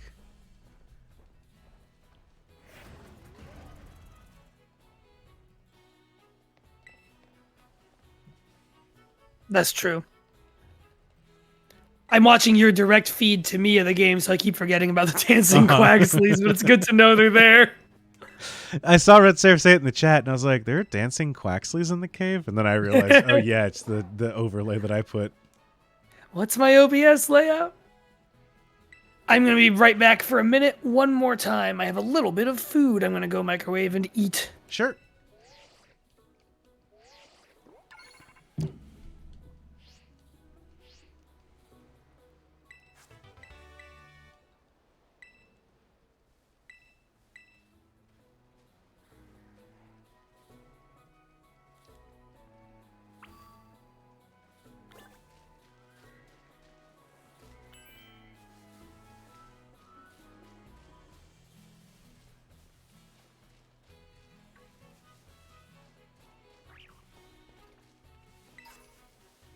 What are these items? An ether and a potion. Let's not go back for those next time. I'm speedrun optimizing myself, where I'm just like, actually, I don't need to go get that item.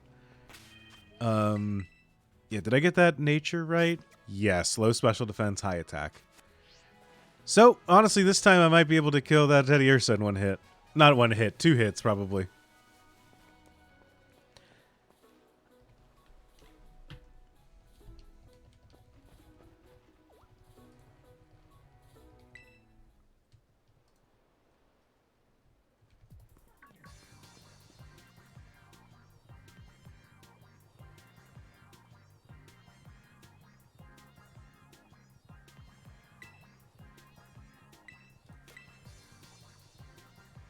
All right.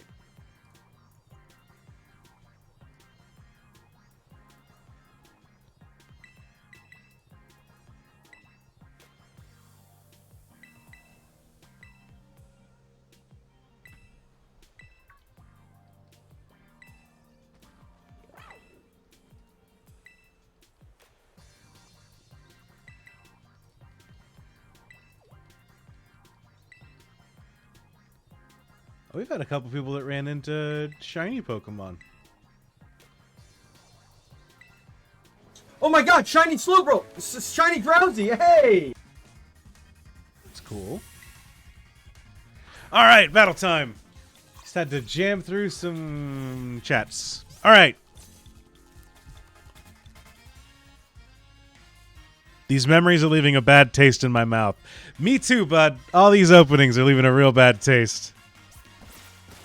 The memories of fighting your Squavit by water gunning 4 times.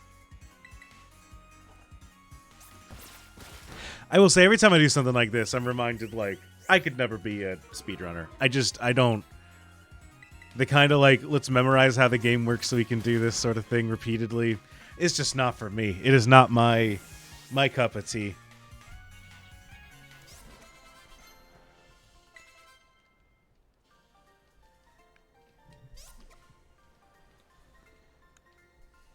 As a person that has a lot of hobbies that are ultimately just kind of a waste of time, I look at speedruns and I'm just like, oh, you could have learned to do anything. And I know that that is not a very charitable read and that that is rude of me, but I do not get it. I mean, he says starting a challenge run for the third time. Like I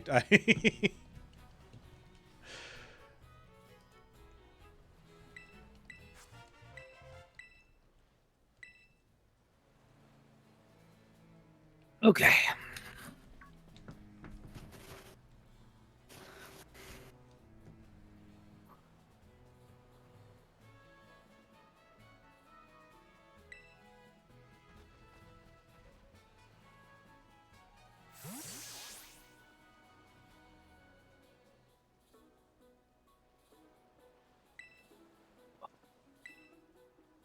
As we're watching these scenes for the third time, I do want to say I really like Nimona as a character. Nimona's Just as a cool. rival. She's a really good rival. I really like, and I if anything, I wish they like maybe dropped it a little earlier. I think it's the last time you fight her. She talks about how like the reason you're a meaningful friend and rival to her is that she knows she's too obsessed with battling, and like a lot of people don't really want to fight her because they think she's too much, and you like give her the time of day and attention, and are like, they hit the right kind of chord with that, where it's not just the feeling of like, yeah, I'm the ultimate Pokemon jock and you're the other ultimate Pokemon jock. It's like there's a little more of something there that I like a lot. Yeah.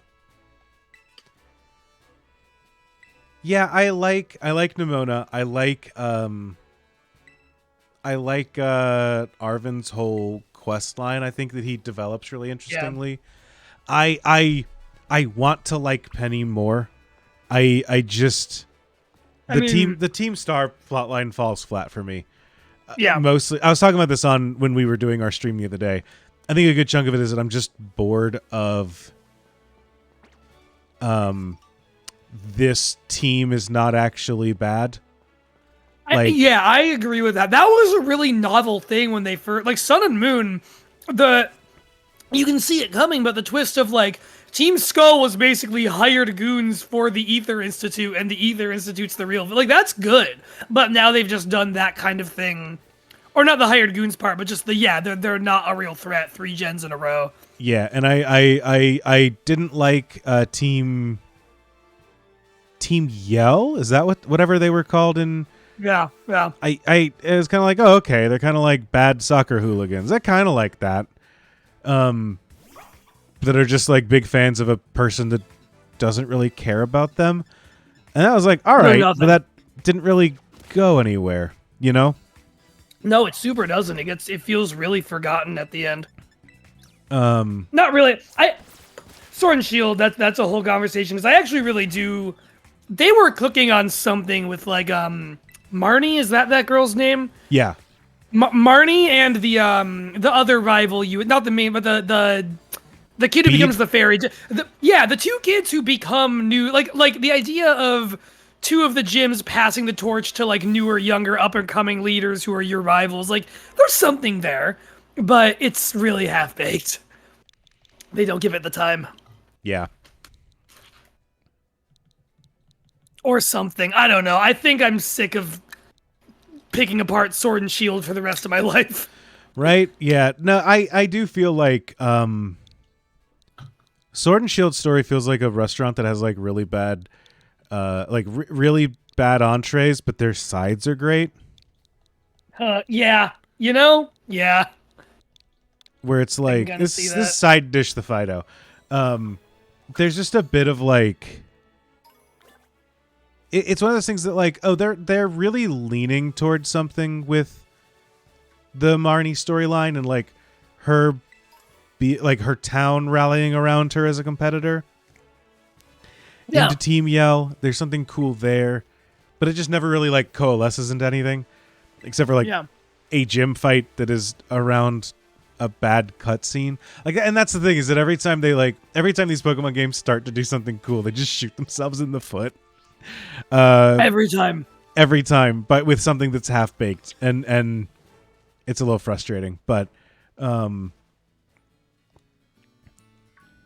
in general, though, I think they've gotten better about having multiple rivals not feel like a burden. Like, technically, you have 3 rivals in this game. I think they all fit their space in the story and like progression of the game well. I kind of think even the ones in Sword and Shield do. I think Gladion as the second rival in Sun and Moon does pretty well. Mm-hmm. They figured that out.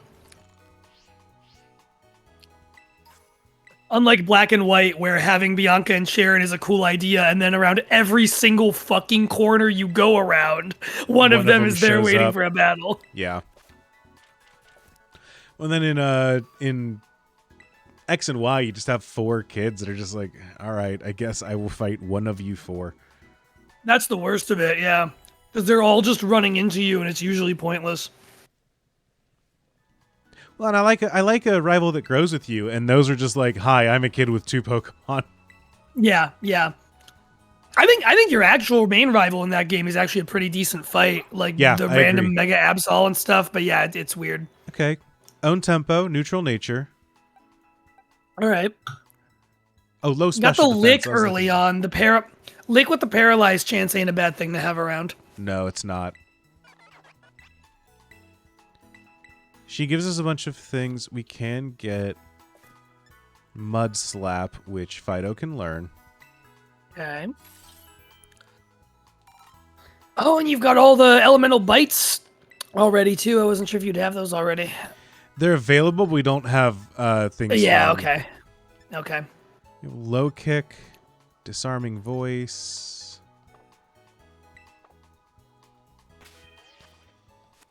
Yeah, let's get...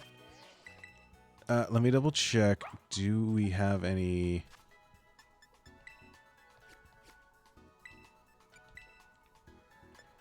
Just so I don't accidentally click it. Good call.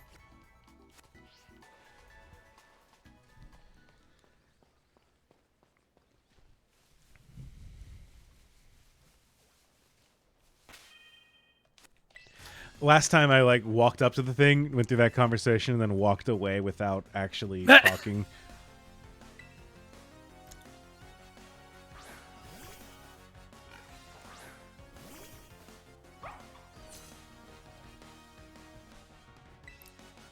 We got a puppy dog. Got a little puppy. I like that dog. You know what? If nothing else, we just use. Oh boy! Oh boy! Oh, okay. We just mud slap our opponents until they're out of PP or out of unable to hit us. Okay. Defense is down. Yeah. I'll be honest, one of my biggest flaws as a Pokemon player is that to this day, between Tail Whip and Growl, I constantly forget which one lowers attack and which one lowers defense. Oh, yeah. I have never... They're the 2 most basic stat changer moves in the game. Never able to remember which one of them is which.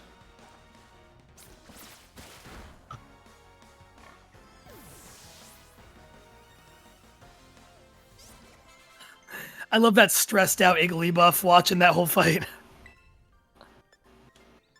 There's fighting in the town square.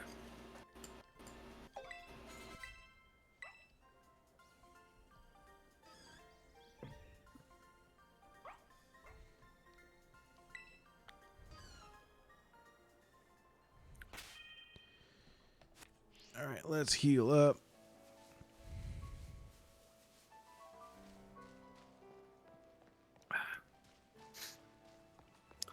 What's your favorite Pokemon from this gen? Do you have one? Probably... This gen, I think, is a particularly strong class of Pokemon. Agreed. I really like Garganackle. I like all 4 of the legendary beasts, or the Pokemon The of Ruin, creatures of whatever they're called. ruin. Yeah. I like all 4 of them. They're great. I think Wo-Chien is probably my favorite of those, the snail, but I like all of them. I love it. That thing looks like if a clogged storm drain came to life. I like the whole Fuecoco line. I like all 3 of them. I like, and you know what? I like Knackley, the first Garganackle Pokemon as well. I like the Garganackle line appreciation. Those are cool guys. I think Palafin is really cute. I like it a lot. The leaving, coming back as a superhero, I think is cute. I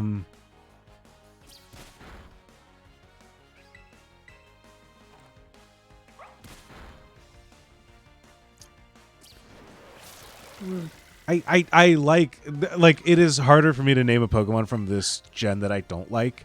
No, I think I'm the same. I really. What gen is this? Gen 9? Yeah.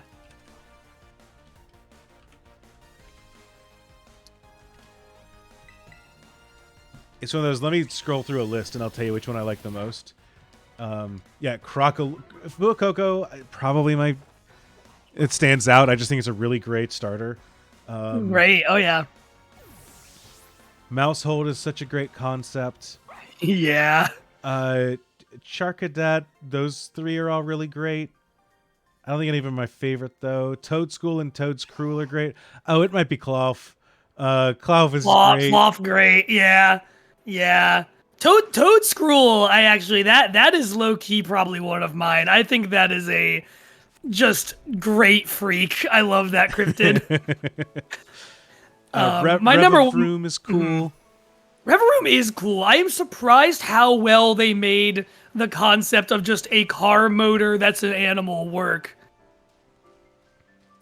I really like Dondozo. I like Tatsugiri and Dondozo as a combo. Dondozo's really cool. Annihilate is great. Clodsire's fantastic. Farigiraf rules. King Gambit's awesome. I'm not a big fan of the paradoxes. Iron Hands, though, I really like. I think Iron Hands is really great. I like the Ruin Pokemon. Not big on either of the new box legendaries. I love Sinistra, the Matcha Sinistea. That's pretty fun. And I like the Gen 2 dogs Paradox Pokemon. Those I are actually so cool. I like those. I would give them a pass. I am a big I love Koraidon. I know it's just a big frilled lizard. It's one of my favorite box legendaries they've done in a while. I don't know. Something about it really does it for me. I like the feathers. I like the whole design. I like how when you're riding on it versus when it's stood up in battle, it really feels like the difference from Clark Kent to Superman. Really does. Like they do, without it being a form change. I think that's something they did really well with it. I like a lot of the past paradoxes more than the future ones. I think a lot of the future ones are lazy and just look like robots. But not all of them. I think like Iron Bundle, is that the the Delibird one? Yeah. That's great. That's a good one. And Iron Hands, I'm with you on. There are demons right here. Okay. There are. My favorite Pokemon from this gen is Glamora, which is maybe like a dark horse. I just like it. I like when a motherfucker is radial. I just like looking at it. I like any Pokemon that I can look at and see like what the action figure action I would do with it is. And with that one, it's just push all its petals out and then like sleek them back, kind of. I just think it's fun looking. Did I also love. I agree on. Yeah. Okay. I was like, how did I not agree on Pokemon Dondozo. there? Yeah. She's right there Sorry. blocking the way. I agree on Dondozo. I just like a cool big fish, and Dondozo is a really good big fish. I love that they're like a sushi chef and the sushi piece. Yeah. It and Tatsugiri. I love the the big giant, like Dondozo feels like you could see it in like Finding Nemo 3.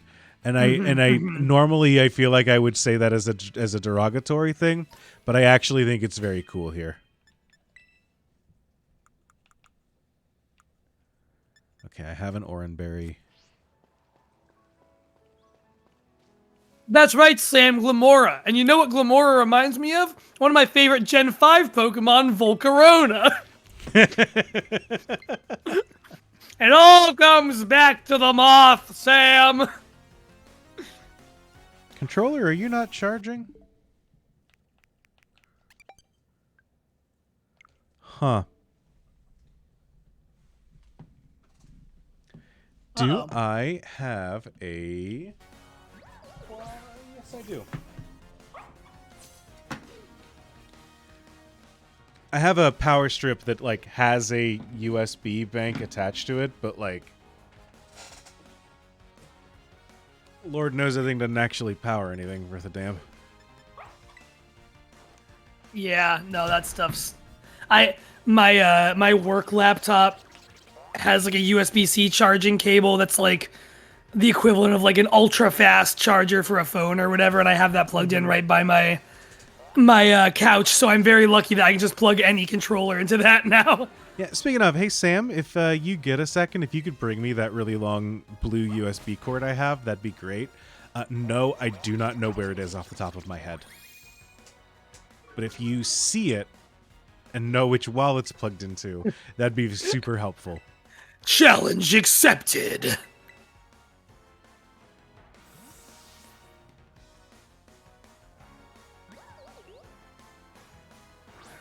Oh, you know, I really like fucking Kilowattrel.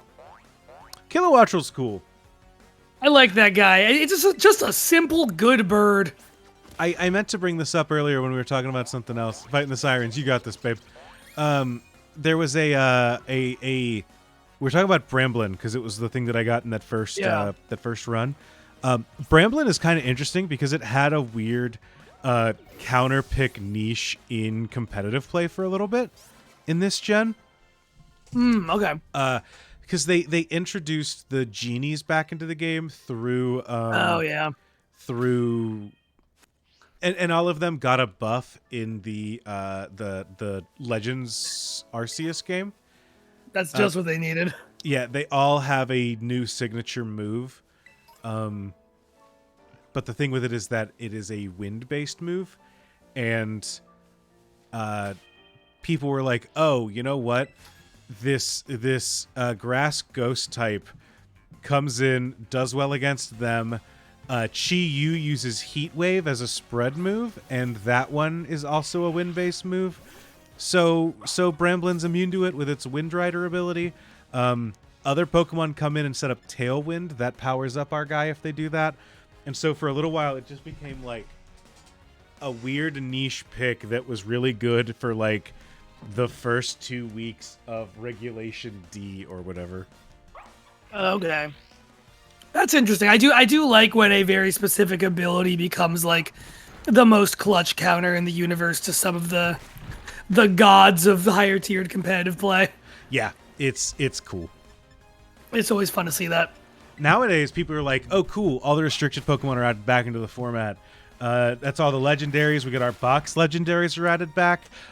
Boy, we need a Pokemon that can set up the sun. Or set up rain. I'd love a Pokemon that can come in and use rain and be really good in the rain. You know who we should pick now that all the box legendaries are in? Pelipper's our guy. Yeah. Because who needs Kyogre to lock up that slot when you can have a Pelican that learns Wide Guard? Yep. Oh, God. Oh, that bird. I was one of the same Wolfie Glick videos I was talking about. I guess it's just Wolf Click. I always think it's because it's Wolfie VGC. Wolfie Glicky. He did the one on like top competitive bug types and was talking about how a Selgor had a surprising niche, even though it like doesn't really have anything that looks great on paper. What was its specific niche? A Selgor competitive. I watched this yesterday, and now I'm forgetting exactly what it was. It is wild that, like, if I remember right, only one bug Pokemon has ever won the World Championship, and I doubt our chat would be able to guess it if they don't already know. Ooh. I don't know if you remember it from the thing. Oh, fuck. Yeah, I actually... Is it what was the number one in that video? It probably was. I don't think it was, actually. I think that he was like, here's the deal. This Pokemon's not great, but it is the only one that's won World. So, like, we need to hold this in both hands. I have a couple guesses, but I won't say them just in case chat gets it. I'll give chat a minute if they want to guess. But A Selgor is a speed thing. It has incredible speed back in Black and White. Has like whatever move pool, but just really good speed. You Life Orbit or Choice Specs it, and it was one of the best things in what was it? I guess there were just a couple of niches that it just fell into because it's fast, and so even though it doesn't have a great move pool, you just see it doing what it needs to in that one field and that one field only. sure, I bet it's one of those things. Could it like use Trick to swap an item or something like that? That might have been it. I'm Nothing was having trouble faster than it? finding. I'm having trouble finding like an explainer for exactly what the video is talking about, but I don't need to focus about it forever. But yeah, I don't know. See, I've seen some things that are just like, yeah, nothing's faster than this with a Choice Scarf, and you can use that on like Yeah, Pokemon that don't want to be locked into using Trick Room repeatedly or whatever. yeah. It was oh shoot, now that I'm trying to say it, Escavalier. Mm-hmm. Escavalier is the only bug to ever win the World Championship. That's right. That was like number 3 in that video. That's or somewhere in that video. I forget what was number 1. I don't remember why it was good. I don't remember what it did super well. I think it was just like a good bulky mon in Trick Room or something like that, in a format that was built around bulky mons in Trick Room. But before whatever there's an initialism that is like at some point there was a team building was just like, yeah, you've got Mega Kangaskhan, Chalk, Cresselia, Landorus, Amoonguss, Yeah. Okay. Heatran, Mega Kangaskhan was your Chalk, Chalk, and then you had like one more Pokemon that you picked that was your like flex spot. That was the competitive niche for like Gen 5 or whatever Gen had Gen the Megas, 6. the Gen 6. That's X and Y, baby. Yeah. Mega Kangaskhan was such a unstoppable force in that era. Mm-hmm. It was like that and Mega Charizard Y. I feel like I saw a good amount of. That was always a funny one too, because you would also hear about the megas that were not like regular Garchomp is what you want over Mega Garchomp. I forget specifically if it's the ability that changes or what, but there's some reason that people did not use Mega Garchomp as much as regular Garchomp. I wonder if it was just like if you use your like Garchomp's really good. If you give your Garchomp the Mega item, that means you can't Choice Scarf it, and the faster Garchomp can kill the other Garchomp. So you need to make sure that yours is the fastest on the field. That I found the answer. You're right to point at speed. Mega Garchomp loses speed in favor for like attack and special attack, and it just isn't a good trade-off. Gotcha. Yeah, there are a couple changes that happen when you Mega Evolve that are kind of funky. Yeah.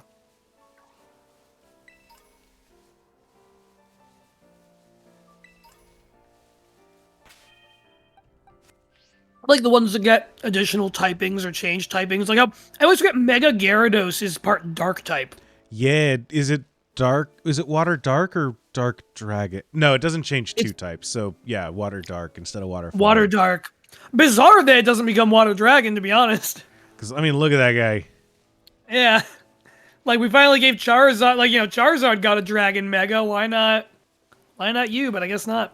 It's so funny that they've gone far enough that they're willing to put in, like, mid dragons nowadays. Not to be, like, super mean to them, but, like, Drudagon, like that tier of Cyclizar, Turtonator. Like, they're willing to let dragon types not just be the strongest, most overhyped Pokemon in the region, They're just an animal. And so Sometimes. as a response to that, you can, like, actually make a dragon tamer that isn't just 3 of the same evolutionary line, or, like, also I've got a Charizard and a Gyarados. 2 Pokemon that just kind of look like dragons. Mm-hmm. Well, I mean, that is one cool thing about the gym leaders in this game, right? Is, like, for the terrestrialization stuff, they kind of go back to that. Because, like, you've got, Sudowoodo's whole thing is it's not grass, but looks like it would be, so we gave it the Terra Grass. Teddy Ursa's there because bears like honey and bees make honey, is, I assume, the reason Teddy Ursa's there.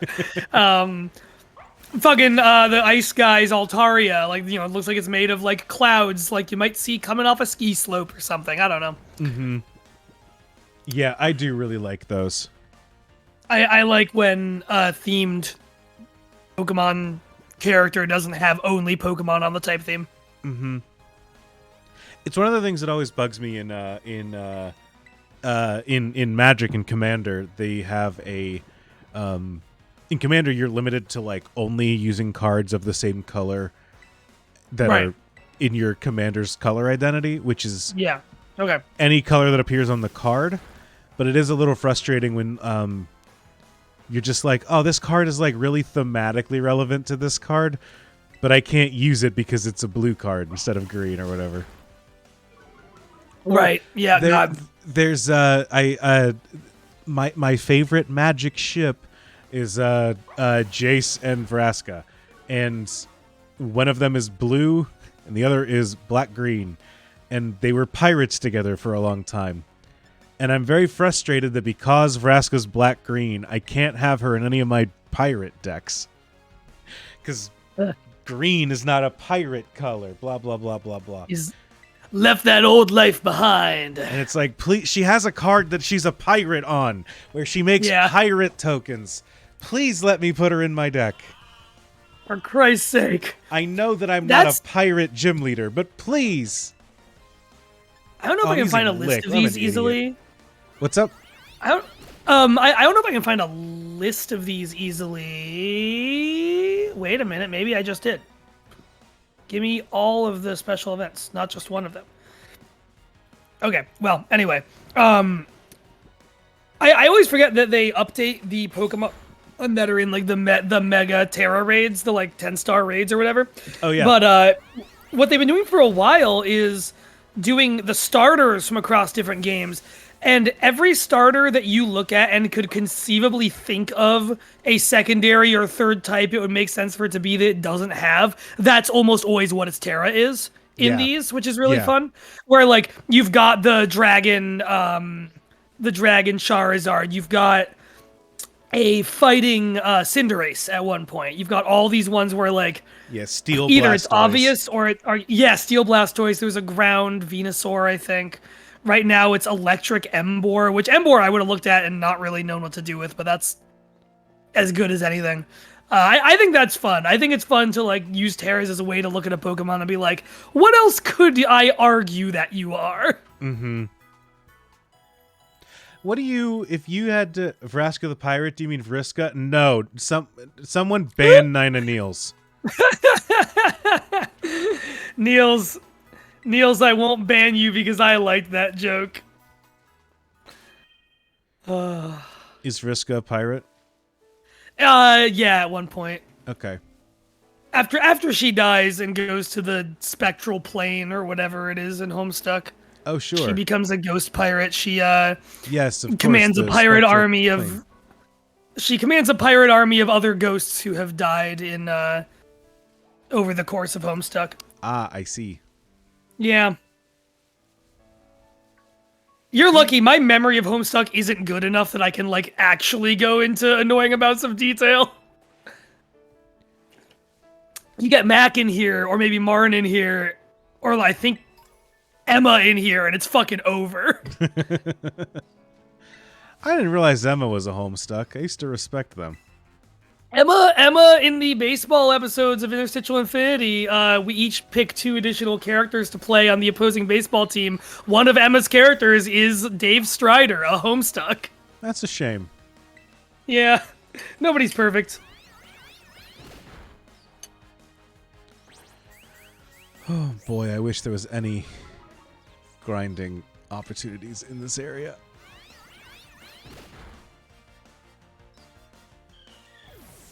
Yeah, this feels like the long road to success a little bit.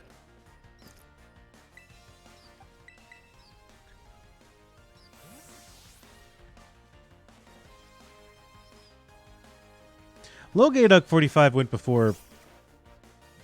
Yes, and I don't have a minus speed nature, so I should go before the one in this one. Probably. But that was at level 11, so I don't know for sure.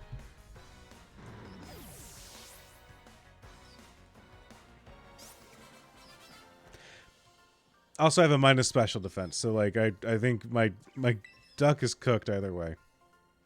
Your duck may be cooked. Your duck may be roasted.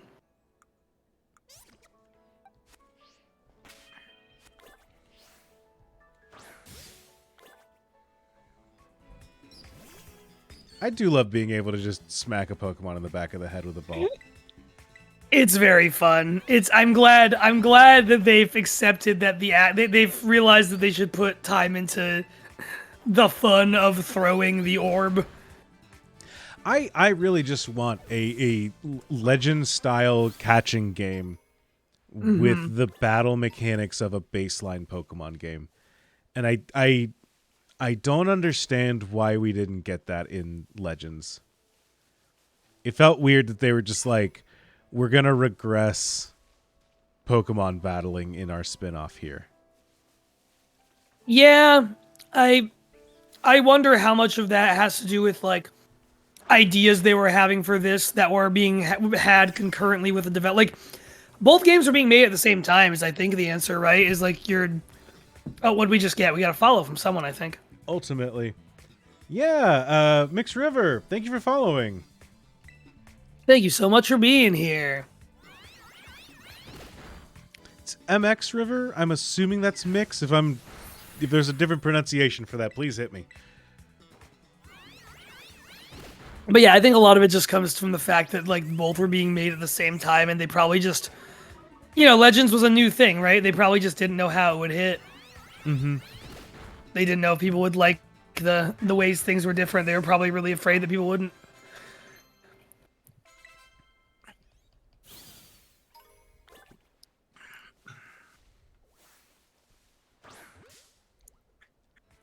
I don't know. I mean, this whole era of Pokemon is just a bunch of parts of which I think the sum of some of them will one day lead to the creation of a really great Pokemon game. And right? It sucks because in every one of these games, you can see like an eighth of that really good Pokemon game. Yeah, right?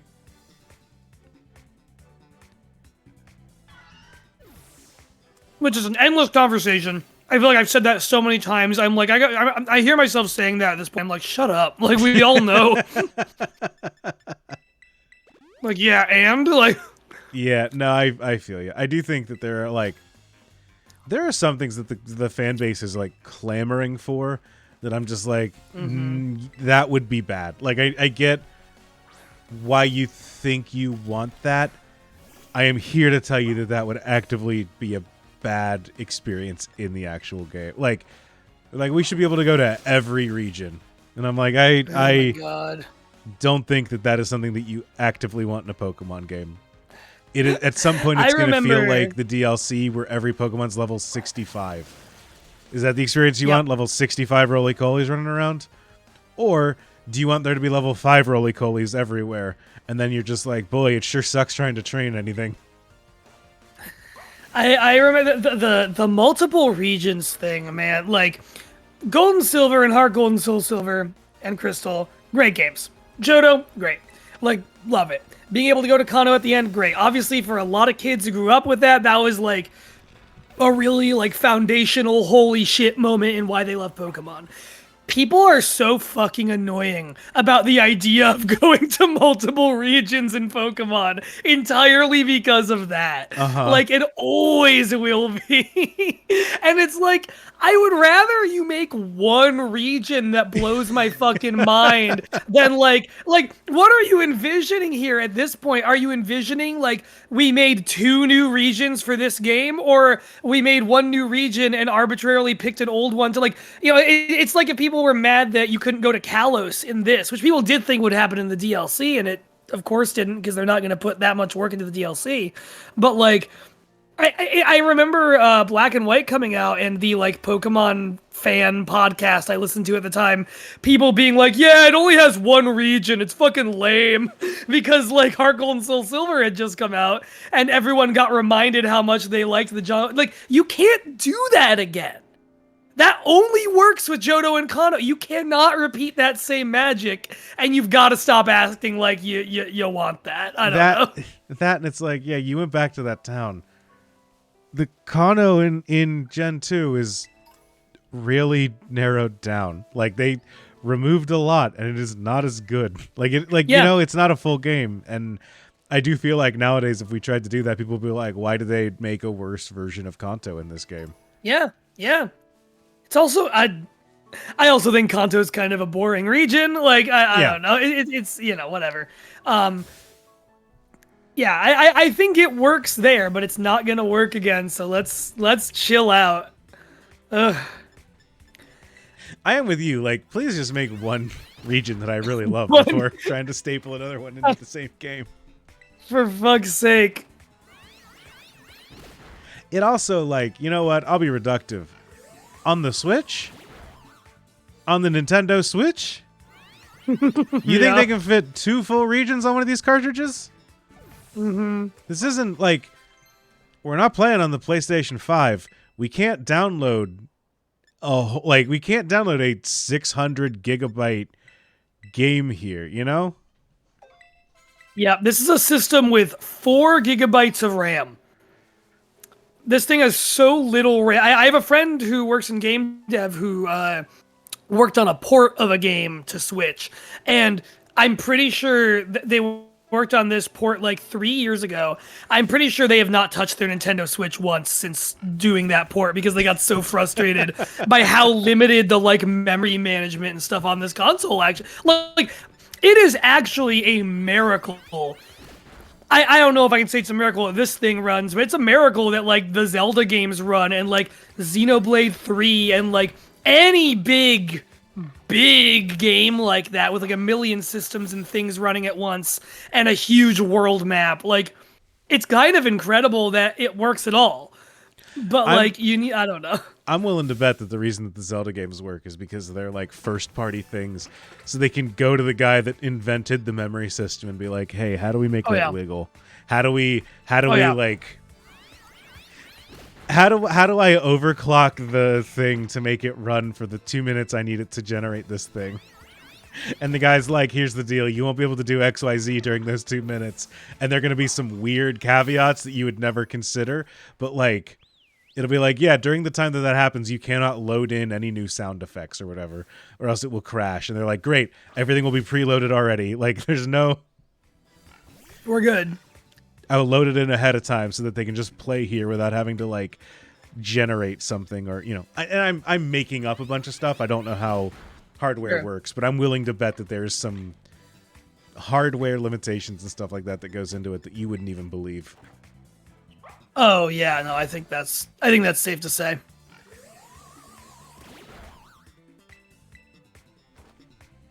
That's God. I do you know the YouTube channel Break at all? Who's that? YouTube channel called Boundary Break. They do like just breaking the boundaries in video game maps and showing you like how a lot of these big ecosystems in video games kind of work behind the scenes, and like if there's like hidden assets kind of behind walls and stuff like that, they'll show that kind of thing. They did a really interesting one on Breath of the Wild, which is where I learned, and I think there's a thing other 3D games do. Every body of water in Breath of the Wild is part of the same singular unit of water that is rendered under the map and just like gets pulled up above the surface wherever they need it. Huh. Like, it just makes more sense to have one, like, instance of water physics running across the whole map than to, like, have a bunch of different ones. Like, it makes sense when you put it in the right words, but it's like, I never would have thought of that. Right. There is the game Firewatch, which is not a game with a big map, but, underneath the entire map where the game Firewatch takes place is a giant image of, like... We're going for it. It's like we're going for it? We're going for it. Let's go. Let's go. I don't want to fight Underneath this giant map... Go ahead. Underneath that giant map, just real quick to finish that thought, it is like an image of like a letter or a photo or something like that you get or are given in the game that they have rendered enormous under the entire map of the game for some reason about like being able to get it in the game, the actual like version that your character holds in his hand when you need it. In order to do that, they just put the whole thing under the entire map of the game. I love shit like that. I love seeing behind the scenes. And I'm sure he's done one on Tears of the Kingdom and I haven't looked. Oh, he's done one on this. All right, here's what we're going to do. We don't have any stab attacks. Phase 1, bitey dog. Mm-hmm. Mud Slap will be super effective. Not that strong, but... I don't want super effective. I want him to flinch. There we go. Nice. There we go. There we go. Okay. Okay. Part 1. Down. Yep. I will keep my current Pokemon.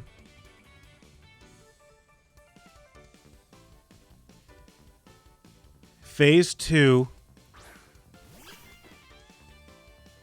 Execute plan Dirty Dog. Dirty Dog.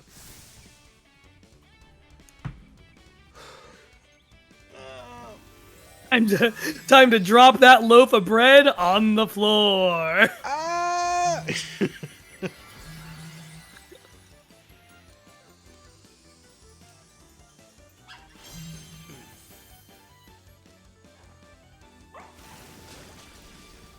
Let's get a Mud Slap going.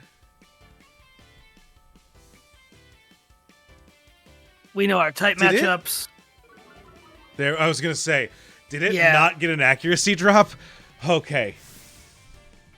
Hey, someone else gave a $25 donation. I'm so sorry that I cannot see a notification when that happens. I don't know why that didn't get added. There we go. Hell yeah. Okay. Okay, we There's get a that Pokemon that can actually take those hits. Yeah, yeah. We're eating that. The other thing I had in the backup as a plan, I can Mud Slap to lower accuracy in case we get paralyzed or critted or whatever. And then I have a paralysis berry on our duck just in case it comes down to it and we get paralyzed. We can at least break free of that. Okay, he's in the red. Accuracy down 3 times. This has got to be a miss. Fucking come on, dude. Side dish is pulling it out, though. Yeah. That's a main course right there. There we go. That's a main fucking course right there, Andrew. Oh, boy. I really wish I could hand off the controller to you, because I really need to use the bathroom. Oh, I'm sure. I mean, I can just vamp for a minute if you need to go do that. I'm going to go do that. I just wish I didn't have to waste time before wasting time in class. I wish you could just jam that button. God, I know. All right. I'll vamp while you're gone. All right. Thank you, Jay. We'll be back in just a second. We'll be back in just a second. Chat. We've done it. We've for the 3rd time cleared Nimona and her scary flying squirrel. Not flying squirrel. What animal actually is that meant to be? Let's do a little Google while Andrew's away. Let's find Pammy's Bulbapedia page. Not that I can show y'all. Trivia. Origin. based on the Alpine Marmot. Friends, let's take a moment to learn about the Alpine Marmot at this time. Pommy appears to be based on rodents, specifically the Alpine... Oh, hello? Hey, Jay, what's up? Hey, Sam! What's up? I'm nothing much. I'm gonna jam a button to get through these cutscenes so that we can keep Please. everything moving and grooving. Thank you so much for fighting the good old holy fight. Oh yeah, no problem. I'm sorry to interrupt your vamp. Go ahead. Oh, you're okay. I was reading about Pommy because I realized I don't know exactly what aminal Pommy is based on. Pommy appears to be based on rodents, specifically the Alpine Marmot, which was reintroduced in 1948 to the Pyrenees mountain range at the border of Spain and France, after its disappearance in the region following the end of the Pleistocene epoch. Pommy may also be based on this is more real-world history than these origin sections the Bulbapedia usually give. This is great. Yeah, no kidding. Pommy may also be based on the chinchilla or the closely related Viscacha. Much like Pommy, the latter... Yeah, I've never heard of that. I don't know either. Much like Pommy, the Viscacha has long ears and a rotund build with a reddish-brown coat. Pommy's ability of discharging electricity from its paws may be inspired by defibrillators. I love how it And gives that's what we've all got. these options, and then, oh yeah, defibrillators. That makes sense. Yeah, whatever. Sure, why not? Sam, you've been listening in and or watching. What's your feedback? How have me and Andrew been doing today? Oh, I think that y'all are doing great. I think that it's a fun... I like the color aspect of this. I like the... Mm-hmm. I like that the run... It doesn't matter. Oh, that one. Sorry, I'm so used to... I've been playing Hades upstairs, so I'm like, why can't I hit this button? And no, I'm You're using pressing a controller. R and nothing's happened. I Yeah. sure am. No, I think that y'all have been doing really well. I like the strategies that you guys have been going for. I like the... I love Fido. When you were talking about how you raised up a Fido all the way up and everything, like, I think that... No, it was Pommy that was in my final one, but I used Fido for a long time in this game. Let's see. Head to the school gates. Woo. This is a little bit more sensitive than the Steam Deck is. I want it to be known that I have found the image of a Alpine Marmot that Niels is talking about, and it's really special. Oh yeah. It's a good fucking pick. I've never heard of that. Or I've never heard of an Alpine Marmot. And a wolf. Chad, what do you think of the run? What do you think? Is this What's something the that we should mood? adopt? Is this something that we should continue with post this run? I like the color thing a lot. I think we were having the whole I like when Pokemon gets weirder more than when it gets harder kind of conversation earlier, and I think the color method is a good weirder more than harder. Like, it can make it harder, but it's more just like a different approach. It's a different way of thinking about Pokemon a little bit. It really forces you to strategize, like,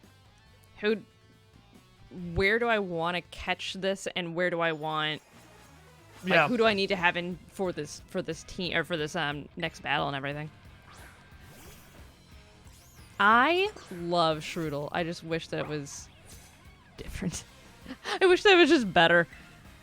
It's got good little eyes. It's got good eyes. It sure does. It kind of... what's the, ghost dog in this run? Or in this game? Houndstone. The little wisp on its head reminds me of that. Yeah. God, can you imagine if I killed Sidish while Andrew's in the bathroom? Can you imagine if you did that? You'd never let me live this thing down. It'd be funny. It'd be something. It'd be funny. Okay. First battle down. There are many definitions of comedy. There you go. I think that's the only battle in it. I hope so. Yeah, I don't know. I think I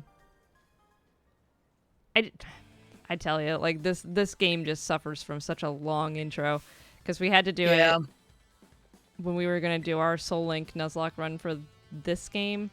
We had to do it twice, and it just really You can't. If you're gonna do the single loss and you're dead method, you cannot do one. It is so hard to do one with a long intro if you're doing things that way. Yeah. But otherwise, Jay, what have you been up to? Haven't talked to you in a minute. How you been since Hades? Fucking good. I was gonna say Hades 2 rocks. Right now I am playing a shit ton of Tears of the Kingdom, actually. Oh. A year post-release, I think I am finally mainlining that. And what do you think? It fucking rocks. I finally, I only got through most of Breath of the Wild last year. Sure. I was like not an open world kid for a long time, and then the game Outer Wilds cracked my brain open and made me appreciate a beautiful open world. And but yeah, Tears has been really fun. They really made the shit out of that game. I've just been like, I spent like 5 hours last night running around in a cave, and I had the best time of my life doing it. Hello again, Juliet. Hello. Hey, Juliet. Juliet, Sam is here while Andrew takes a little bio break. We have switched off. We're on run 3 now. I believe it. Hello, Sam. Great to see you as always. You too. I just got home from Pride. Yeah, how was Pride? Which was good. I think last year we went at a time when there weren't going to be a lot of people there, which was nice. But also, like, I was like, oh, why aren't there a lot of people? And this time we went Saturday afternoon, evening. It's a beautiful, beautiful day. We had a whole bunch of rain yesterday, so it's like relatively cool, but then in the sun it's like really nice and warm, and I don't know, it's just perfect. It is. Yeah. Oh yeah. So we were talking about sandwiches that could like combine the 4 elements earlier. Right? Yeah. Balancing the 4 humors in a sandwich. Yes. So we're all familiar with corn dogs. Sure. Yes. Yep. Absolutely. So this is a corn dog, except imagine a mozzarella stick instead of a corn dog. Okay. Oh yeah. Okay. Okay. Now imagine a mozzarella stick and a hot dog inside a corn dog. Mm-hmm. Yeah. I've had a version of this. Yeah. Then. Oh, there's more. Squid ink. Okay. I was gonna ask you if this was from like a Korean barbecue type of place. That is where I've encountered this as well. That is I had food from like a Korean barbecue food truck where they had this. The one I had was like, it was like mozzarella cheese and breakfast sausage. It was like a cheese stick and breakfast sausage inside the dough, and the outside had like cinnamon sugar on it, like it was fried dough. It was really good. It was after a long day of like biking and stuff. It was great. That sounds better than what I had. Just to interrupt really quick. Welcome to the chat, Piss Flavored Clock, I think. And also, I think thanks for the follow. I'm not sure where that shows up. Thanks for the follow, Piss Flavored Clock. I did hear the notification. So yeah, welcome to the Rainbowlocke.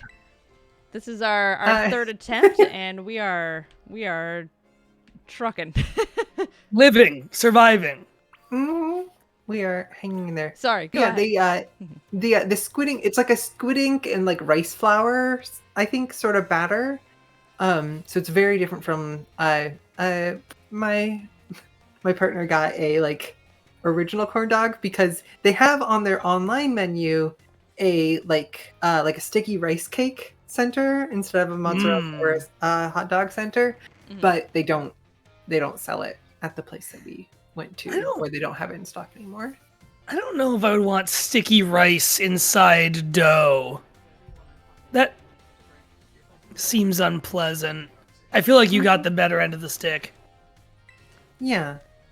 But it was good. They offered us like, hey, do you want powdered sugar on your squid ink rice flour mozzarella stick hot dog corn dog? Which, I did say no, but I had some like sweet chili sort of glaze, which was pretty good. They dress those things like I said, the one I had like cinnamon and sugar on it. Like they have their own whole method for corn dogs. Yeah. My it's favorite. really nice to see, progress and innovation on. Yeah, this is really On the the corn dog future industry. of the culinary arts. Yeah. Sam, you're saying? Oh no, no, you're fine. Andrew, are you ready? You ready to jump back in the Rainbowlocke? All right, it's good chatting with y'all. Happy to slap an A button here and there. I will. Good to see you, Sam. chat. Thanks for joining us, Sam. Bye, Sam. Hello. I just couldn't miss my favorite classes. Yeah. You couldn't miss 4 frames per second class. What is the subject being taught here? Oh, I could join the stream, couldn't I? That would. Are you not in the stream? Oh no, I've been watching the stream on. I mean, this morning I was, but since I've been back, I was just watching the stream on like the Twitch side. Oh yeah. And I was like, wow, I'm behind. But no, now I can see. No worries. I was just like, oh shoot, how did we configure this to where someone's chatting with me but not on stream? Welcome. This is a biology class, I think. Hi, piss-flavored clock. Thank you for following. Yeah, we had a good conversation about. Well, no, we didn't. I thought about piss flavored clock as a name after it was said verbally. It's just been sitting in my head. I'm good. Juliet, you had a good time. You got I got to see a little bit on stream. You had a incredible corn dog. Yeah, like a squid ink batter around a half mozzarella, half sausage corn dog, and they because they slide the hot dog like down, so it's the kind of second half of things. Roughly like a third to half of the hot dog is out the bottom of the corn dog, but they cut it in cut it into quarter, so it's like like taking tiny little hot dogs and making them little octopus. Yeah, like everyone's familiar with that thing. But it's like out the bottom of your corn dog, and so that part is like deep fried. And deep fried hot dog is a thing that is maybe good with like a sauce, but it's not good, not great on its own. But it's a very fun image because you have this like weird, cool squid ink thing, and then you have this like squid legs coming out. That's sick. Whoa. It's a fun presentation idea that is also probably easier to make than. Absolutely. Just cutting off the thing entirely. I was a little disappointed. I ordered a one of those mozzarella dogs from a local place once, and I was very excited because I thought it was going to be mozzarella and the hot dog, but it was just like a big fluffy mozzarella stick, which is fine, but not what I was going for that day. I have friends. Shout out to humble brag. Shout out to other friends in the queer community who like corn dogs are like their favorite. Like that's like such a special treat. And I'm gonna be honest, eating this one, I was like, if I'm gonna have this much like saturated fat and salt and like all of these things together, I would rather have like a Skyline chili dog. Sure. Yeah. And then it's like, how would you make a like Skyline cheese coney into a corn dog? Into a corn dog.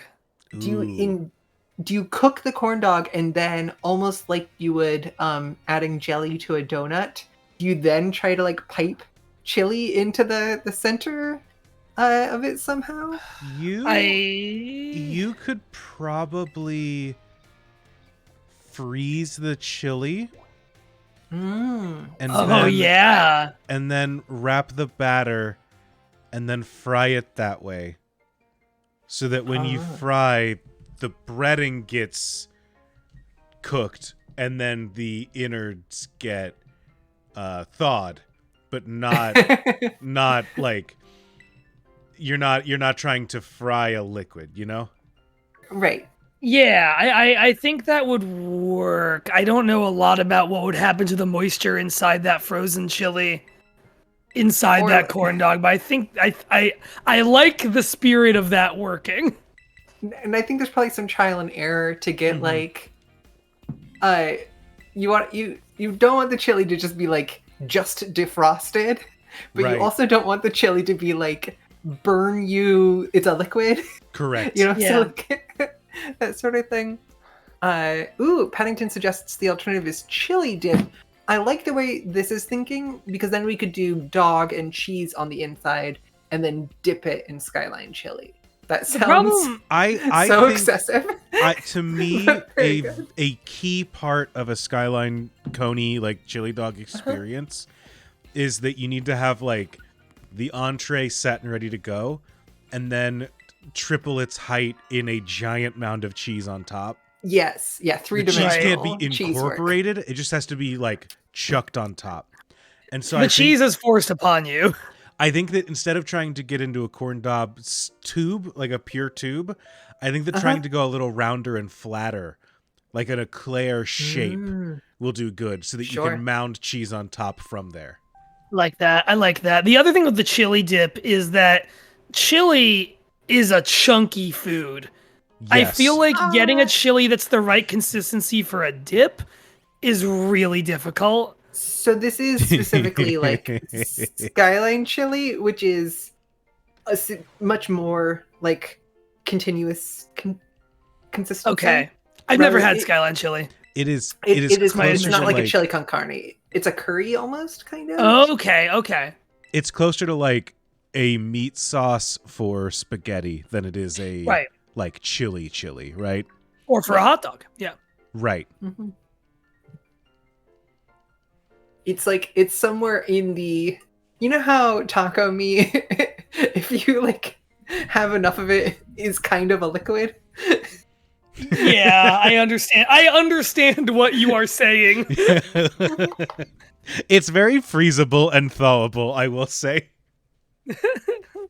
Like if you take taco meat and if you have a pound of taco meat, it will like change shape to fit the bowl or container that it's in. Mhm. Which Yeah, is like- it is. Yeah, that's it's the what- that's definition of one a of- liquid. Uh-huh. It creates the shape of whatever container it's put inside of. I do okay. kind of keep forgetting about the ducks, and I kind of jump scare myself a little bit as I glance over, and I'm like, "What's that shadow on my stream?" Who is And it that? 2 ducks dancing. We're on attempt 3. This to me feels like it's past the first Pommy fight. We are Yes. past the first Palmy fight. Yeah, we're in school day hell. And do Yeah. we have a partner beyond Quaxly, or did they valiantly give their poke life? No, in? side dish is still kicking, unless Sam did something drastic while I was I No, was gone. side dish is there. Yeah, Juliet, we have a Fido named Side Dish who did great work in the Pommy fight. The second were you here when we started the second run or no? I had to go right when the first run, like right Right. between Okay. the first one ending and the second run beginning. Okay. The second run we got very lucky with the brown roll and got Paldean Whooper, and then Paldean Whooper died tragically. No. We cleared the fight with ease, and then lost it Yeah. to a Diglett arena trapped it. Yeah. Goodness gracious. But we got to the first Paldean gym. Whooper is poison ground? Poison ground, so it was able to just be immune to the thunder shock. That is very lucky as a roll. Yeah. Is Fido brown? Yellow. Fido's Fido is yellow. We rolled brown and got Eevee, but we can't pick it up yet. Gotcha. I'm just going to double check and see whether Doxbun is brown. Does Doxbun Sorry. change color? Yes. Fido becomes Doxbun at level 26 and becomes brown. It sure does. So the good news is that we can evolve Eevee into whatever color we want it to be. Mm-hmm. Perfect. That's such a great. I don't know where you or when you get Eevee in this game, but I looked it up while I was while I stepped away. I believe I can get it as soon as I'm done with the school stuff. I think you can think you're find right. one right outside of here. Yeah, I think you're right. very exciting. Yeah, Sam is right. Yeah. Fido gets put in the oven and goes from yellow to brown. Exactly.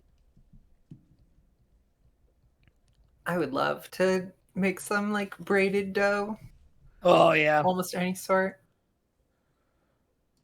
What are we looking at?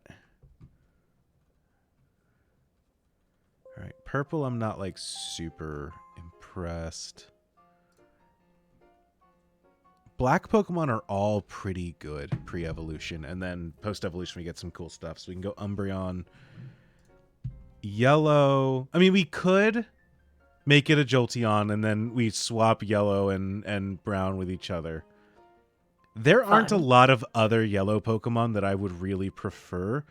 I kind of go yellow because there's a lot of early options available, but they're not super strong. Jolteon has decent enough coverage, I think. Can Jolteon learn Ice Beam? Probably I will not. Find out. That feels unlikely. Because if it could learn Not Bolt on Beam, this that'd be one. super great. Oh, Bolt Beam? Oh yeah, I see what you're saying. For a second I went, oh yes, the move called a Bolt Beam. The classic Bolt Beam. It can learn Hyper Beam, but not Ice Beam. Okay. Sam, you are on enough of a delay that I don't know what you think is a good strategy. Possibly the swap of the two colors. Yeah. Can we waste a roll on rolling yellow and then? Oh wait, no, we already did because that's how we got Fido. Now I understand. Right. No, yes. Or Yes. was Fido? No, Fido was the fairy pick. It's the fairy pick, but it Right? still takes the place of the color that it is. Yes. It is just, instead of a randomized one, we can say, I want that fairy type instead. How easy is it to get like a thunderstorm? I am sure that I could pick one up relatively quickly just by running around the world map. Cool. I'm willing to bet that I could grab one around level 20. What is it, 24, 26 that it evolves? The Palmy? Or the Fido? Yeah, should be 26. 26, yeah. I'm pretty sure that I could find one around the same time. This also, frankly, it might be a little moot because none of these Pokemon are great against this upcoming gym. I'm willing to bet that Quaxly can do some good damage against it. So, What is the upcoming gym? Bug. Bug. Bug and then Grass. So, Great. but we do get to get another encounter before we go in to fight Grass. So right now I'm trying to figure out what our best...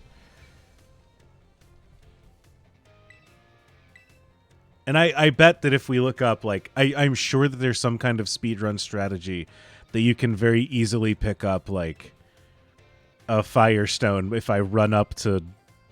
Like, I bet I could... I almost said this as a joke, but I bet I could get an Ice Stone and get a Glaceon. Oh, probably. I don't know how far you might need to go to get an Ice Stone, though. I wonder if those are only up at Mount Glaciato. Yeah, but I think that I can get there.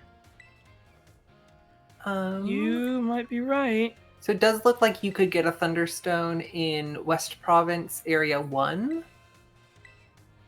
But let me look about. I've got Ice Stone up. That's Glaciadio Mountain, the Chilling Waterhead. I don't know what that is. Dalazapa Passage, and then something from the DLC. Oh, Dalazapa Passage is that big, like, underground, like, kind of cave intersection that's under Glaciadio Mountain, or in the mountain, or south of it. Mm-hmm. So it's all up that way. Am I allowed to use a Pokédoll? Huh. Let me double check the rules. Is it no items in battle or like no healing in battle? My memory was no healing, but I did not go over the rules with a competitor's fine-tooth comb. Yeah, let's see. No items in battle. Okay. Held items are fine. Can someone look up where I find a smoke ball? Smoke ball.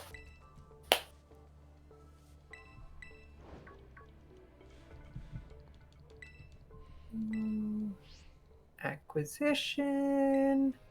Delibird presence. Okay.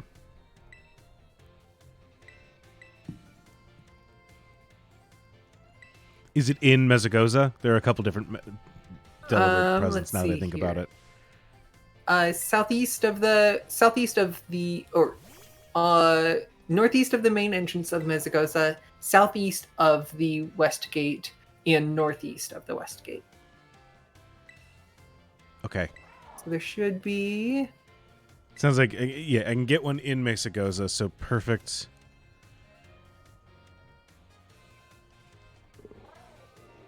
I'm sitting here jamming A, wondering why the camera isn't moving when there's a big button prompt on screen.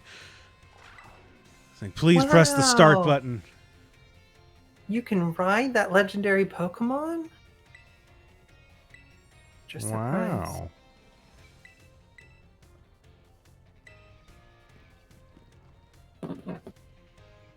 What level does Glaceon learn ice moves?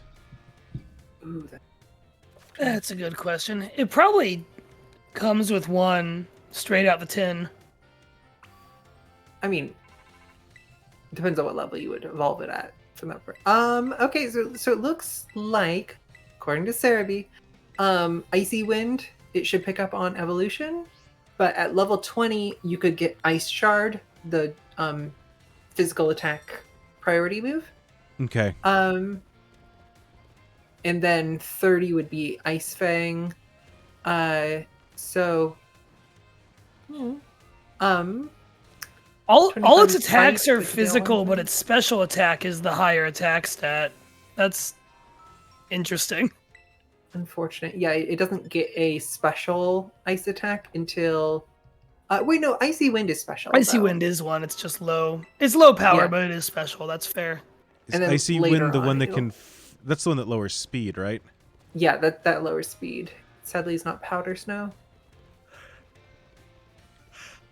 Bum. I assume that Glaceon is blue. Yeah. Someone broke down all the colors in the chat way earlier, and it was Oh. blue. That and Yeah. Vaporeon are the only two that share a color, really. Yeah. But it is one of those... If I evolve Eevee into Glaceon, I am kind of cutting myself off of a lot of good Pokemon. That is That true. makes sense. But I I do think... like the idea of getting the yellow. I guess one question is like, how much is the ice helping us versus just a like Pokemon with pretty good stats? My consideration for ice is that I could get an ice type Pokemon right now and then be set for these first two gyms. Oh, I see. Sure. And that would carry us into the later game. But I am a little bit worried that we're carried into a later game where I can't get a water type, like almost straight up. I mean, we've got Quaxly. That's not true. the world's best water type, but like, Yeah, we're gonna have Quaxly no matter what. Yeah, we are gonna have Quaxly no matter what. If you can help jog my memory, in this game, do you need HM compatible Pokemon, or does your HMs Miraidon ain't no Rhydon? thing. Yeah, Great. there's no HMs here. So we We don't have- have to worry we about have- like Quaxly can't learn Surf because it hasn't evolved, sort of. No, we have graduated from the need for those. Great. I miss HMs. I I, don't- know that I'm the only person that does, but I think there's fun things you can do with HMs, and in some ways, it makes a better bond with the Pokemon. I just think like, that's a fair argument. I like forcing trainers to make decisions. And I like Sure. the downside of you are having to give a Pokemon a bad move in order to, pick up extra items that are hidden behind Rock Smashes. Access Pokemon that are in Rock Smashes. Get items behind Cut. Travel, do you want to trade a move for the ability to get a shortcut back to town? Things like that. I like what they do, and I get why other people don't, but I think that the reason that other people don't are the reasons I like them. I like in ROM hacks when they're like, okay, we made rock smash a little bit closer to brick break, you know what I mean? Or we made it a little bit closer to like low kick or something. We made cut a steel move or a grass move. Like we did something to make it so it's not just like normal type does 50 damage and then strength is normal type, but like, hey, make if you're making rock smash a fighting type, make strength, which is like a move about throwing a big boulder, make it a rock type move, and then like there's more availability for like rock. I think those things are smart, and I do think, especially and very specifically in Gen 3, the like surf, dive, and waterfall need trifecta can be a little bit annoying or onerous, but demanding. Yeah, that one just becomes Gen 3. Yeah, that one just becomes bring a water type you don't like. Yeah, exactly. Everybody catching an extra tentacle and just make its life meaningless. Okay, so here's what I'm worried. I was looking at all those different Delibird shops. Unfortunately, they all sell the same thing, which I don't think is the truth later on in the game, as odd as that is. I feel like later on in the game they differentiate their offerings, which is a little odd. I can't use that doll. Let's see. I'm gonna double check here. I believe there's an Eevee around here. Is what what the thing looked like. It looked like there was one. Ball is supposed to be available for 5,000 at all branches in general goods. Not to make you go look at the shop again. I didn't see one, but I'll double check. Is it? It's not in balls. It's in goods. Right. Yep. Oh, Andrew, Julia, I think I am at the point where I need to sign off. I don't blame you. That's part of why I'm here. It has been lovely to be on this ride with y'all this afternoon. This has been fabulous. Andrew, I wish you the best of luck with side dish. I think that dog is earning a main course spot on any menu in the finest restaurant. Jay, thank you for joining me for so long. Absolutely. It's been a pleasure. Andrew, Juliet, best of luck as you continue fighting the good fight for a good cause. Yeah. And I'll see you, sometime later this year, next year or something, for Jade Cocoon 2. Mark it on the calendar. That's right. Coming to you in incredible timing. I will say, for all of our different foibles and what we're good and bad at, I do think as a network overall, we've gotten very good at signing off of Zoom calls. Yeah, there isn't. It might be something that unlocks with later in the game. I think the wiki just is in error. Okay. I think. No worries. I do think if I could guarantee a smoke ball, I might try the Eevee plan. I'm very worried about trying to run into areas with Pokemon that are in their level 40s if I don't have a way that I can guarantee running away from them. I see. That makes more sense now. I mean,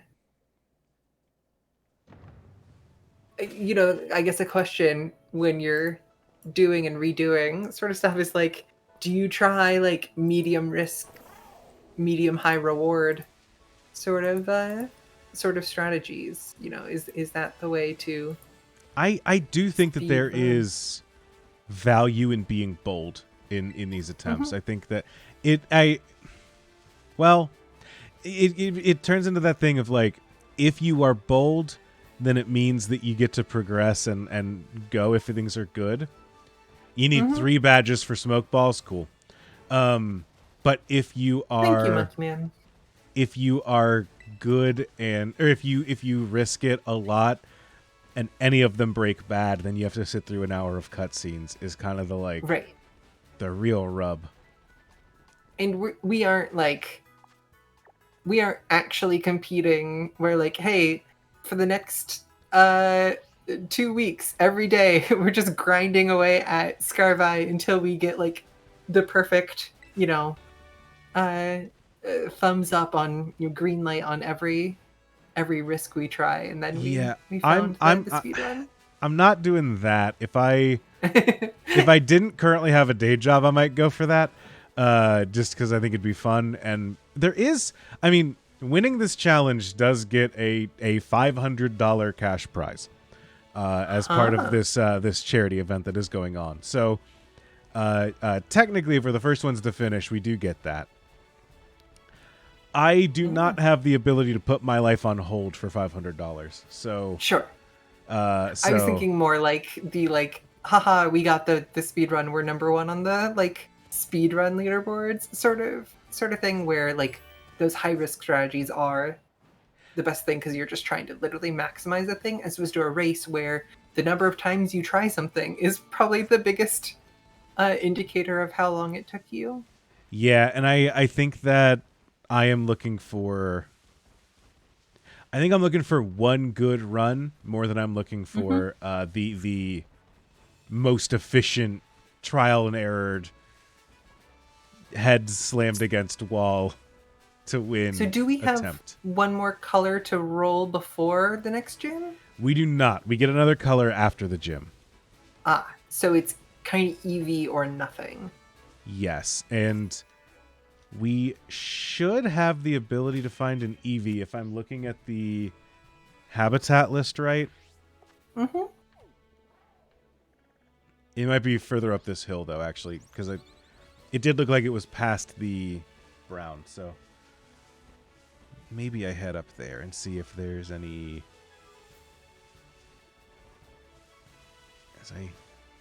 As I keep my eyes peeled for a tuft of brown in the tall grass. Mm-hmm. While also trying to make sure we don't. West area. Level 15. Level 15. That's a Capsakid. There's a Skiddo. Fampi. Skiddo. That's a Rockruff.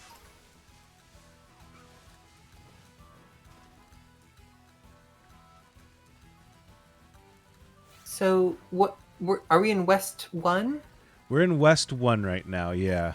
Okay, because I think West 1 is a place that we could get a Ice Stone or a Thunderstone. I don't remember which. Is that a place we can get Eevee? I'm seeing West 3 and South 2. West 3 and South 2.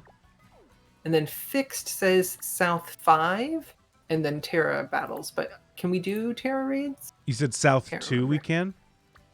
South Province Area 2. Okay, then probably not up on these cliffs then. It is probably down below. Because down here is South 2. Yeah, Pokemon games have gotten increasingly specific about where you can find Pokemon and increasingly vague about their maps. Absolutely, 100%. Back in my day, we called things Route 4, and we liked it that way. How is this map supposed to be helpful, Sarah B? You've hypothetically tagged these things, but are you sure? Eevee. Oh, there we go. Okay. So there's a Fixed encounter. I wonder whether that means it always spawns there, or whether there's here, we hand you an Eevee. I don't think anyone gives you an Eevee in this game, so it probably is a guaranteed spot where it is.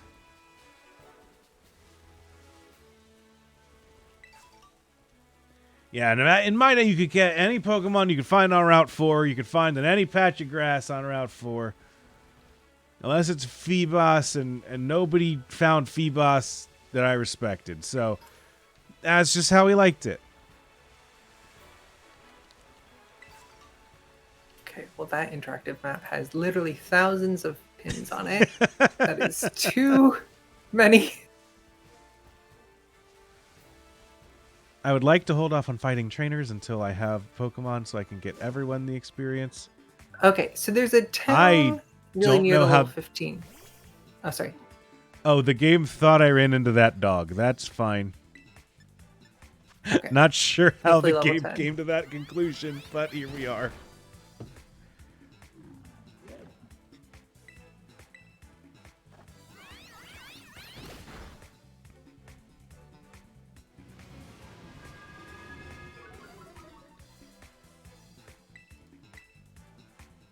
I'm gonna post a little map in our stream chat, just in case it is somewhat helpful for where to expect EVs. Cool.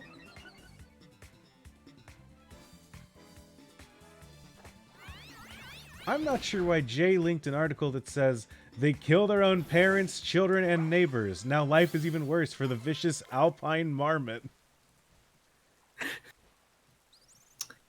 You know, you never know when marmots will be the main focus of the day. And then here's a slightly more zoomed in version of the map. In case you can compare either of these maps to the in-game map. Oh, is there one like right outside of town? That's actually super helpful if I there's think so. This is what it's saying to me. Is if there's like one that always spawns right here or something. This is standard spawn rather than fixed spawn. I think the fixed spawn is way over to the east. Unless you are over in the east, which I don't think you are. Or the south. Like I across imagine you're- across that that thing, that river. Let me double check. I cannot zoom further.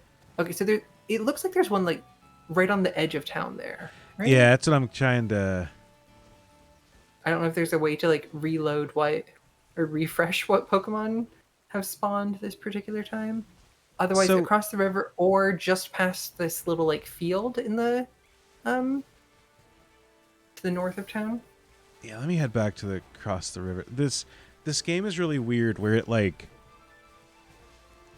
it seems like it doesn't want to spawn Pokemon right in view because it doesn't want them to just like pop in Clip into front of being. you. Mm-hmm. Yeah. But that comes at the detriment of being like, oh, that's across that river, and I don't think that I have a way of getting over there. So okay. Before you cross the river, do you see this like rectangle field outside of town that has like a green thing around it? To your left from where you're looking. Yes. Just to the west of that hoppip. Try and look at the kind of corner that is the furthest corner from town, right outside that rectangle. And Over at the That's pickleball another- field? yes, that sounds right. Okay. And if we look kind of on the outside two corners there, we might... That's another potential EV spawn. This game spawns Pokemon very weirdly, where it's like, it wants to do it out of your field of view. So you'll just like run through an area and it'll be completely empty, and then you'll turn around and it's like, oh, there's a bunch of Pokemon here now. Oh, hey there, Oh. Delilah. What's it like in New Donk City?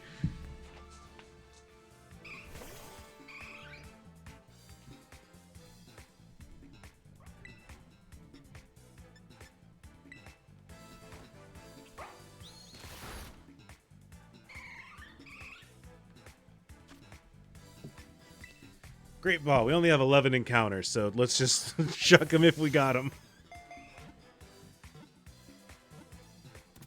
There we go. All right. The Alpine Marmot is what Palmy is based off of, and the picture of that ad is hilarious. Interesting. You know what? I for some reason referenced everyone's favorite song, Hey There, Delilah. So I'm going to go ahead and say this is Delilah.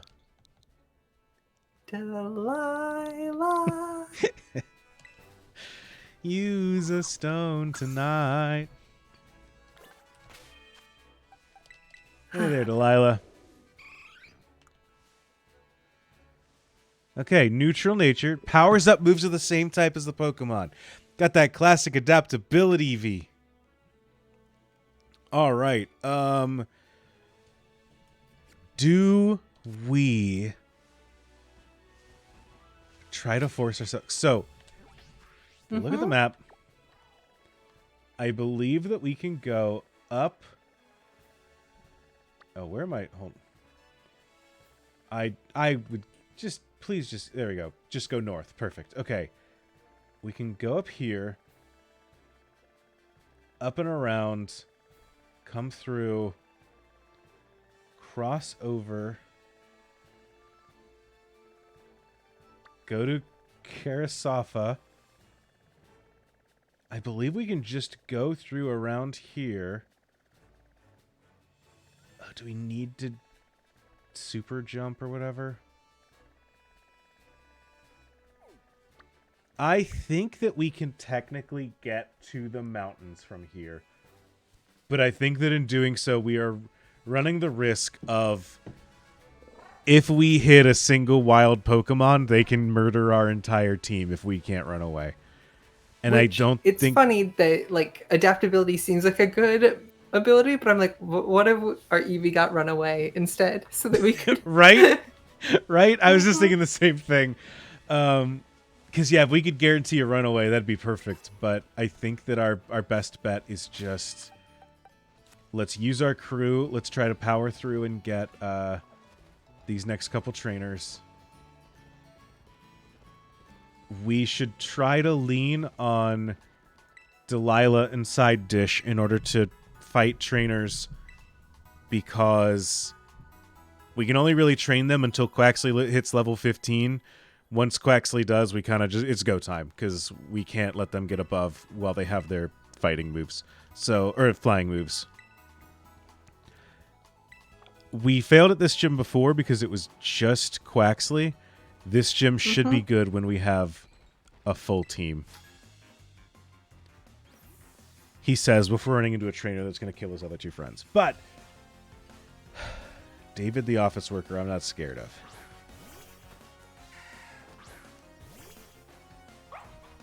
I admit I didn't understand the level 15 part, but I trust that you know what you're talking about, and that is A-okay.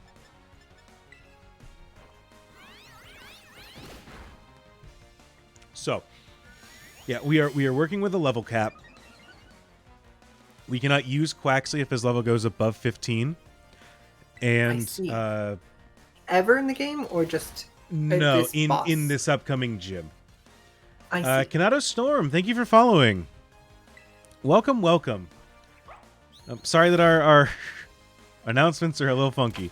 Yeah, so we have a level cap of 15 for this gym.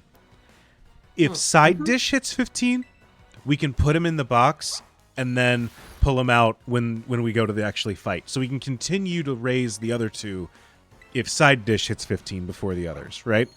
Gotcha. Quaxly, we are not allowed to put in the box. And so, once Quaxly's at 15, we can't preserve his level. Great. Because of that, we can't really train Pokemon once Quaxly is at the level cap. Does this game have a, like, auto... Some XP is shared to the rest of the party, sort of? Gotcha. And we can't turn that off. So... Love it. So that is part of a the big trickiness to level them up kind of at the same time. Yeah. So I'm kind of trying. I want to keep Lil Gay Duck in the back because he will not. In doing so, we're able to try to keep him. By keeping him off the field, he gains the least amount of experience possible, right? And so That makes sense. we can raise the others by letting them be the active participant in battles.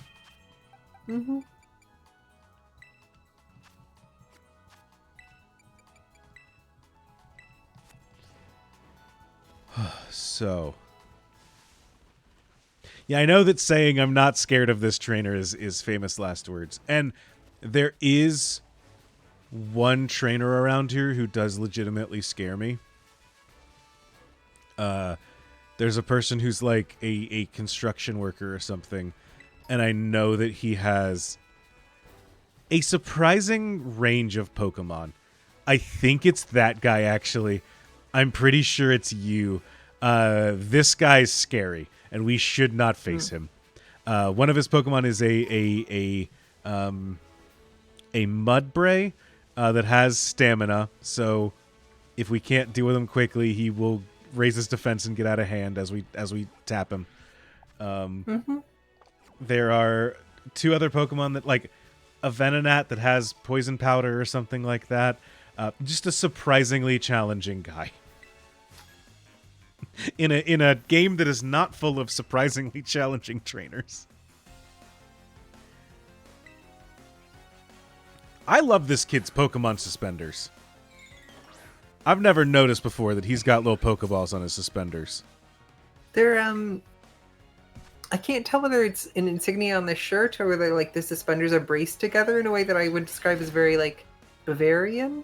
Okay, no, that is a little Tauros thing. It is a little Tauros. Yeah, he does kind of have a little. He does kind of look like he just got done at like Oktoberfest. There's something about him. The hat, I think, really draws it together. Surely, Andrew, it's Poke Oktoberfest. You're right.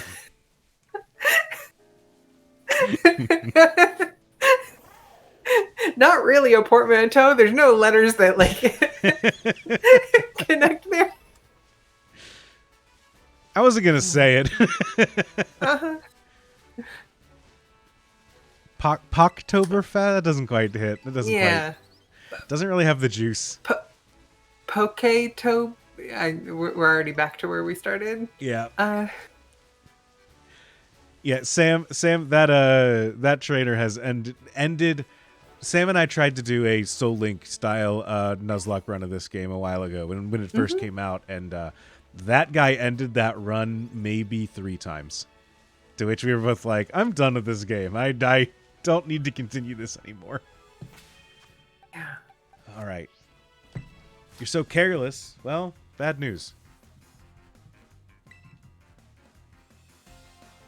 Forgot to buy ingredients. Well, that's being a student, I suppose. That's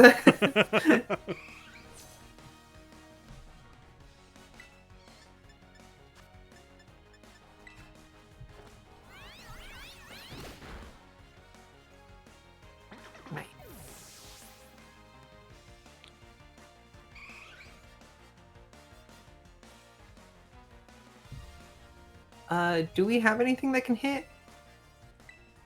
No, we don't, but No. Side Dish does. Great. Drifloon is rough because we do have a lot of normal and ground moves on our team. It is this thing walls at least one move of each Pokemon we have.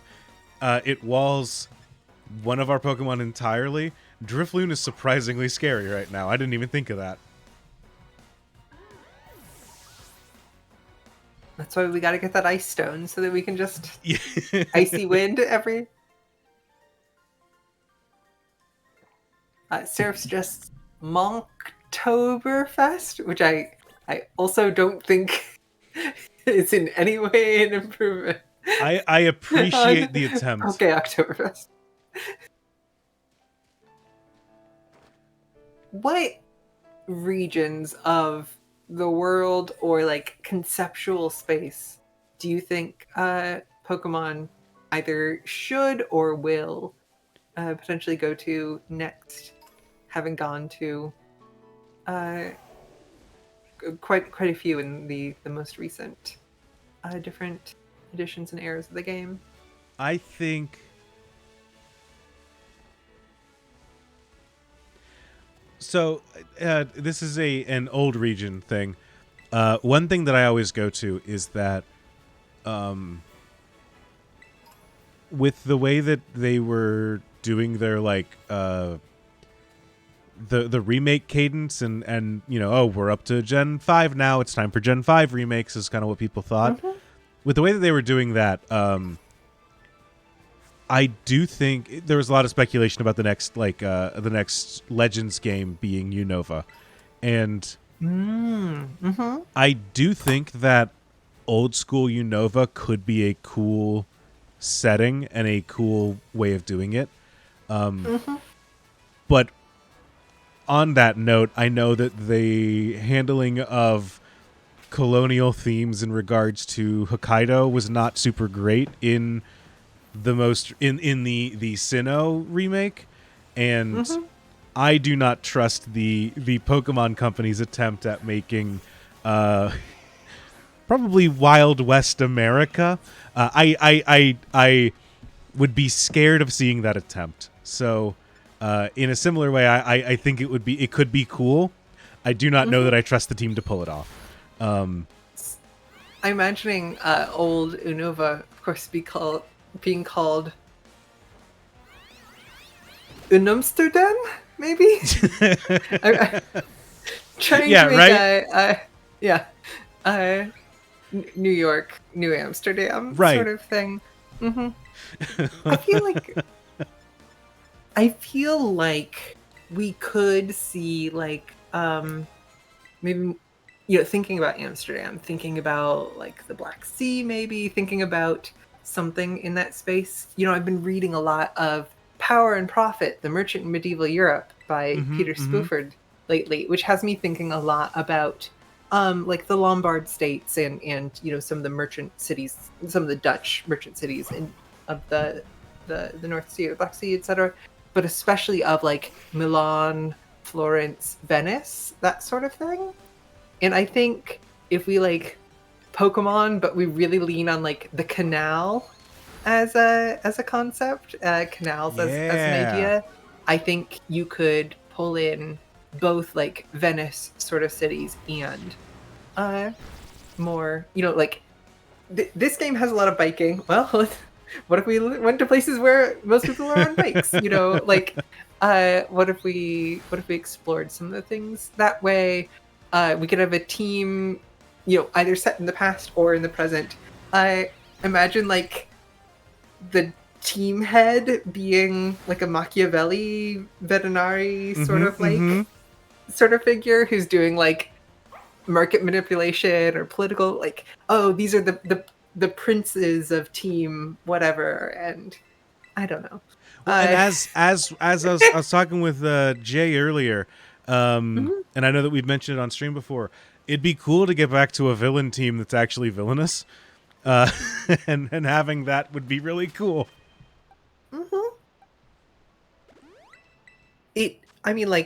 Of course, I'm the person who reads economic history textbooks for fun, but I think it would be really fun if a team was trying to do like Pokemon market manipulation, and that's why like they're not like kidnapping everyone's Pokemon or like trying to destroy all of the lakes and oceans or like destroy time and space. Like they're not like full criminal mobsters, and they're not full like existential like sci-fi stuff, but like, hey, we're trying to do a specific criminal operation and it would go smoothly, but you, the protagonist, keep like wrong place, wrong time, like stumbling in and foiling our intents. So here, can we pay you off? No? Okay, then we're gonna send all of our guys to try to slow you down and stop you.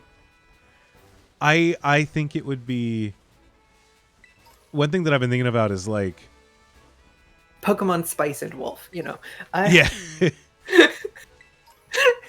There's a lot of I don't know, one of the things that I think is a iconic thing of Pokemon games, and something that I think comes up in jokes often, is that like, oh yeah, like Pokemon's got like universal healthcare or something, because you can go to a Pokemon Center and it's free every time.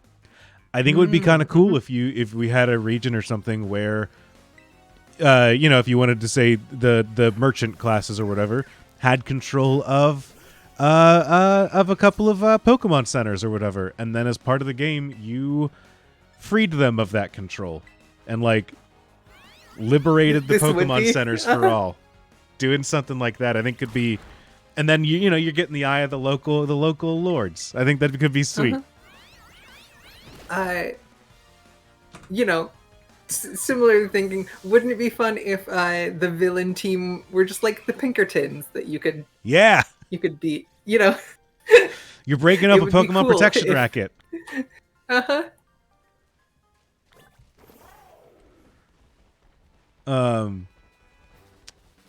Yeah, 90 News in the chat. I think a Scandinavian-based Pokemon region would be interesting. A good excuse to get Ice type and Fire Pokemon really early on. Ice is often so a late game threat that I never have to plan around early games. Would be an interesting challenge. It is.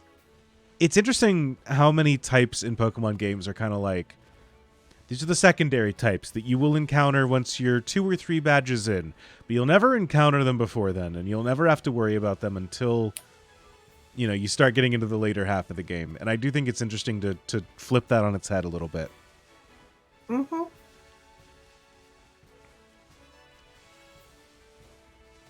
We could get a like a Moomin troll sort of fairy type maybe. And you know, honestly, having Ice and Fire, having a lot of Pokemon with like thick fat would be a relatively interesting thing. Yeah. It's a shame that Ice is such a truly crummy, like it's a great type to have attacks of, but it's not a particularly great type to be. Yeah. So I might want some changes to the type matchups a little bit to make, or maybe just like Ice Pokemon should have really juiced stats. And maybe that's the Little My Dark type. Recently I kind of played through, watched a playthrough of Snufkin Melody of Moomin Valley, and that's a great game. The recent Snufkin game, it is extremely like a cab, which is not necessarily what you would expect from just like seeing a trailer or listening to like the music-based vibes of the game, but the game is like doing fun music things with like woodland creatures and going and like doing stealth missions against the cops. Hell yeah. And that's like, that is the game. It is kind of remarkable. So if we could just get that energy into a Pokemon game, I think it'd be great. I think we can put Helping Hand at the bottom of that list. I don't think that's going to come up. I think I would probably just make sure that we don't accidentally sand attack. So we are allowed to sand attack. We are not allowed to double team. We can lower their see. accuracy. Great. We just can't raise our own. Frankly, any stat of ours we can't raise through a move that only raises stats. Great. Yeah, I had the same thing. I was thinking setup stat. Yeah. Mm-hmm. Yeah, because I had a similar thing when I was like, we can't use, because like the Mud Slap TM is a good 60% of the strategy to beat that early game Palmy if you don't just have a ground type ready to go. And so, if we couldn't use that because it lowers accuracy, I think the run would be dead. So yeah, we can secondarily raise our stat. We can accidentally raise our stats. We just can't do it on purpose, you know?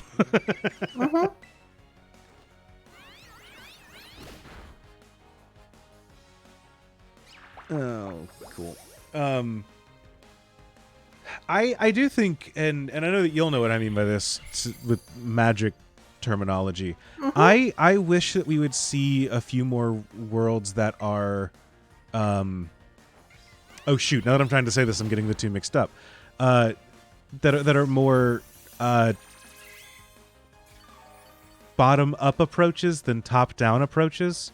I wish that we saw more worlds where, and I think Pokemon used to do this a little bit in like Coliseum, in spin-off games, because they have like new areas for spin-off games all the time, where it'll be great. We welcome to Altea, I think, which is where the Ranger game takes place, or the Ore region for Coliseum, where those aren't those aren't original places. Those are original places. They're not based on a place that exists in reality. And their whole attempt with that is saying, we're going to build a world that supports the mechanics we're using. I would prefer them take more of that approach than to do a what would Pokey Spain look like? What would Pokey Hawaii look like? Sure. I think that the games feel a little worse when they're trying to just kind of not one for one of a specific place, but like if we went to like Pokey Italy and it was like, here's one town that has a canal in it, and you're like, okay, I guess that one's Venice. That to me doesn't hit as hard as if we actually like looked down and said, hey, what's our, what do we want to support with our region here? What do we want this to look like? And Sure. That's something that I so not to say that as kind of a cop out to not have an answer to your question of where would you want a game to be set, but I mean, the point of the question is the conversation. Yeah. To me, having not necessarily, I've played 10 plus hours of Scarlet Violet, and I've watched probably 10 to 20 hours of Scarlet Violet, but I have not watched with such a close eye that I'm never missing anything. To me, this game feels like bottom up, but in a way that is not particularly satisfying, because I to agree. me, this game is like, listen, we made an open world thing that works just barely well enough, and now let's kind of just make a big circle, and you can kind of go left or clockwise or counterclockwise around this circle. Uh-huh. And so if it had a little bit, I think maybe a problem that we're arriving at either direction is whether they build it top down or bottom up, there should be some thought into to the building of it that I think a little bit more either direction could pay off in a fun way. Well, and I do kind of feel like they kind of tried that here, but it does feel like the rough draft. The question is, how can we support an open world, you can go anywhere thing? And the answer is, great, we start at the bottom and you can go left or right. And then you go up from there, right? And I think that's kind of a first draft, here's how we support an open world in a Pokemon game. But I do agree with you that this region really does feel like it can be refined down a lot more than that. Gibble, I swear to God, if this thing Dragon Rages my team,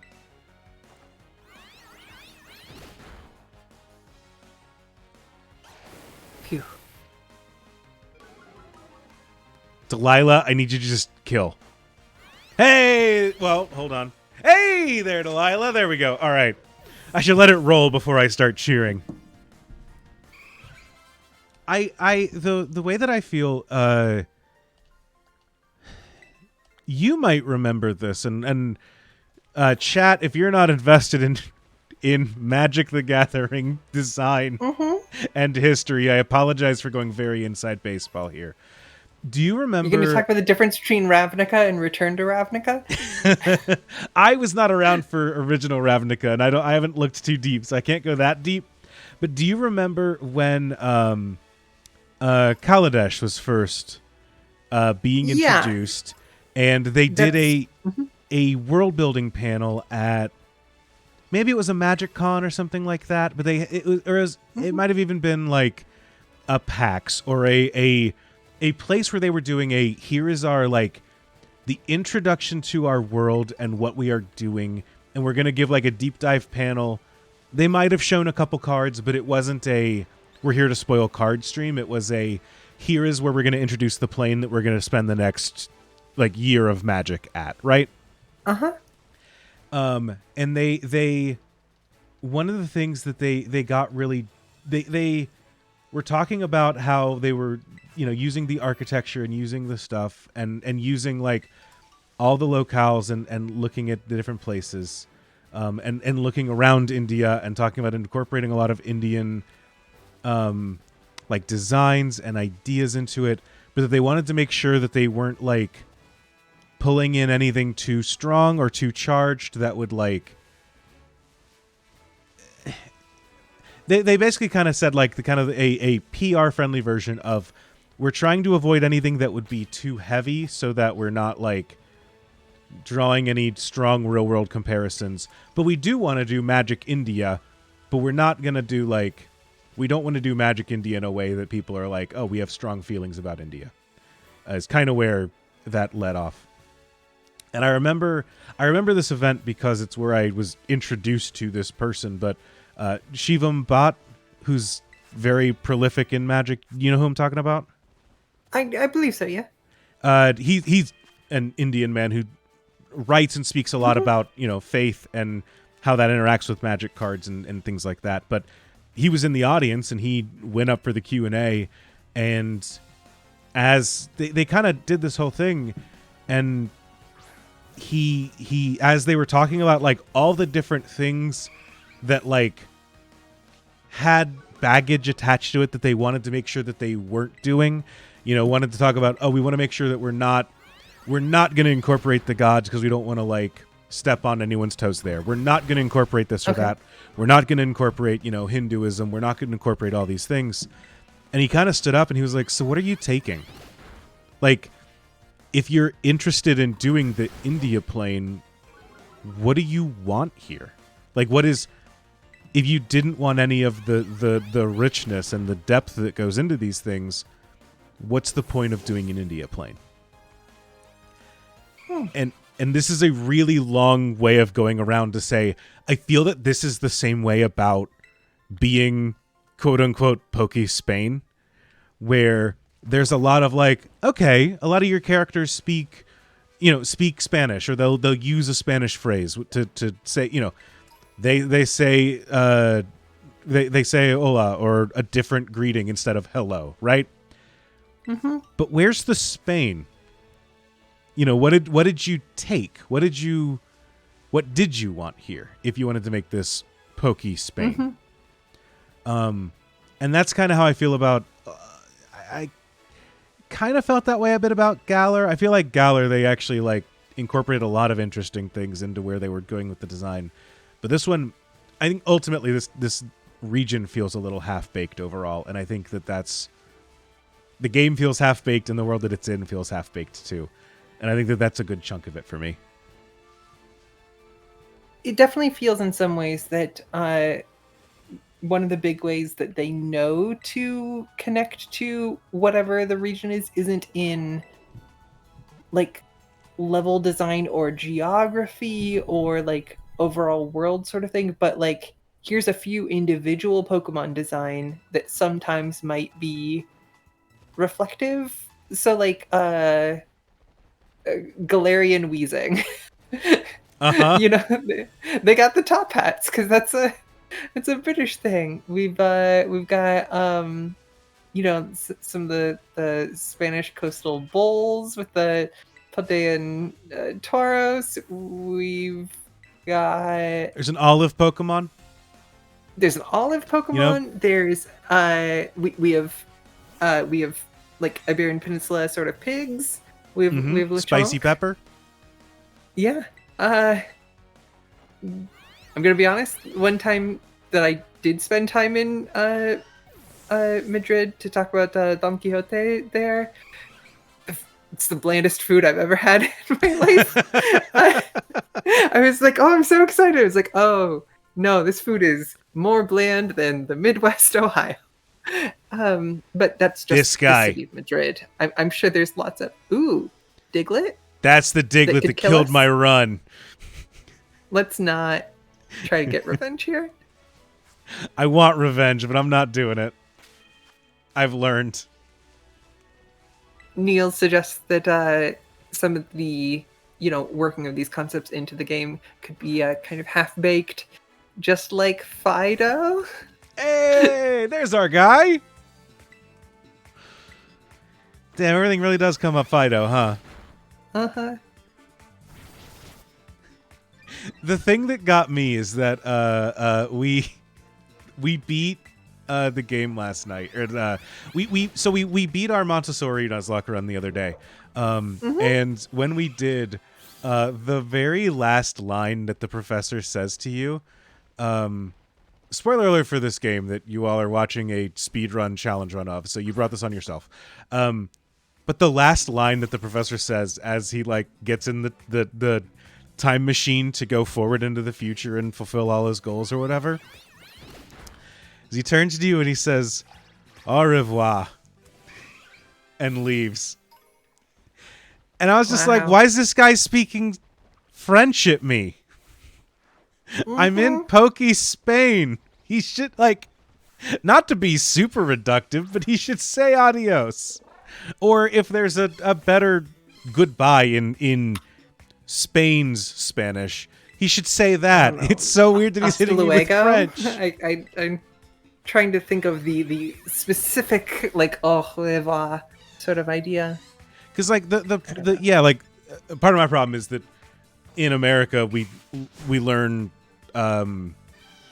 like, Mexico Spanish more than Spain Spanish, because there's two separate That's a very good point. dialects, right? So there's a bit of me that's just like, yeah, they should say adios. That's the word I know. And there's a chance that that's not right, because frankly, I didn't even learn that one well. So I could be, wrong about the specific, but like, is there any other trainer we can fight around here? I know it feels like I'm kind of killing time, but I just want an extra level on Delilah and our deck. Is there a reason not? Yeah, so should we just kind of pound through some? I'm worried. Some wild Pokemon. Yeah, they just don't give a lot of. But they give more than me wandering around, so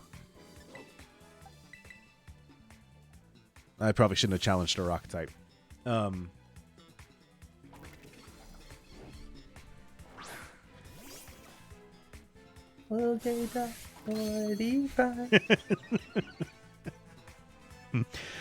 so glad that I've infected a good chunk of the network with Lil Gay Duck 45.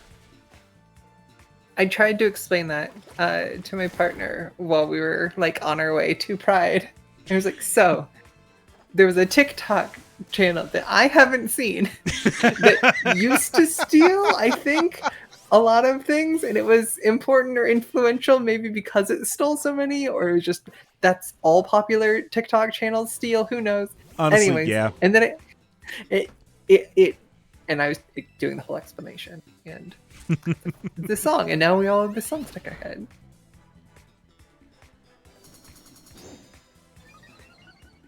Hone claws.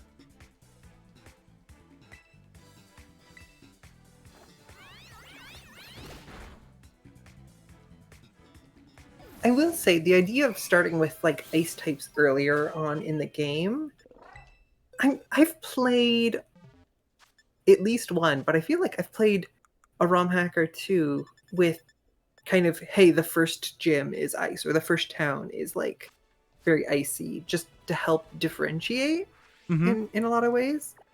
And especially if you are only using like Pokemon that already exist in the canon games, it's like, oh, here's your, what's the littlest one? Vanillite, I think? Mm-hmm. It's like, here's your Vanillite, or here's your, I don't know, some other like really small, pretty useless ice type. Like maybe you could get a Spheal, maybe you could include like, I mean, if you have a Swinub in an early area, then you're great, but are you going to give a Swinub in an early area? I don't know.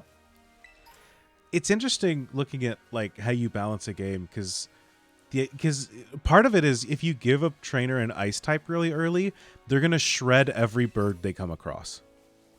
And that is also true of like electric types, but I feel like they typically save an early game electric type for the Pikachu slot because it's their mascot. So like, hey, you can have a lot of fun with Pikachu. That's our guy, you know? And so I do feel like when you do that early, especially if you do a Swinub, it's kind of like, cool, you give them an ice type really early. They're going to shred all the birds, and they're immune to any electric types.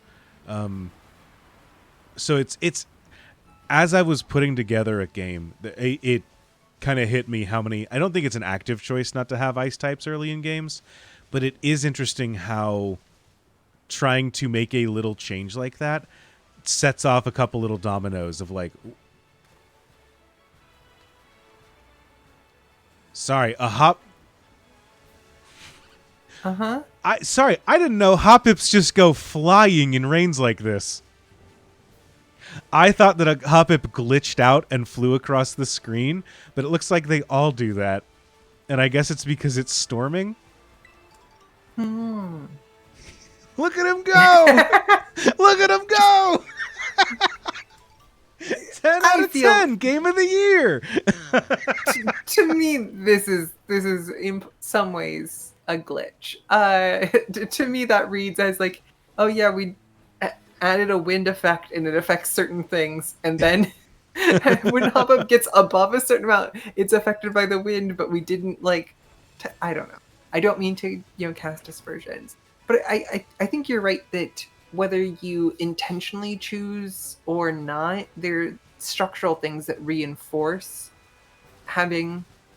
not have an ice creature or ice type involved in your early sort of things. I mean, it's also the case that it usually takes you at least one badge before you end up in Pikachu or Pikachu clone territory. Yeah.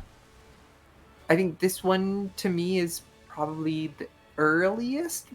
I mean, you just have more access to more different Pokemon in this one than in a lot of earlier sort of games. But a lot of times that is a decent way through. You can get a Pikachu in the Viridian Forest in like OG Pokemon, but that's really rare. That's like, I mean, it's not as rare as getting a Pidgeotto in the Viridian Forest, but it is a distinctly uncommon sort of event. Yeah.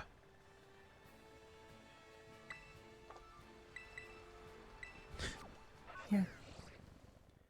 If you give a trainer an ice type, thrilling Pokemon tie-in if you give the mouse a cookie books. The duality of game. This game really glosses over the qualities that make a game entrenched in a specific setting to the point where it's thoughtless window dressing to, hold up, look at that guy go. Game of the year, 10 out of 10. Listen, chat. I'm a simple man. I'm easy to please. No, I'm not, but you know. I do think you could easily go, hey, this generation's Pikachu clone is an ice type. It's an ice cute little mouse that goes choo. I think in this case that'd be great. Yeah, no problem. Yeah, that's a really good idea. I like that.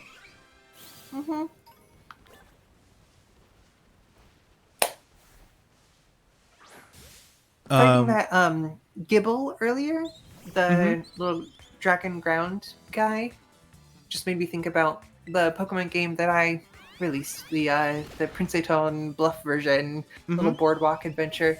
I put in one of the first two areas you can go to, depending on which direction you go.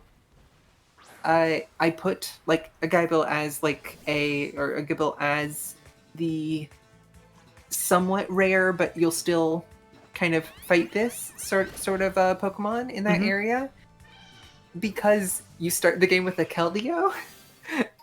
Who knows like Bubble Beam and I don't know, something like Bubble Beam, Double Kick or whatever, and Powder Snow, because it's Princeton the Powder Sugar Horse. And so it's like Wild Gibble is like zero problem for you. You can do 4 times. Super effective. You start with a ice move. Powder Snow is a very fun ice move for like a starter to have early on without necessarily needing to have like your whole identity is, it's Glaceon where it's just ice moves all the time. It's like, you can just have a little ice move. And then if you want to include, dragon Pokemon earlier in the game or powerful ground Pokemon earlier in the game, you've got you've got that ice available to you. But that's also a game with a single starter rather than the 3 starters. But maybe in the Scandinavian thing, all 3 of the starters can learn a cool new ice move early in the game. Oh, by their first evolution, by their like Charmeleon stage, you can have a fire ice, a grass ice, or a water ice. Honestly, yeah, like I think that can work really. I think one of the cool things about and then gym number 3 is a dragon type gym. Yeah, I think that fan games really give you the opportunity to play around with that in a way that I feel like you couldn't really do in a official game.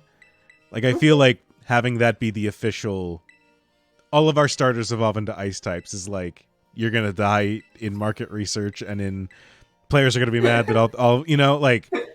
But I do think that in a fan game where you're just like, here's what I'm specifically doing, I think that works really well. And I know that like with the game that I've been making, I have all 3 of your starters have normal as their secondary type. And then part of the thing that I ran into, I decided that I was going to turn the first gym into a ghost type gym. As a, hey, you've got ghost secondary, so your starter and the gym leader have a type that is immune. You've got an immunity against each other. Both directions, yeah. Right, and the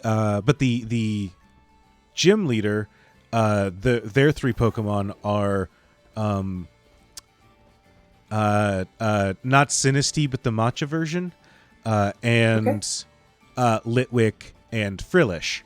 So the first gym you're gonna run into is Fire Ghost, Grass Ghost, Water Ghost, and so your starter will line up well against one of them, but poorly against the other. The other thing that I've had to do, I decided that I was going to make it so that you don't run into any other normal type Pokemon until after that gym. That way, your starter has something special against that gym fight, but it also made filling out that area kind of weird, because it was like, oh, the only bird I can give you all is Rookity. Sure. If I want to keep Unless you want to put Murkrow at the beginning and really spike the power level. Exactly. If the only quote unquote regional bird, the only sure. All of the early Pidgey-alike. game basic guys have been, well, and it ran into the thing of like all of the early games are, bugs and typically normal types. But then you run into, all the bugs here. How do I justify putting in a fire guy here? I can't really do that. Normally you'd clear them out using a bird. But the birds, you can only do Rookity. There's no bird that really fits here otherwise. Just a lot of interesting little lock-on effects that came about as a result of a decision that I made kind of on a whim, but like a controlled whim. But I didn't realize how much... I didn't realize how much design power I was ceding when I did that. Ultimately, I think that I've made. I think that the where I've landed on all this is more interesting than it would have been otherwise. But it is interesting how that all played out as I was trying to figure out how to make this first area work. Yeah. Huh. I know you've already looked through it, so there's no sense in but I'm combing through my memory of different birds and thinking about anything that could work. Yeah, it's no. like I could do now. I could do Wattrel, but then it's like, do I want an electric type? And I also I'm very. My main town isn't on the sea coast. Why would a seabird be in the grass there? Like I'm very ecologically focused in the design that I'm working with. So it's a little bit like, oh, why would why would this be the Pokemon that we run into in this area? Why would that be a thing? And so I don't know, it's kind of interesting looking at the way that I've had to shape things around my own pernickettiness. You've already designed these areas, so suggestions or brainstorming is not actually a helpful thing, but I would think about like Woobat. Especially if there's like a forest area that's like, hey, it's so shrouded. Bats come out and pollinate things because it's nighttime. I didn't really think about that, and I do like the idea that, I didn't think about Woobat. Flying. I mean, you could also go with like Zubat and stuff, but like Woobat's interesting. Flying can beat the grass, but the psychic is like slightly weak against ghost. Mm-hmm. In a sort of sense. Yeah, that's a good thought. I will take that into consideration. And doesn't require you fitting a like Generation 8 Pokemon into your Gen 4, Gen 5 era graphics situation. Luckily I found a pack. People have done the work of converting it all, which is really cool, and people have made really good sprites for the Pokemon that don't feel out of place, which is really cool to see. So I'm willing to go up to Gen 9, but I also want it to be a very cultivated Pokedex. I'm not looking to be one of those games that's like, yeah, here's your ROM hack that's got all Pokemon. There are 30 species in every area. Mm-hmm. You want Route 1 to contain all of the rodents, right? Yeah. All right. It's gym time. It might be too late, but for I should... James. All right, let's... It's not gym time yet. I spoke, and then I remembered that there are things I should do. Let's give some berries. Actually, let's give... Oh, I didn't buy the thingy this run. You know what? I'm going to go back and buy a sharp beak. Sounds like a plan.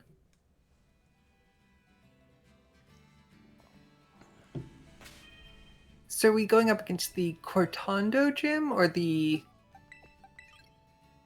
Artist? This is the Gym bug 1. gym. This is Bug? Okay, Yes. great. So Nimble, Tarantula, and Teddiursa with a Yes. Terabug. Cool. The So we Teddiursa are going to that be killed dealing with What's up? bug type attacks. Nimble does have double kick, just in terms of thinking about our normal types or our currently normal types. That's a good call. Hopefully that's not a huge problem. Tarantula has Assurance, which I want to say is a dark type move. Yes. Yes. I don't think that necessarily does anything critical against us. So Bug fighting normal and then normal Terabug.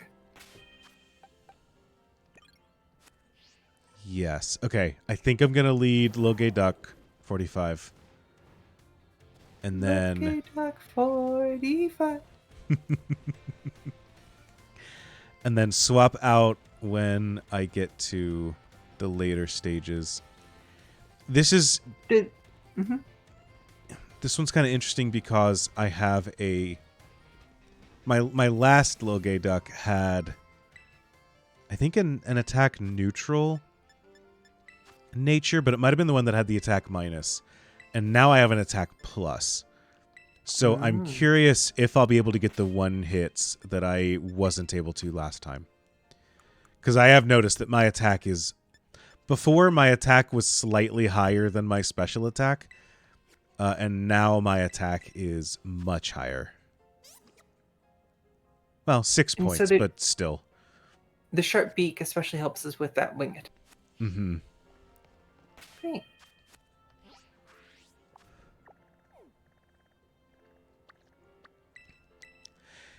And you know what? If she goes with a Fury Cutter, I did teach Protect to Loge Duck, so I should be able to... if she Fury attacks me once, I should be able to block the second one, break a chain, then swap to Side Dish, who's got lower excuse me, he's got higher defense of the two. I can mud slap from there to lower its accuracy and baby doll eyes if I need to, depending on how much time I think I have. And I think between Side Dish and Delilah, we should be able to... If I can't just sweep through with Quaxly, I should be able to get the kills with the two... My two dogs should be able to come in the end there. Sure. Let's do it. Can I get that music for Lil Gay Duck 45? Coming right up. Looking boy 45. Looking boy 45. Let's go, team. We're gonna play that with every KO you get in this gym. Let's do it.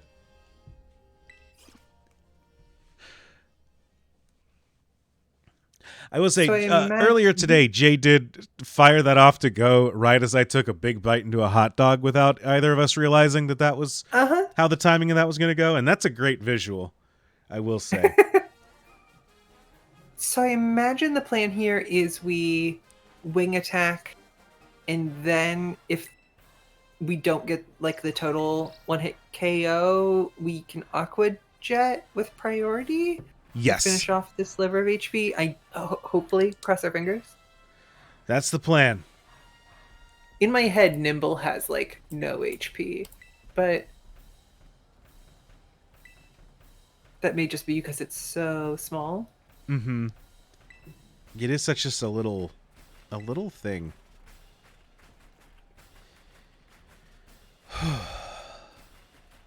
All right. Samwise Gamgee voice. If I defeat this trainer, I will be farther from my home than I've ever been before. Let's do this, Lil Gay Duck 45. Rock Lee voice. If I don't defeat this trainer, then I will try 7 more times. Wing attack. Okay, that did about the same damage it did the last time, which is not reassuring. My special attack is down. Doesn't matter, but it is worth noting. Mm-hmm.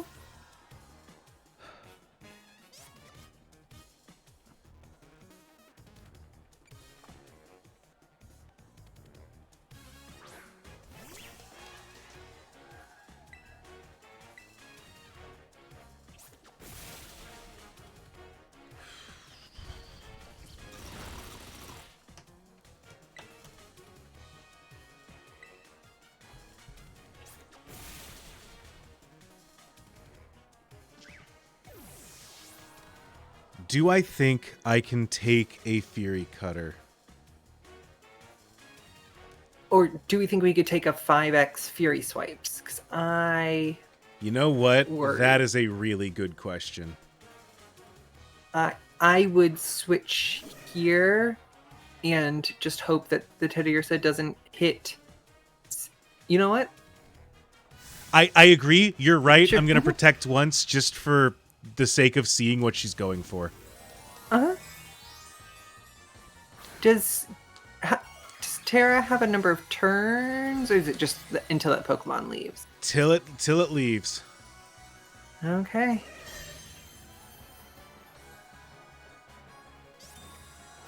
Yeah, Nine O'Neil's, you're right. Don't risk it. Run's done if you can't take it. I agree. And I was going to swap until I thought, you know what? Let's... Fury Cutter. Okay.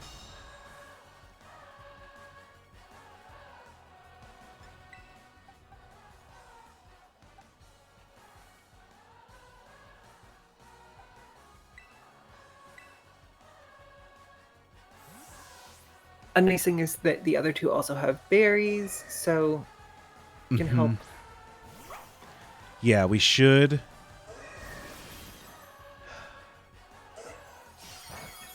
Okay. Fairy resists bug. Huh. I forget about that. Okay, before you hit Mud Slap, does bug resist ground in this generation? I was just thinking that. I don't remember, but there's a little voice in my... Your voice is saying this. There's also a other separate little voice that says, is Mud Slap resisted? Does bug resist ground in Garvai? Bug resists ground. You are right. I'm going to baby doll eyes and lower this thing's attack. Great. Because I get priority on that, even if I am slower. I don't know for sure.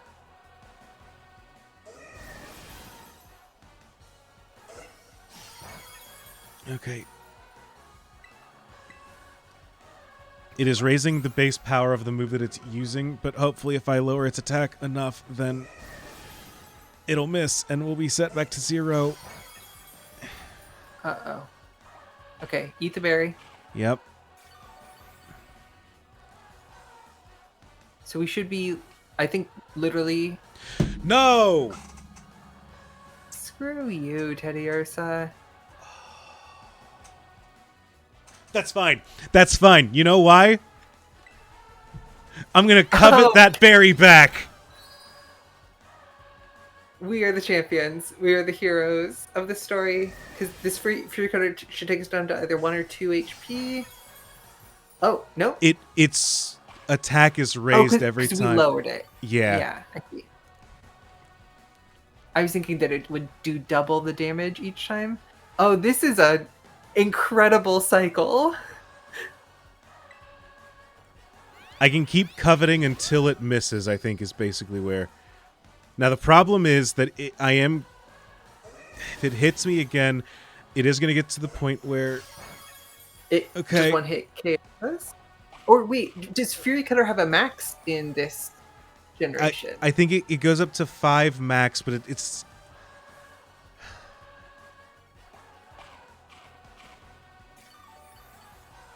Fortunately, no, and now it doesn't have my orange berry.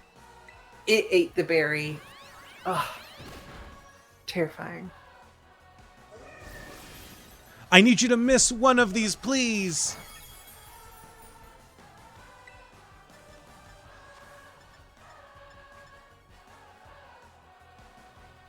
Flinch. Yes! Yes! Whew. Oh, yeah. Because now it's back down to base power, and it's going to deal like 1 damage. Unless it crits, Right, but I can't play around crits all day. Are you kidding me? That's neutral? Okay. It doesn't matter. I'm biting you to death. I'm biting you, I'm biting you, I'm biting you. Done! Yes! Teddy Ursa down, no deaths. Little Game Boy 45. Little Game Boy 45. Except for the dog. But you know what? Good work, team.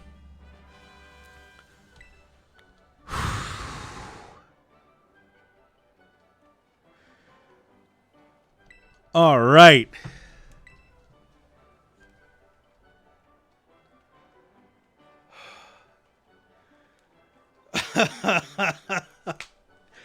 I was about to say, can I get some L's in the chat for look? Can I get some S's for side dish?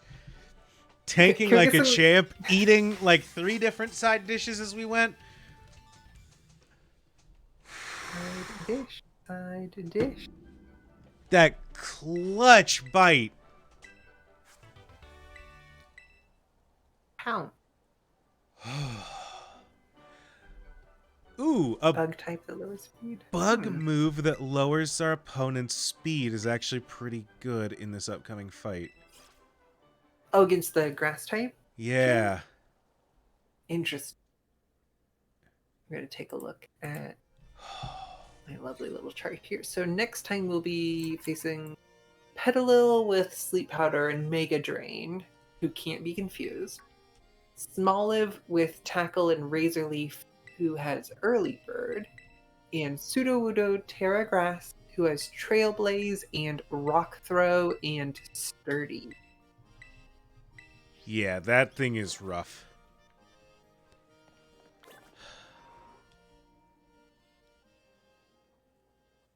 What is our level cap for the second gym? 17. The same as their ace. So we can't do a lot, and frankly, with Lil Gay Duck at 15, we need to whatever we catch might not be super great depending on what level we get it at. We're not going to have a lot of options to train it. I might be able to Right. go and do a bunch of raid battles to get a bunch of experience candies. Actually, now that I'm looking at this, that might be my out for some of this training stuff. But Oh, to bring one thing up to 17 without over leveling. exactly. Yeah. Do we want to try going near the mountain pass to try to get the? Do we think it's likely, even if we get there, that we can get an ice stone without getting into too much issue? I do not know. Do we? Are there a lot of red Pokemon? Did we think at all about, instead of making Eevee a Glaceon, making Eevee a Flareon, or are there other good fires? I'm considering it. Part of the problem that we run into with this thing is that it has stab rock throw. So getting a flying type and a fire type are not as good as we might want them to be. Yeah. Both ice and fire being weak to exactly. rock. Yeah. Does it still get its stab even if it's Terra Grass? I mean, it might. Yes. Yeah. For Terra, you still get the.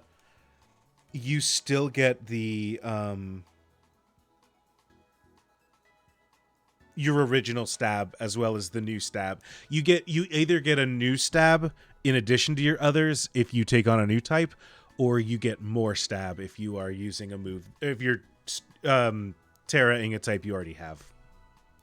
So the only things that resist rock are fighting, ground, and steel. And ground is a little bit risky against a grass gym. Yeah. And I don't know how well we're gonna get a steel type. Let me pull up the list for chat to see, and Great. I will send it to you directly Cool. in our chat if you want to poke around this Google Drive. Just because the way that I'm streaming to you does not include all the stuff on the side here. So but let me, and then boop. All right. Gray Pokemon. Lechonk, Nimble, Misdreavus, Barboach, Shroodle, Magnumity, Zorua, Klefki, Pineco, Varoom, Stonechurner. Varoom would be great. Depending on what level we can catch a Varoom at. Huh. Okay, I will see if I can find that out for us. I don't have like an encyclopedic knowledge of this game, but I do have access to encyclopedias about this game. Let's see. None of the rest of them would be great is the kind of the problem. East White 3, West 2 are Varoom spots. So I think we could get to West 2, right? Basically where you're at. So Varoom looks like level 21. Yeah, that's what I was worried about. White. Yeah. So Squawkabilly would be good. Wingull would be fine. No, but it's weak. These are weak to the rock. Only we could like search it by like type and then work backwards. Are there Fungus would be good. Are there any fighting types that we can get at this junction? How do our green look? Because we can do Gulpin as poison would be pretty good. Mm-hmm. Axu with Dragon Rage would be sick. Sure. Axu to me is a Pokemon that always dies in Nuzlocke because it just doesn't have a particularly strong defensive back end, especially special defense. And honestly, pretty low H. I mean, it's Axu. It doesn't get very good stats until it's evolved some. But Red feels like an obvious choice because of the fire nature, but all of these crumple to a solid rock throw. I was like, what if we got a cloud? But then it's the grass part that would be the issue, not the rock throw. And If we then could get a these are all ponder, too high but- level. Yeah. We have brown, we have yellow. Purple. I'm looking at purple, and it would be nice, but I don't think we can catch any of these particularly early. And like crab brawlers is one of the closest to us, I would guess, but that's not. I think that he evolves white too. Yeah, he evolves into white, which isn't a problem necessarily, but white is not great, but fungus would be incredible. I think the play might be go green. See if we can get a grass type that can learn poison moves, or a poison type that can learn poison moves. Because here, the Pokemon we could get relatively easily. Smoliv, not great, but would be okay. Petalil, same boat. Applin, not great. Unless we can find a tart apple really quickly, actually, because this might just be sitting around somewhere. Squawkabilly, not great, but you know what? Squawkabilly, if we get an Intimidate Squawkabilly that knows flying moves, maybe it can tank a move once. Or we can give it the focus band, which is maybe you'll get a focus sash. You know what? We could try.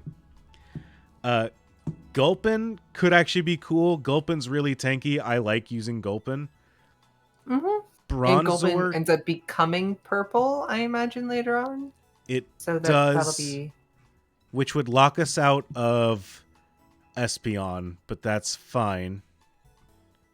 I like Espeon, but we've got a bunch of backups. Yeah, Bronzor, we could get Axu, who we can, you know what, load it up and go to town if we've got Dragon Rage. Angel, how you doing? We just beat Katie for our first time.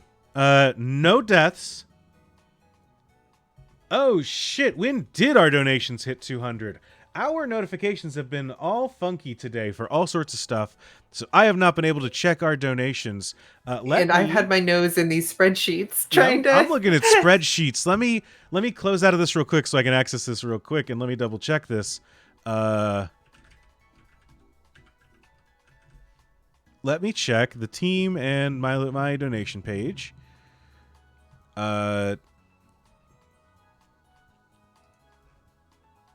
Nope, that goes to our team. I'm so used to being like, well, just check Tiltify because like we have the Tiltify page and everything. Yeah, I'm But so it's slightly used to different for us. I'm so used to Tiltify that it's weird trying to use another website. But anyways, Angel, donations going good. Run's going great. We beat Katie for the first time. All three Pokemon are still alive. We got Loge Duck, Delilah, and Side Dish who are hanging tough. And now we are just trying to figure out what we should pick to go into Brashus. We got donations. You know what? I'm going to thank everyone right now. We got a donation earlier from B. We got a donation from Red Seraph, who says Loge Duck 45, Loge Duck 45, Loge Duck 45. Got a donation from Sam. 45. Thank you, Sam. I'll go upstairs and thank you in a little bit. Another from Red Seraph saying, I can't carry it for you, Master Frodo, but Little Gay Duck 45 can. And then an anonymous $100 donation. So thank you, everyone. Someone supported us for winning that battle. So thank you for that. If we get a tandem mouse, then we can name it Anony Mouse. Yeah. We sure can. Tropius, I think this is where the levels cut off. I don't know that we can get a Capsacid low enough level that we could bring it into this, but maybe we could. Cacnea, I bet we can't, but I can check. 1 through 19, that's top half of the screen gets us relatively okay. I just don't know that. I feel like so many of these are so low odd rolls that they're just not. And even the high odds are like squawkability can be okay. You know, like they're not. Nothing feels like we're really powering in. We've done brown and yellow so far. Yellow we locked in with Fido. I'm gonna mark that in my notes. To me, I don't know that there's any strategy we can pick that can't like roll good or bad. And so I think green makes as much sense as anything to give a try. I think let's do red, or let's do green. Let's do random number 1 through 19. Oh, you know what? Let's show it on 6. screen. Let's show it on screen so that y'all know that I'm doing this right. Generate 5. Oh, Masculine. No. It is right between 2 Pokemon, and you said 6. And I wish I could take the gulpin. I wish I should have just believed you. I should have just listened to you, Juliet. Alas. Oh, I should have. We rolled a 56, so that's not a Pokemon on this. Oh, I guess we gotta re-roll it. All right, Basculin, where I assume everywhere, but I actually don't know if that's true for this generation. Where can I find a Basculin? Water types are weird because they're just like, oh yeah, they're in everything, but there are 7 different fish that have a chance to spawn here. And in like in Gen 5, they really are like every water place you go. Yeah, that's the thing we've got here. Basculegion is neat, but I don't think we are going to get I don't want to be sitting with a Pokemon who cares about all of our friends dying.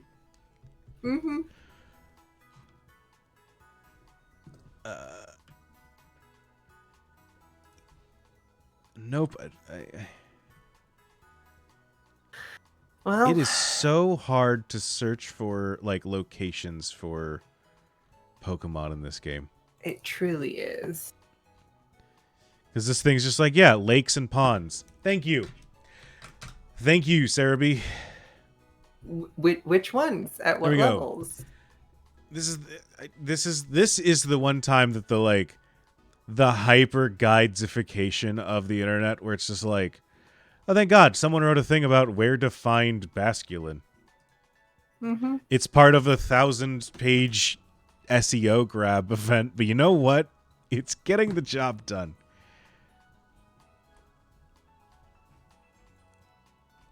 Well, maybe it's not even. I don't think I can use I think white striped form. Is white stripe in the Paldea Dex? I am hypothetically. But is white stripe is in the Paldea Dex, but I don't know that it is catchable. Yeah, it might be one of those things Can you have trade to over import it from. Kizui? I don't know.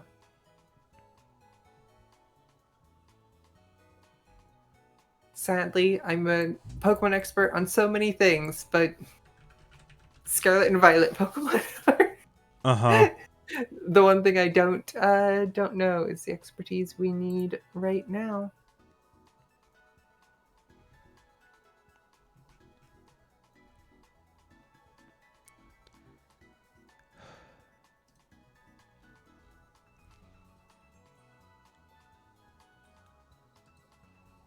Locations, in-depth details. You know what? Is this a Scarlet exclusive? No, that's just part of their key. Okay.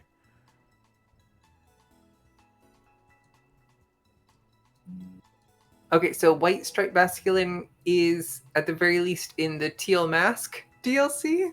Okay, we can't go there, unfortunately. Uh-huh. Okay, the location okay. map is showing What- every river.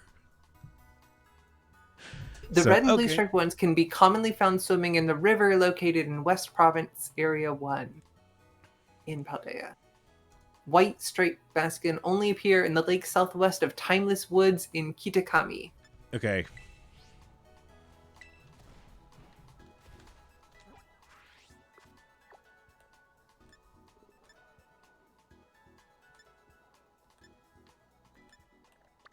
I just want you to show... Oh, north is up. Great. Okay. All right. Head south. And look in the river and see if there's a basculin. All right. Oh, it is very disappointing to roll that number and get the one water type that is wedged in the middle of the pack. A real tragedy. I'm going to do a bit real quick here that isn't going to affect us or the stream. Okay. All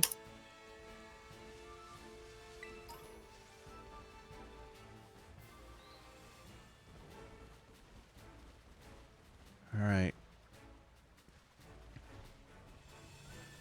I'm just going to look in rivers till I find one, I guess.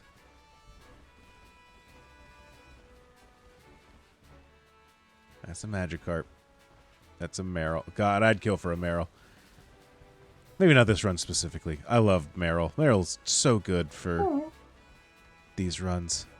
Would you have more or less fondness for Meryl if it was named Pika Blue? That is such a question. Can you not go in the river? Can you not serve me? All right. There are items around. Oh. Okay. I now found a that Craig has basculin been in the fang. other channel, hitting stop recording. All right, where are we? Can we take the basculin fang and grow it into a whole Just whole use basculin of its own? the fossil thing. There's a second one. Mhm. Getting warmer. They need to just like jump out of the water. It's a shame that it's such a like swimming. No, it's an Aracuda. I would love I love Aracuda. Aracuda is so cool.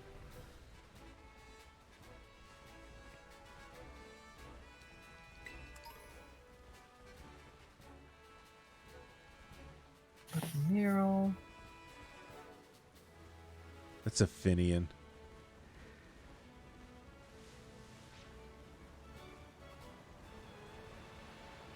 Waterfall? Go there. Do you have Down to do the the Titan battle waterfall. first so I can swim? I really don't think... I hope not. I'm pretty sure I've seen one in these rivers before, and I really do think that I can find one without having to swim.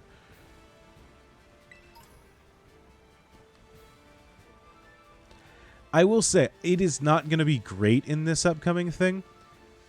Having a Pokemon that I don't feel super guilty about running out as an attacker who's just going to, like, deal some damage before it gets taken out in an upcoming gym fight is not...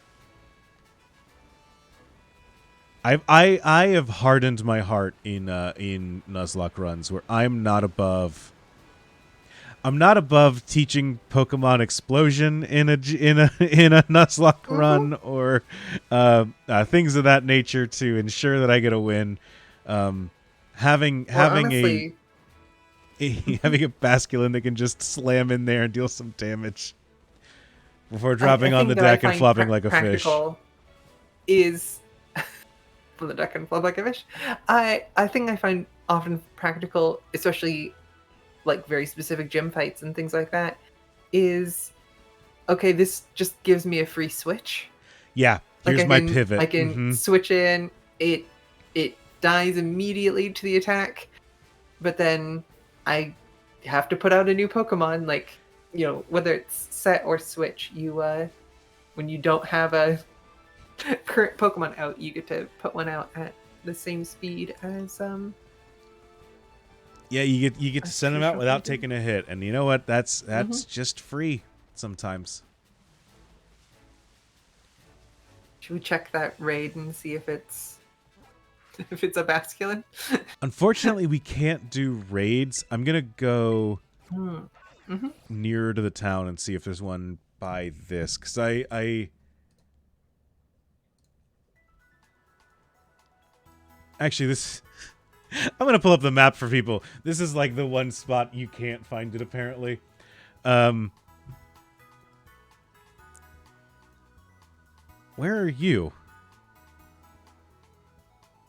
I meant. Oh, you to must go be at through like my the top pictures of a thing. from Pride, but I got distracted by Pokemon. What do you mean you can find it in this area? While Is you there do just this, a- I'm going to step away for just a minute or two. Yeah, you go right ahead. Surrounding spawns Basculin and nearby Pokemon 70%.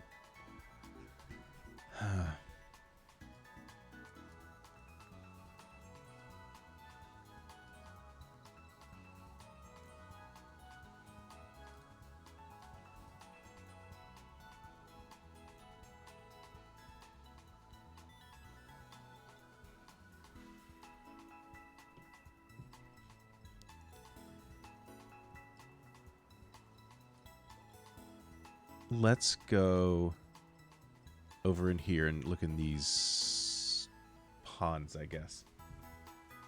Oh, you probably can't see my you all probably can't see my cursor. I'm sure that me vaguely gesturing with my mouse is not doing anything for you, huh?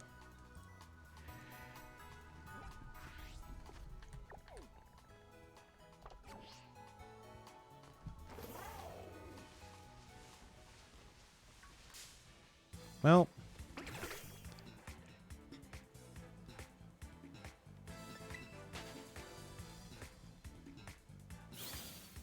I am torn. You know what? Actually, here's what I'm gonna do. I would like to kill that worm. Nope. Hold on. I want to kill this worm so I can get a material that helps me craft a protect TM, because I feel like having protect might help me later. But I want to gain as little experience as possible for it. So, get him. There we go. 4 experience. That's a Pachirisu. You can live.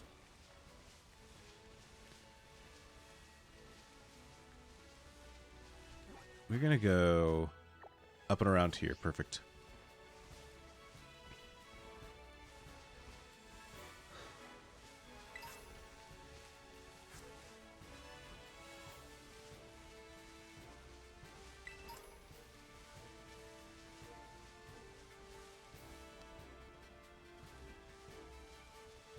Stakes. Struggle Bug is a great attack if... No. And none of us can learn Pounce. Folks, we just...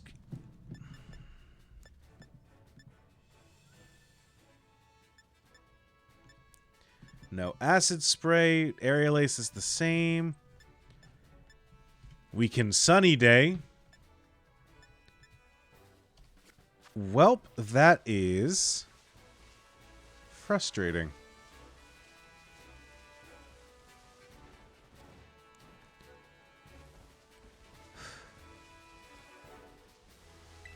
Pounce is such a cool move for the 3 Pokemon that can learn it. Oh, Oricorio. I would love to catch an Oricorio. I'm at the bargaining stage right now where I'm just like, oh, it could have been you. It could have been that. So many Pokemon it could have been. Grab some Scatterbug powder for me. Thank you. Angel, just in case you happen to be in our chat right now, how are the other runs going? I know that I've been keeping up a little bit with the Discord. I know that there's been A lot of people are in a similar boat of I got to Katie and wiped. So, not that I think that I'm necessarily in the lead, but I do think that we are making good progress. It's not like, yeah, half of the people are on Gym 4 right now. You know, That is there could be a lot of people who are not. It might be the case that the people that are doing well are playing the game, and the people that are not doing well are talking about not doing very well. You know, but I there might be a silent contingent that's already on Gym 5 or whatever. But I think that we are doing relatively good. No, okay.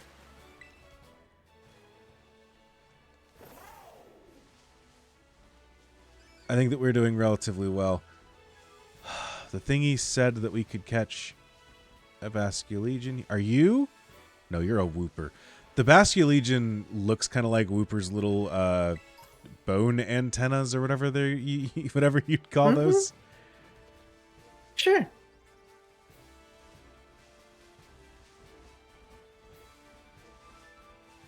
And it doesn't help to have Magikarp about.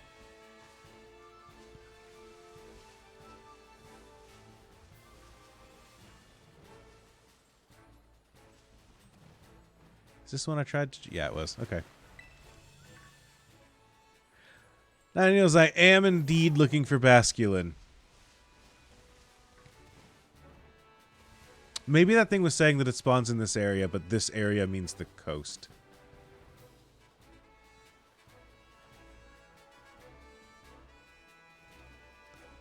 I don't think I'm getting out of this area without going in the water and getting carried back to the top. But you know what? We don't fish because it's easy. We fish to get away from our wives. Can I hear that in a JFK? We don't go fishing because it's easy. We go fishing to get away from our wives. Thank you.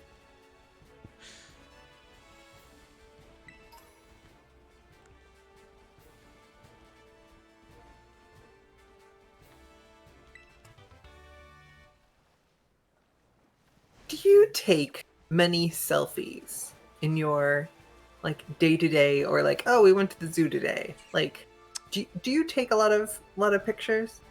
I'm not a picture taker. I think that I might more if it weren't for the fact that Sam is a very prolific picture taker. Sam, like, you know, was a photographer for our yearbook.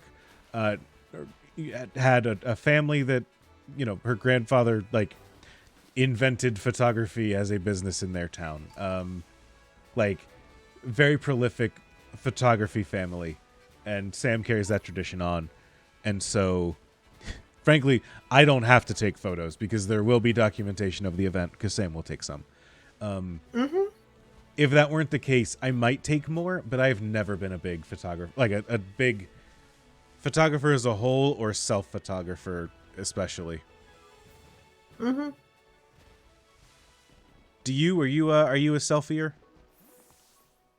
I am, but I found like maybe 3 like angles tops that I'm just like, I can't ever escape.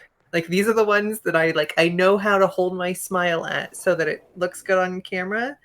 And I also, I blink constantly, you know, lighting conditions change constantly. So I end up taking like, I don't know, somewhere between a dozen to 100 pictures. If there's a thing that's happened that I want to make sure I have at least one good picture for. Right. Because like digital pictures are, you know, I don't have film that I'm developing to check go each nuts. one. I can just delete these pictures. It costs, you know, half a second per shot. And so I'm going through my pictures from today trying to find. I told somebody I would send them a picture, and then I'm like, oh, we've been playing Pokemon for 2. I mean, you've been playing Pokemon for 7 hours. I've been co-streaming Pokemon for 2 hours now, and I had forgotten the pictures, and then I'm like frantically looking through trying to find one that the lighting and my smile, and I wore a hat today because it was like we were out in the sun a whole bunch, and I don't know. I'm not used to wearing hats. I don't want to be a hat. I don't. I think it could be fun to wear hats more often, but I don't want to become like person whose like personality crutch is a hat. Yeah, you don't want to be a hat. Do you know what I mean? At the same time, I get you. It's sort of like I have very big glasses in order to be able to like see because I've like bifocals and everything, and I'm wearing a mask, so like I don't want to have like too many ornamentations around my face. Sure. Even though like a mask, glasses, and a hat are all in some ways like they're different item slots. They're different. Yeah, you're not. I mean, you're not wearing a hat on a hat, but yeah, none of those things are like purely cosmetic. The glasses allow me to see. Oh, sure. The hat decreases my chance of skin cancer, and the mask decreases my chance of a bunch of other types of cancer. And so it's one of those like, well, you know, is it an affectation or is it just being prepared? Well,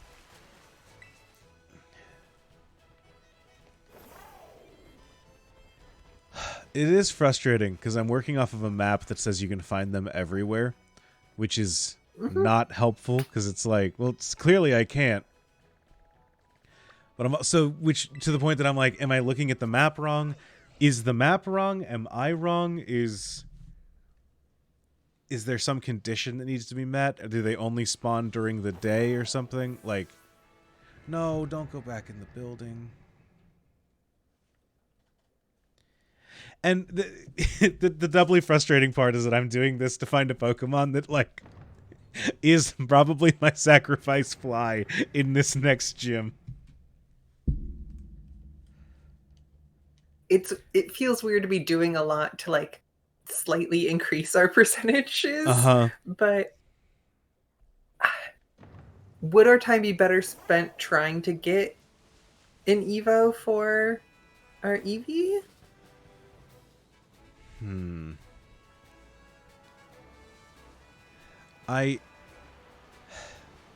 Or we set like a 5-minute timer and be like, at a certain point, we.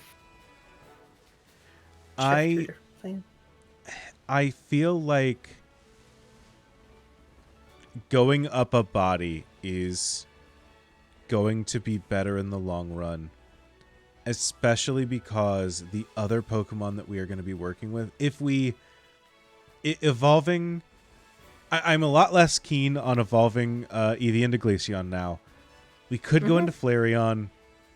I don't think Flareon is great. It'd be good for this gym, but I feel like we're kind of shooting ourselves in the foot for later stuff. Are you feeling less good about Glaceon because of Glaceon's, like, because of Glaceon as a Pokemon, or because of the struggle to get the Ice Stone? Both of those, but also the fact that I think Glaceon was a strong meta call when we were looking at 2 gyms that are weak to ice.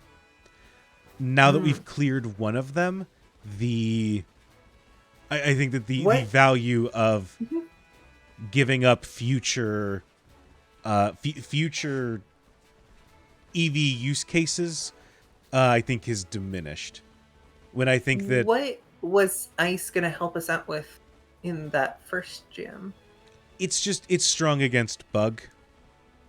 I think that if EV had been a Glaceon, we probably could have just sent it out against the Teddiursa and called it a day.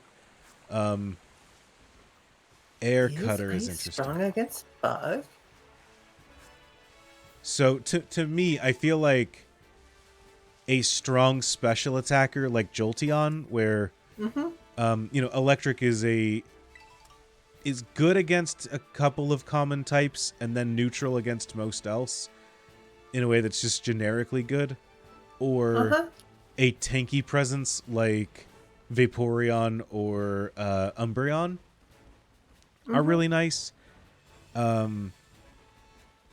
the downside there is that we're cutting off blue or black, both of which are good types, frankly. There is probably something to be said about clearing up a second encounter in brown. No, we need to clear up an encounter in brown because when this dog evolves, it will evolve into a brown Pokemon. So when that happens, we can no longer keep Eevee as Eevee. We will need it to have evolved. Is there... Jolteon doesn't learn Pin Missile anywhere close to early enough in these generations, right?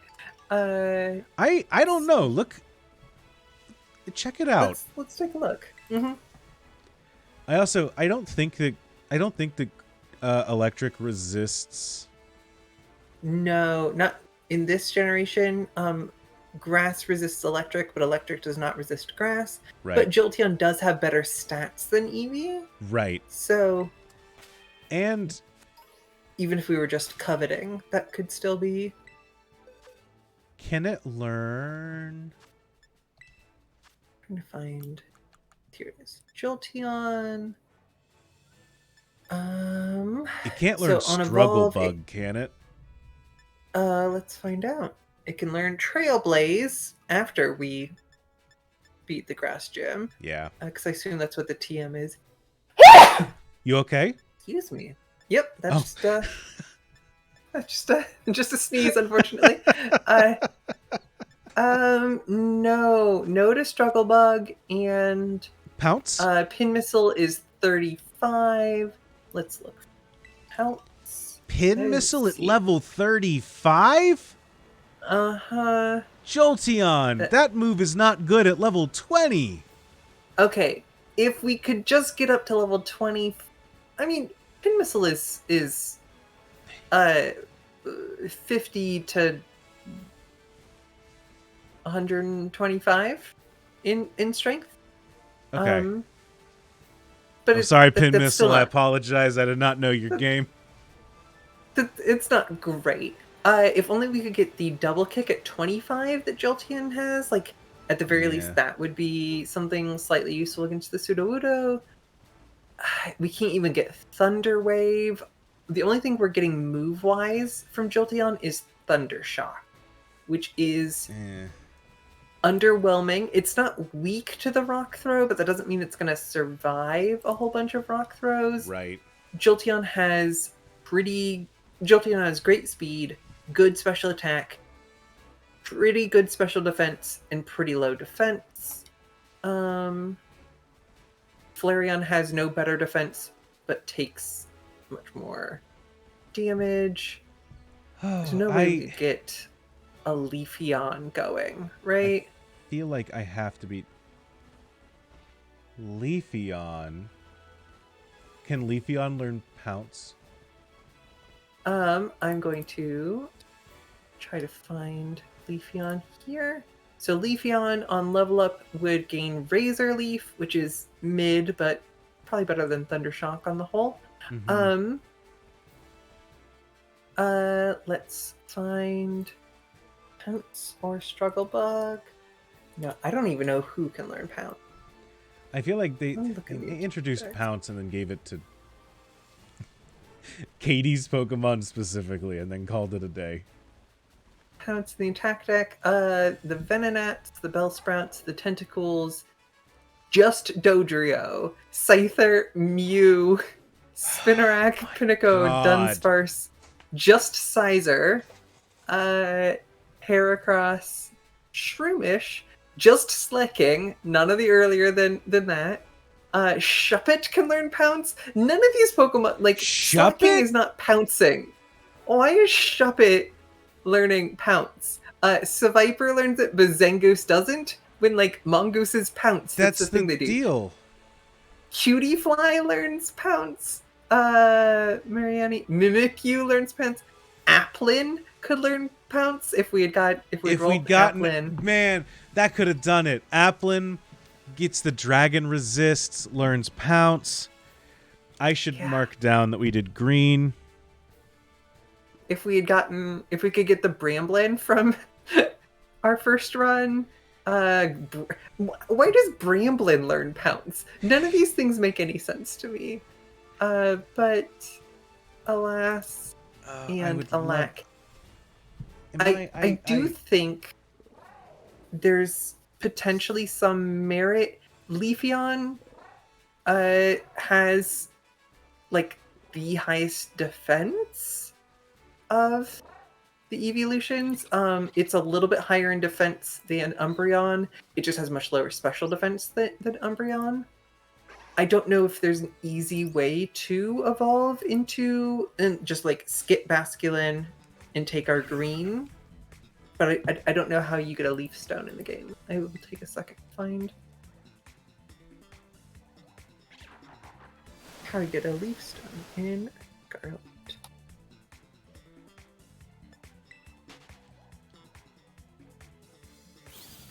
Bum, bum.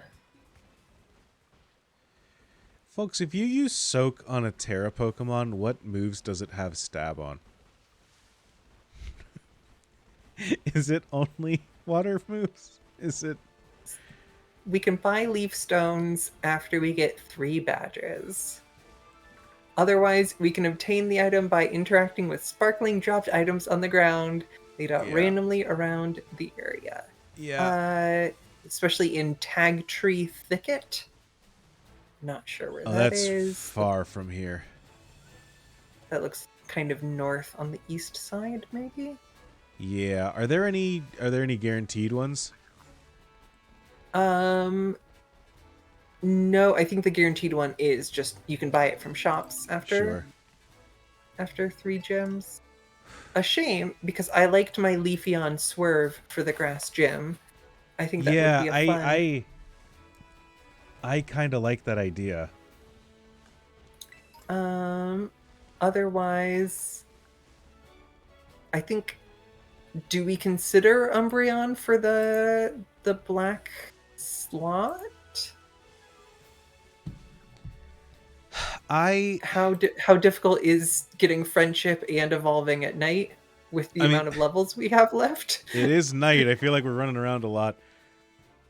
I feel like black we've got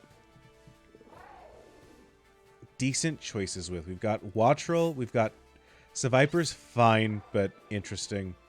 Shuppet and Banette. We've got Sneasel's okay, but like a quick ice type is fine. Murkrow, Paldean Tauros. I would love to catch a Paldean Tauros and have that as our... Sure. And Paldean Tauroses are also relatively common after a certain point in the game. Yeah.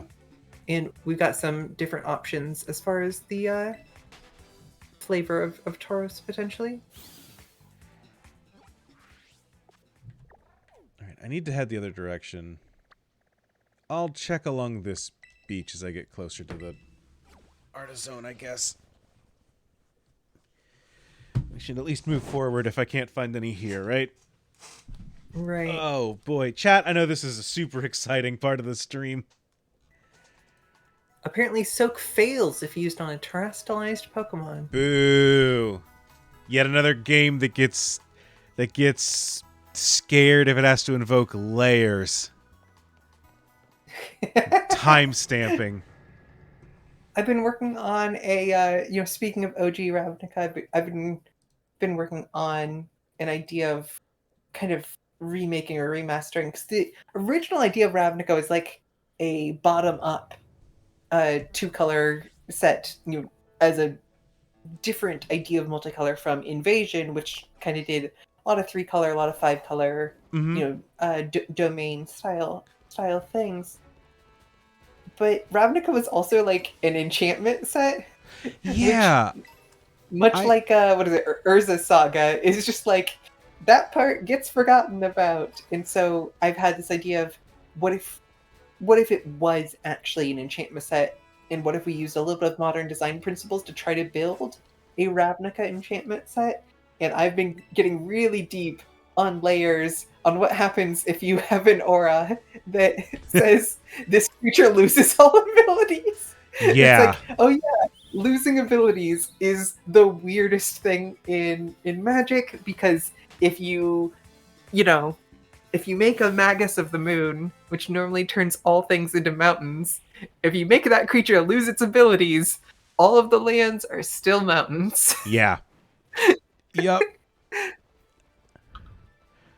Magic has like Ooh, we've got a bot in the chat. you know what? I blocked them, but I didn't actually delete the message. Let me do that. Gotcha. New Zealand Creamer wants us to buy the best something on something. I gotta say, in New Zealand's favor, I do think that Charcadet. New Zealand Taskmaster Season 2 is one of the best seasons of Taskmaster that I've ever seen. Is that the David Carrera season? Yes, yeah, David Yeah. Carreras, What an Guy Montgomery, incredible Lord season. I was literally singing Lord Daniels' Laminate the Calendar Day, like Christmas love song today as I was leaving the car heading to this stream. Have you watched Guy Montgomery's Guy Mont Spelling Bee? Yes. No, I haven't. I've had another one of my podcast co-hosts, Tim F. Riley, over on the Beacon of Creation podcast, recommend I check it out, and it seems great. We watched a bunch of Taskmaster, and then we watched a season where we really hated the judging, and then I was like, I'm gonna watch anime for a while. Basculin! Please lock on. For the love of God, lock on with the stupid camera. No, there's a Basculin right there. I've never done a lock-in. I need so you I to don't know how it works. lock on. Please, just...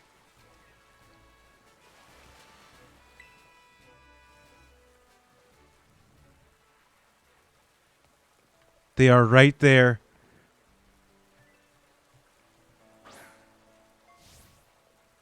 Please. Game, please. Can I get... Are you... No, you're an Axu. God, I wish I could just grab you. Please, come a little closer, baby. No, Okay, not I'm putting on you! A YouTube video, how to catch Basculin. And I'm going to see if there's anything I can find out from it.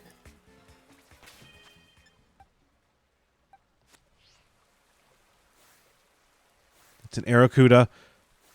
Please. Please.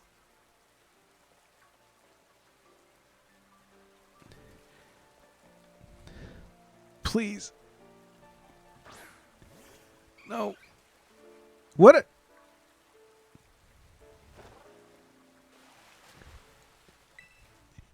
That stupid Eevee.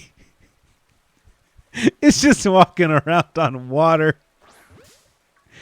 Making me think. Okay, you know what? Let's deal with this Choodle. I can't put... Just get it. You've got...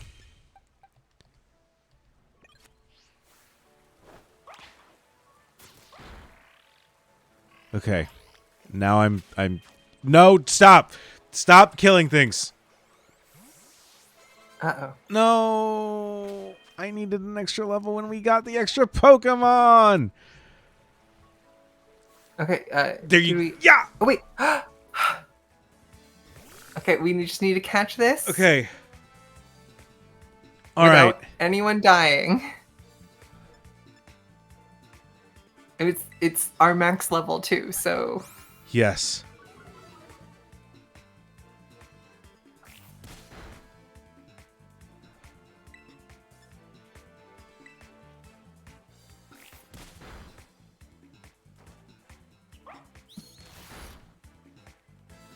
Good. Don't deal much damage at all. Good work. Can we just netball it immediately?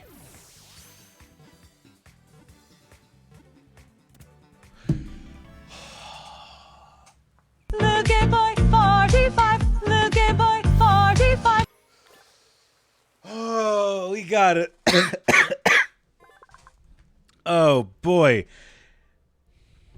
So it should know Aqua Jet, Bite, and then some combination of Water Gun, Tail Whip, Tackle, or Flail. Is Bubba.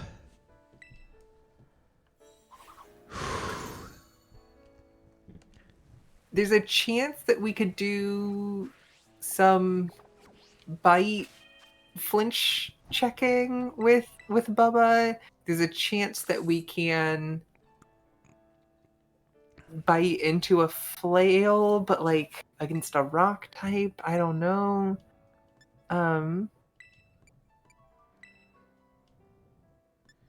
Do we want to immediately box? None of these are worth anything. Do we want to box Bubba just for now to make sure that Bubba doesn't accidentally go above 17? Yeah.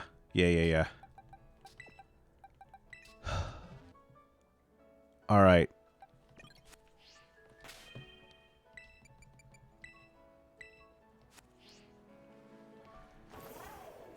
All right, we got... God, that took way too long. Let me... Yeah.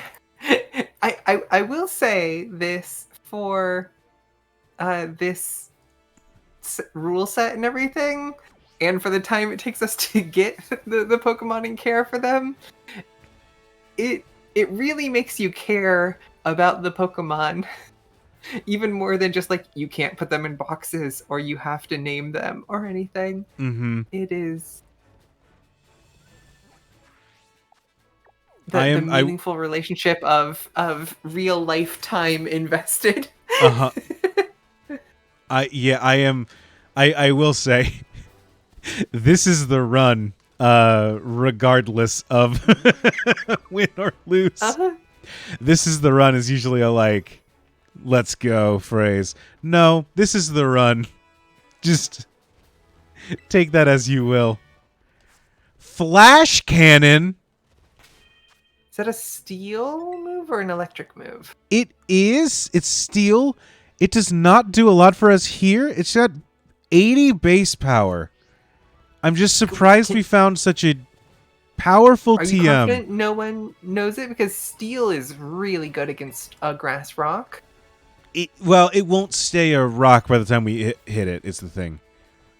Oh, it's only a rock for stab, not for resistances. Correct. Oh. I have played a lot of this game, chat. I just haven't played it in 2 years. No, Terra's weird and confusing. Seraph, honestly, I prefer hunting down a Pokemon like that more than I prefer going through the Pokemon school again.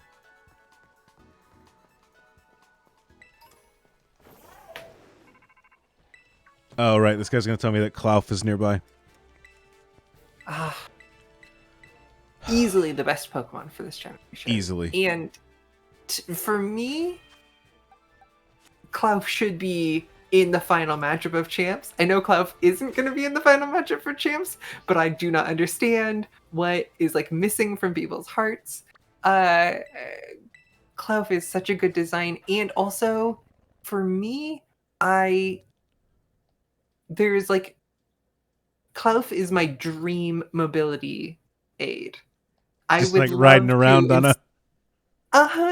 just like a big, wide, flat, strong, beautiful, friend-shaped. Like I could totally like sit perched or like sit like on my knees or like sides. Like there's all. Klawf is so well shaped to just like sit on and do. I don't need to be like as fast as a like Dodrio. I don't need to be like able to slide across ice and water like a Lapras or anything. Klawf is everything that I need without asking for too much, and I love it. I agree. I'm right there with you. See, if we can keep our Basculin alive, at 24 it learns Headbutt, which is, I think, same flinching odds as Bite, so that's not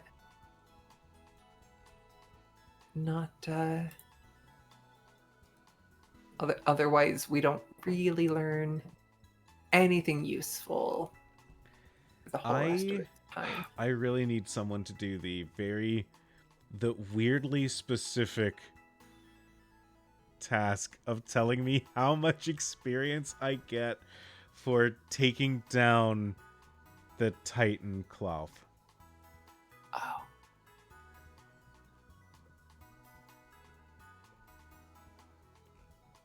Because I would like Basculin to be in that battle so I don't lose anyone in case it hits me real hard. Do we have to do that before we can do the next gym? We don't, but I would like to. I think it'd be a good... It's a good thing with a set amount of experience that we would get, but I need to know that it's not too much experience. Okay. I will see if I can find... A lot of people are talking about like different weaknesses or different ways to get like the most XP possible, or how to like glitch to fight it again. Yeah, These are not what we are looking for. I cannot find how much experience it would give, so... So we get Dash, recommended level 15, grass, water, or ground type Pokemon. Well, we have water. It's so annoying that you can't turn off. And like, nobody for Pokemon is like, oh, since you'll be playing this with a level cap, right, here's the exact XP number. I'm going to look up someone's Let's Play and just get to the end and see what it gives them. Sounds great.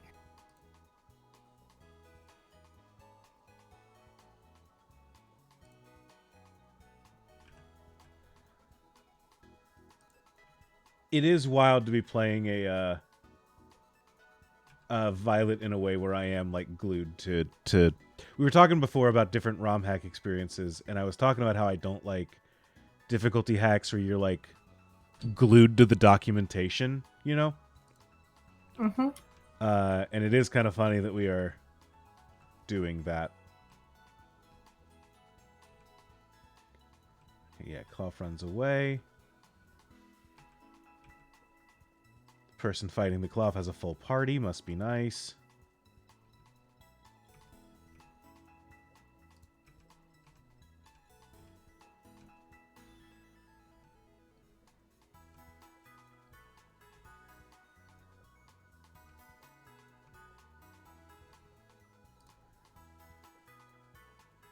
It only gives 450? No, I'm not risking myself for 450 experience. Sorry to take you all down that weird rabbit hole, chat. Sorry.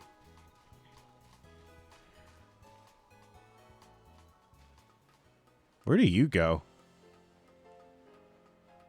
Sorry, it's not every day you find a random ladder just sitting about. Yeah. In my head, I'm like, oh, that'll lead to a, you know, an Odyssey Moon or a Superstar or something. Right? But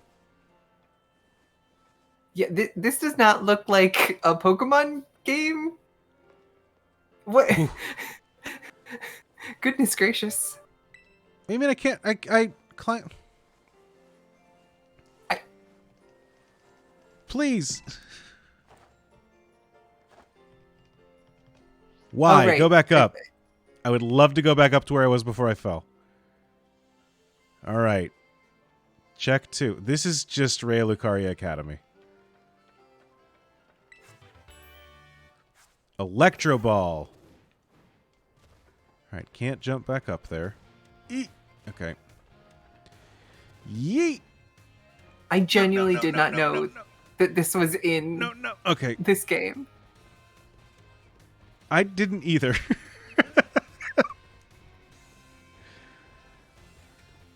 And All right. honestly, I think I would like this game a lot more if that was the sort of thing that's everywhere. Things to explore, things to find. Yeah, what if this game was half as big but like 3-dimensional in that way? Yeah, who could say? True. Also, it being such an incredibly beautiful day and a Saturday night, there's either a party or a block party happening. Nice. So if if stuff starts getting very loud on my end. I will. I'm apologizing in advance. But No we'll see worries, how I much think the you're all microphone right. ends up picking up. I haven't heard anything. Mm-hmm. No, I wanted I wanted that for Klauf, but we're not fighting Klauf. All right. Hey, 1250 total goal. That's awesome. Yeah, we hit our initial goal a little while ago and doubled it. So I'm really surprised and happy. It's been a good stream so far. Thanks for letting us know the update, Angel. Yeah, and thanks for putting all this together. I know that it's been a big day. Do we know that it's pronounced Angel and not Angel? I believe. Yeah, I think so. Okay. Okay. I assume so. I know that your branding is very angel based, so if it's not, I'll be very surprised. Like the heaven things, yeah. Great. I just want to make sure it's not like, I recently watched an anime called Princess Principal that most people have never heard of, but it's the anime before the writer of Gundam Witch for Mercury before they made the recent Gundam. Yeah. And it's a steampunk spies, but they're all like girls at a boarding school doing nice, kind of interesting spy stuff, and it's like kind of what if London had some of the success of the Victorian era, but then there was a revolutionary movement and you ended up with something like the Berlin Wall, but like kind of cutting across a curve of London between like two like states trying to. Anyways, it is pretty good. It's extremely. This is just a very fun and slightly extra science magic Blades in the Dark campaign, basically. The scores definitely make you. The episodes make you go, "Oh, I could play a Blades in the Dark game. That could be fun." But the main character of that is Ange. Gotcha. Just ANG. All right, we will come back for you. Seraph says I have to find and watch this too. I think I would recommend it. It's like a 13 or maybe even just 12 episode show that does. I think it is certainly easily watchable for that length and that amount of stuff. There's like 2 or 3 episodes that are like really good, but there are no episodes that are really bad, which really helps. Okay. And the only people I've ever heard talk about it are my girlfriend, who I watched it with, and who I've been meaning to watch it with for a long time and everything, and one particular Final Fantasy XIV YouTuber named Misshapen Chair, who has a here's why this is the best anime that no one has ever heard of. And so when my girlfriend first brought it up, I was like, "Oh yeah, I know this," and she's like, "No, you don't," and I'm like, "Yeah, I do." Because of the chair. that one YouTuber made a video about it that nobody watched, about how it's an anime that nobody's watched.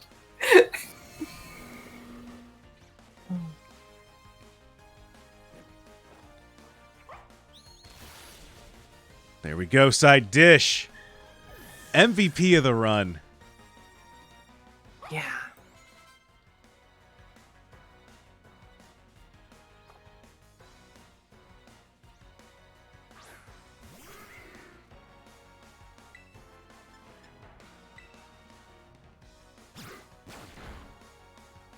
I was going to say, that did a lot of damage. There are a few feelings as good as when you go, oh no, that was a lot of damage, and the game's like, hey, you're right, it was a crit. Don't worry. Mm-hmm. You're doing great. Yeah. You're right. You didn't completely botch how bad this was about to be. Mm-hmm. Oh, speaking of bugs and weird stuff. Okay. In Generation 1, in like red and blue Pokemon, poison types, let me see if I got this right.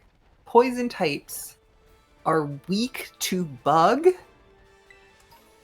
Really? Which is not something that was ever like on like the charts or in like the Pokemon guide or any of the stuff that was ever like presented to us. And I Yeah. don't know that they were supposed to be. I was gonna say, is that a bug?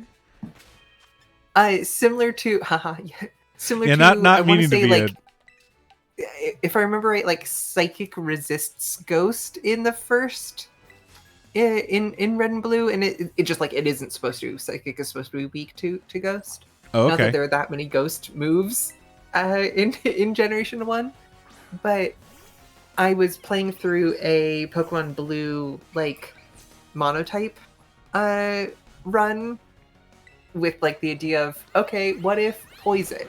Because you don't use a lot of poison in Generation 1 play, but I'm like, what if I really try to lean into the fact that Wrap is a multi-move or multi-turn move in Generation 1, and so I can like really lean on Toxic, I can really lean on Poison, like Poison Powder Wrap, and I'll just keep wrapping you until you die of poison.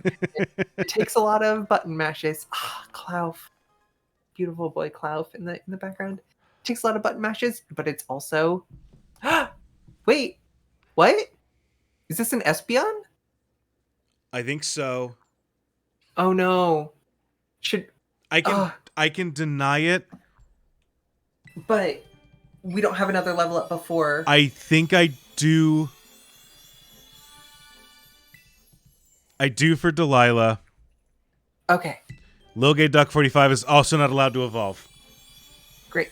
No Make sure you evolving. cancel that, Stop or it. Cancel it? Great. It'd be funny if it was like, it loves you so much that it chose to evolve anyways. We have one level left with Delilah. Okay. Do we want... And how do we Yes, get it to nighttime That's and the thing. without leveling up the Quaxly? I have a rare candy. Okay. There is no way to speed up time in this game. How long is a day? How I long want to is say a day 20 in minutes. Scarlet.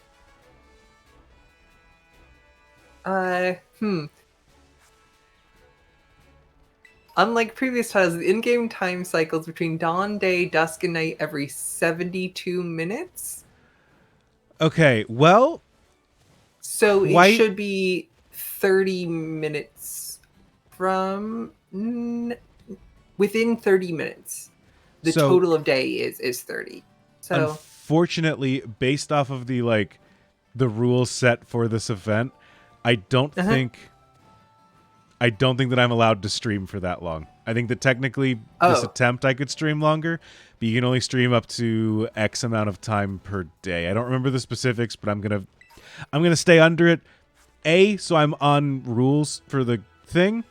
B, because I'm tired. yeah. But I do think that I'm going to chat with Sam and make sure that Sam's on board. We might end up doing this for Sleepover Sundays for the next little bit.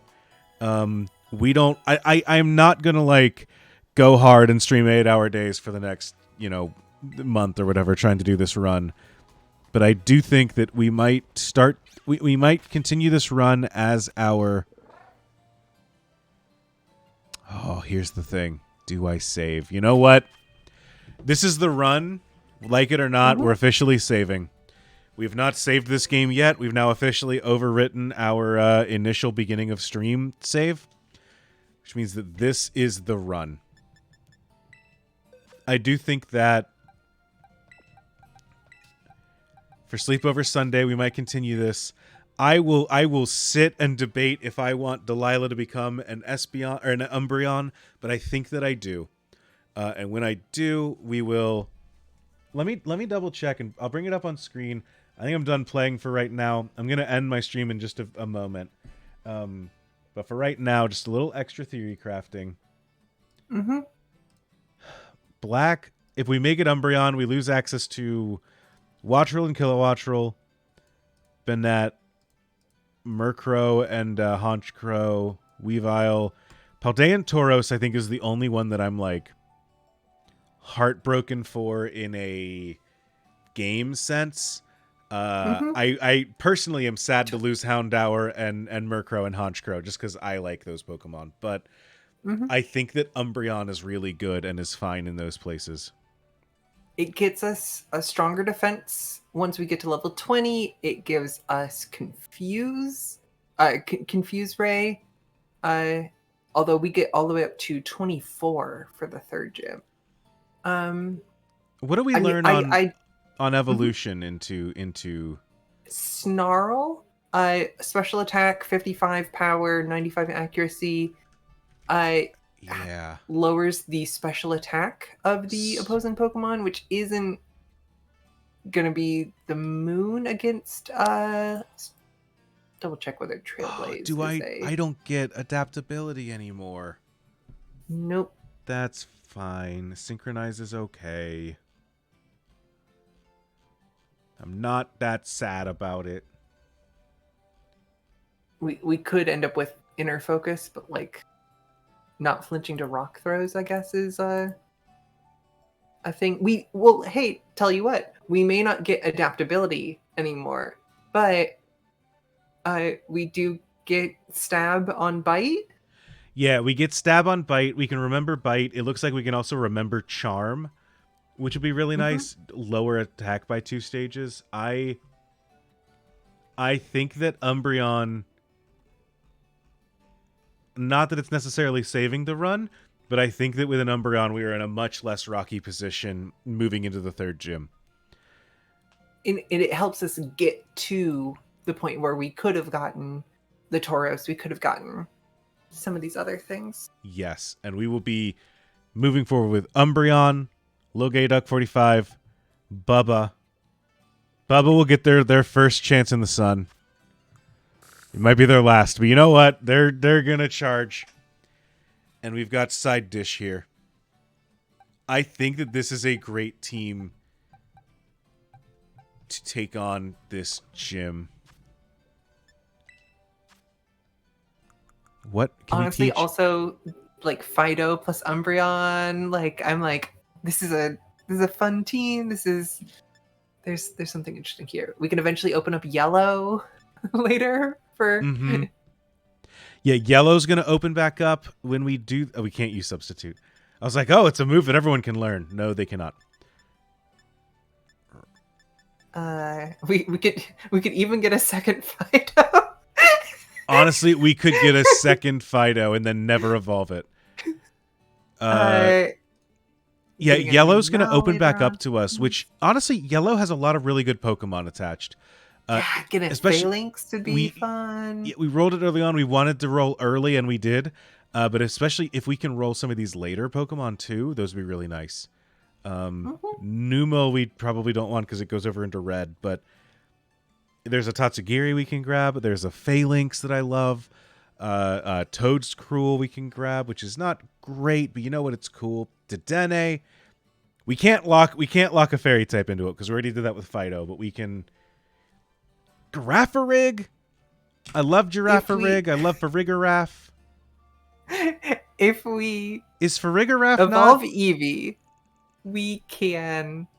So if we evolve Eevee, we could roll Brown again to try to get an Eevee. Very specifically, just an Eevee that would let our Fido evolve. And then we could evolve our Eevee into a Jolteon or anything that we like. The game should let you, like, hey, I rolled Eevee for Brown. Now that it's not brown, like, I rolled Fido for yellow. Now that it's not yellow anymore, I can get, like, I already have that slot, you know? The game should have that memory. Anyways, though, this has been a fun stream. Thank you all for joining us here at the Moonshot Network for our Rainbowlocke Pride Month Nuzlocke fundraiser for Stream for a Cause. Yeah, this has been a lot of fun. Thank you for a lot of you for sticking with me for a long time. Thank you, Juliet, for joining me and for shout out to Jay and Marn if you're here. I don't think you are, but if you are for some reason, thank you for jumping on earlier. They are both also in the voice call, just in the Fortnite voice call instead of in the Pokemon voice call. Good. I'm good. I'm glad for them, legitimately. Yeah, we exceeded our goal. I think, even if we had a team wipe here, there's no world in which this wasn't a success. I agree, and I am looking forward to. Honestly, I'm looking forward to starting. We'll continue to play this tomorrow. I think whether it's the run or not, it's the run. And if we lose early on, we might pivot into playing Hades or something. I'm not entirely sure what we're gonna do, but we will. If we lose this, we will probably be just pivoting away to something else. But we will be we'll be figuring out what we're doing as we go. So thank you all for joining us. We'll see some of you tomorrow, and yeah, until next time, support us on Moonshot and go back the disappearances of. I always want to say Lydia Tarr, but that's a movie. Go back the disappearances of Lydia Fontaine on Kickstarter. We're going really well. That's going great. But we are a little over halfway to our goal and a little over halfway in the month. So things are going well. We would love to hit that goal. So if you want to see cool audio dramas, that's a great place to do it. And until next time, I am certainly going to be the first one that falls asleep at this sleepover. I know that's not this stream, but you know what? I'm doing it anyway. Good night, everyone. Honk shoe. Good night.